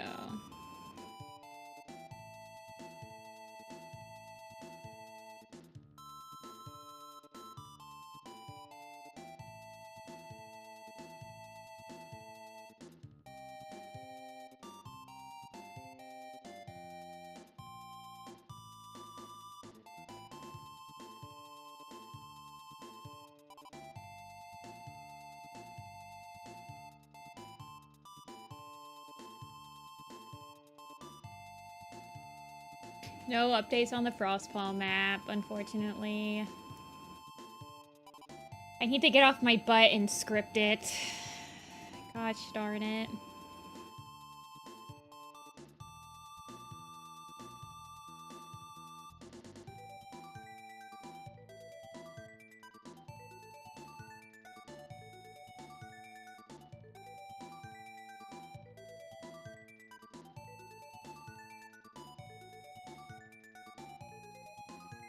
script the map on stream, I'm pretty sure I'd have like 20 people watching. It's not that exciting when I'm scripting. Once I script it, I can do like the color keys and stuff on stream, which is more exciting.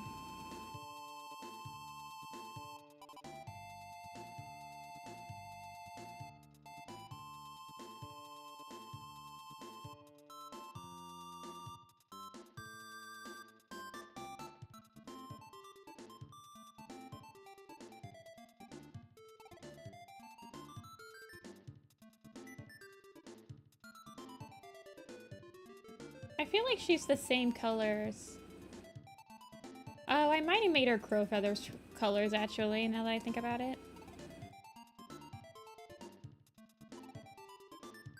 These actually pretty good colors for...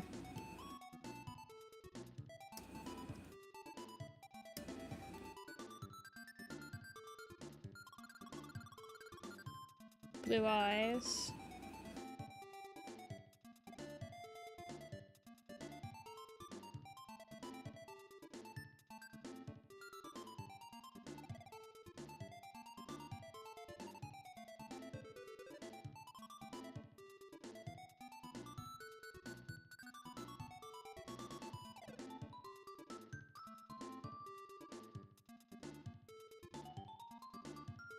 What color is my holly leaf? I honestly, you guys are gonna hate this, but I really want to redo my holly leaf.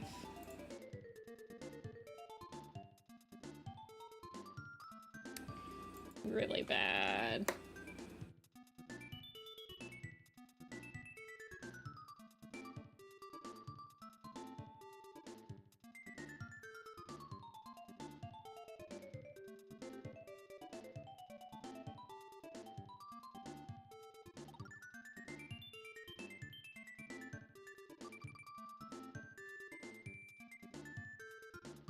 I will not be doing it on stream, though.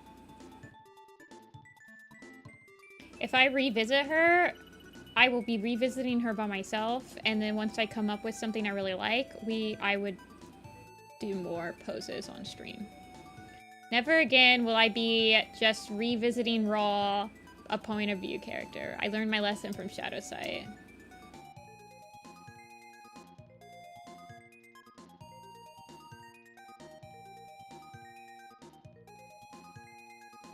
What don't I like?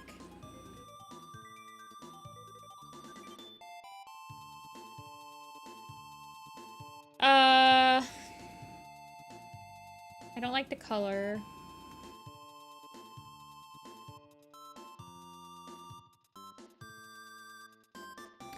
I don't like her color. She's like... I don't like her... man. I want to push the triangles in her design more. Honestly, I like my original... I don't know what went wrong. Well, her hair is blowing in the wind in this picture. Make her tail bushier? No. She gets the tail tip that's bushy. It's plenty bushy.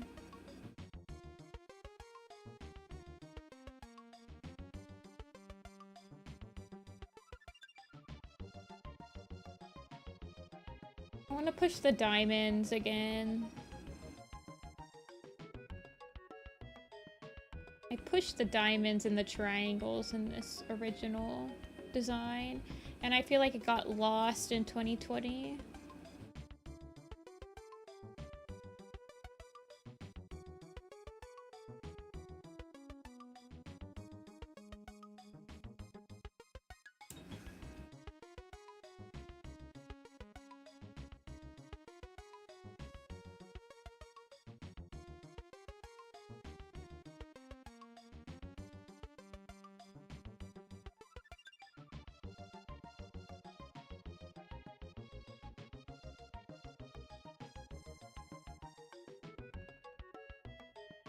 Why doesn't Cinderheart want to work?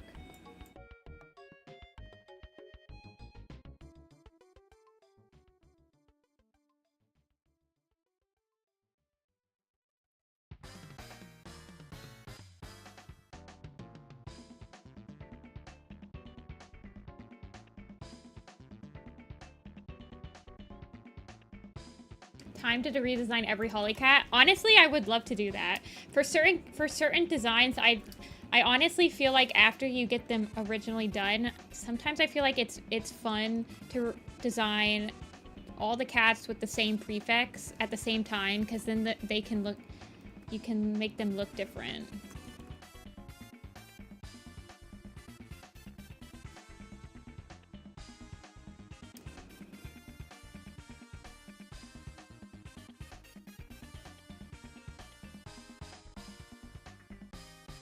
Redesign Gray Stripe? No.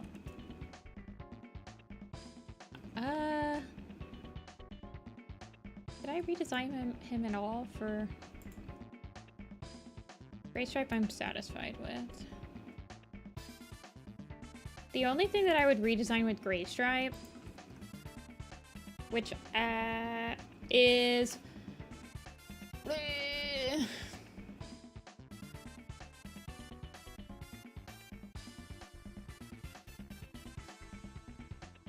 if I were to redesign him, I guess I would make his stripe go all the way up to his face instead of just be on his back. But it's negligible. Honestly, I color his eyebrows, so I feel like if his stripe went all the way up to like the top of his head, it would mess up the color scheme.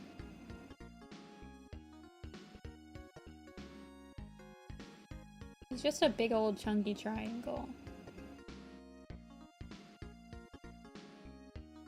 Yeah, he doesn't need a redesign.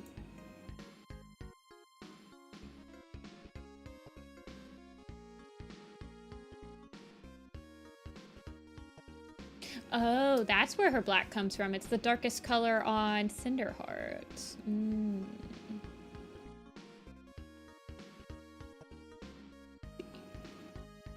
You can tell that I like really did not give a crap at this point of designing.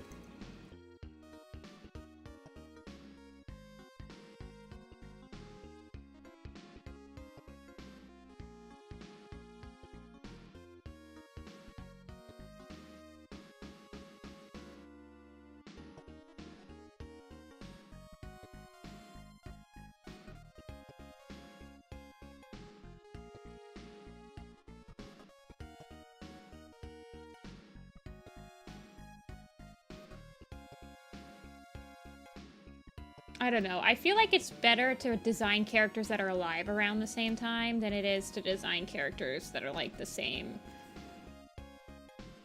name at the same time. Because Holly and Holly Tuft will never be on screen together. Never, ever, ever, ever, ever will you ever have to draw them together, except for like in this document. It's the only time that you'll ever see them together, you know? So.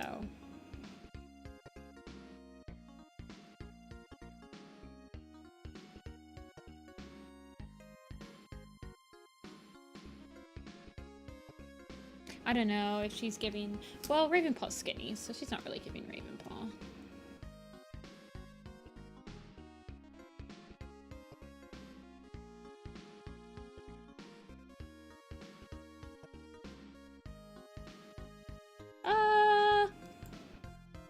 I like my spot fur.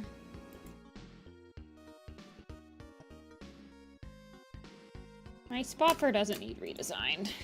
She's good. I like her a lot. I'm quite satisfied with her. She needs a picture that can show off her spots though, so she should have like a standing up picture. Snaptooth, I think, is the one that looks the most like his dad. Yeah. I like Fly Whisker a lot, actually. I would just, like... I think I did design her just a teensy bit. Fly Whisker's the one that looks the most like Cinder and Lion put together.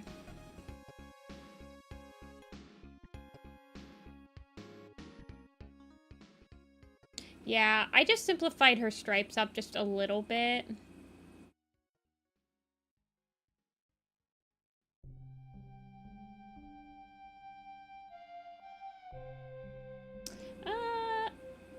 I could see myself redrawing this picture. Slash drawing like a snap paw and a fly paw. But overall, Snaptooth, I mean, he does look exactly like his dad. You can tell I like just did not care about making him look that different. He's looking a lot like his brother.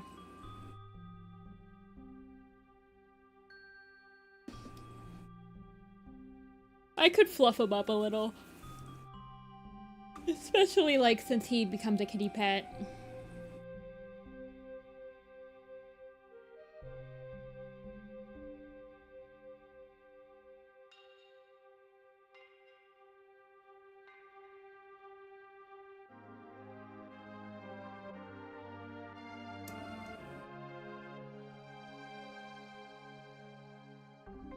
Yeah, you can send me your family tree, Agnolia. But Spotfur's fine. I could render her out and make a little slightly more simplified version for, like, animating, but... Spotfur actually has a very specific description. She said, in Graystripe's Vow, she said her ears look exactly like Frostfur by Graystripe. Like, he says that she looks a lot like her, like, great-grandma or whatever.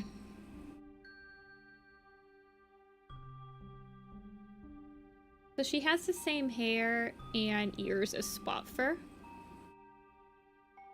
And then she's the one that has the most, like, Cinderheart body.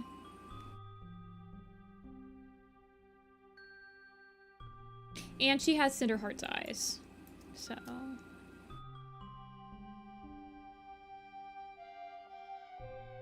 Wow, there's a lot of colors on this page.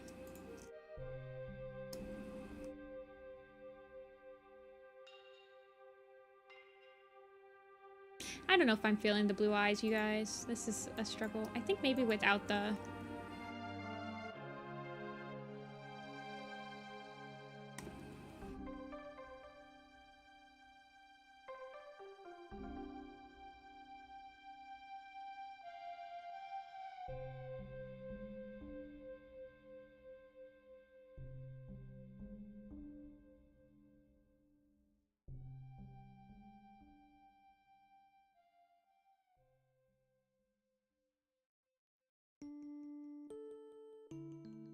Yeah, I think Holly's the only one. There's a Holly...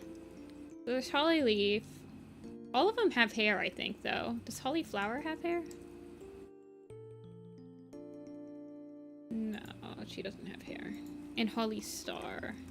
Holly Kit needs to be done, too.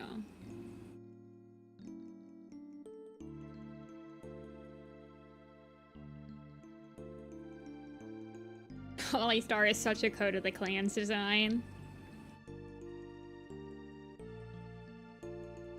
Look how tiny her look how tiny her paws are. What the heck, girl?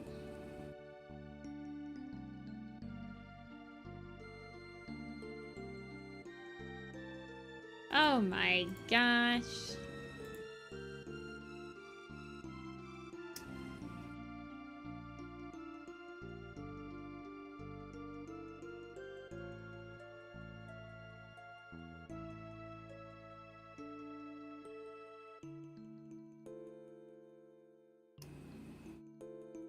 Will Holly Star get a redesign? I have no idea, man. Do people really care about the Code of the Clans cats? I feel like they're very low on my priority list of redesigning.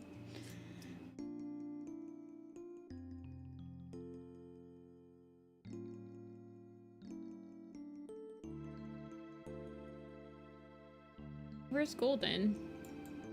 Oh, there they are.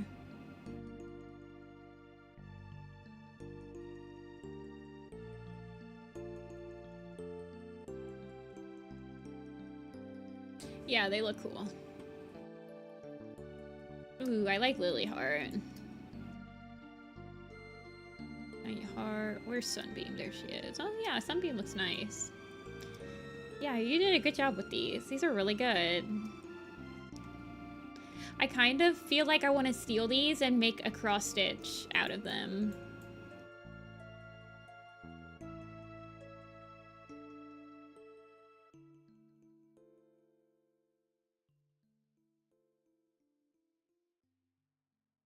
Alrighty. Yeah, that's actually one of the mods made those.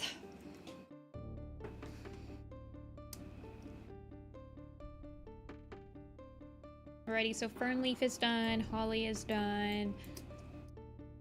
We theory crafted Sorrel and Holly again, and then we did Hollow Tree and Stone Song. So we'll have 3 cats to post in the queue. Okay, that's good. And then I can work on those later in life. So I think we're good until Tuesday. We should do Shadow Clan next, Magnolia.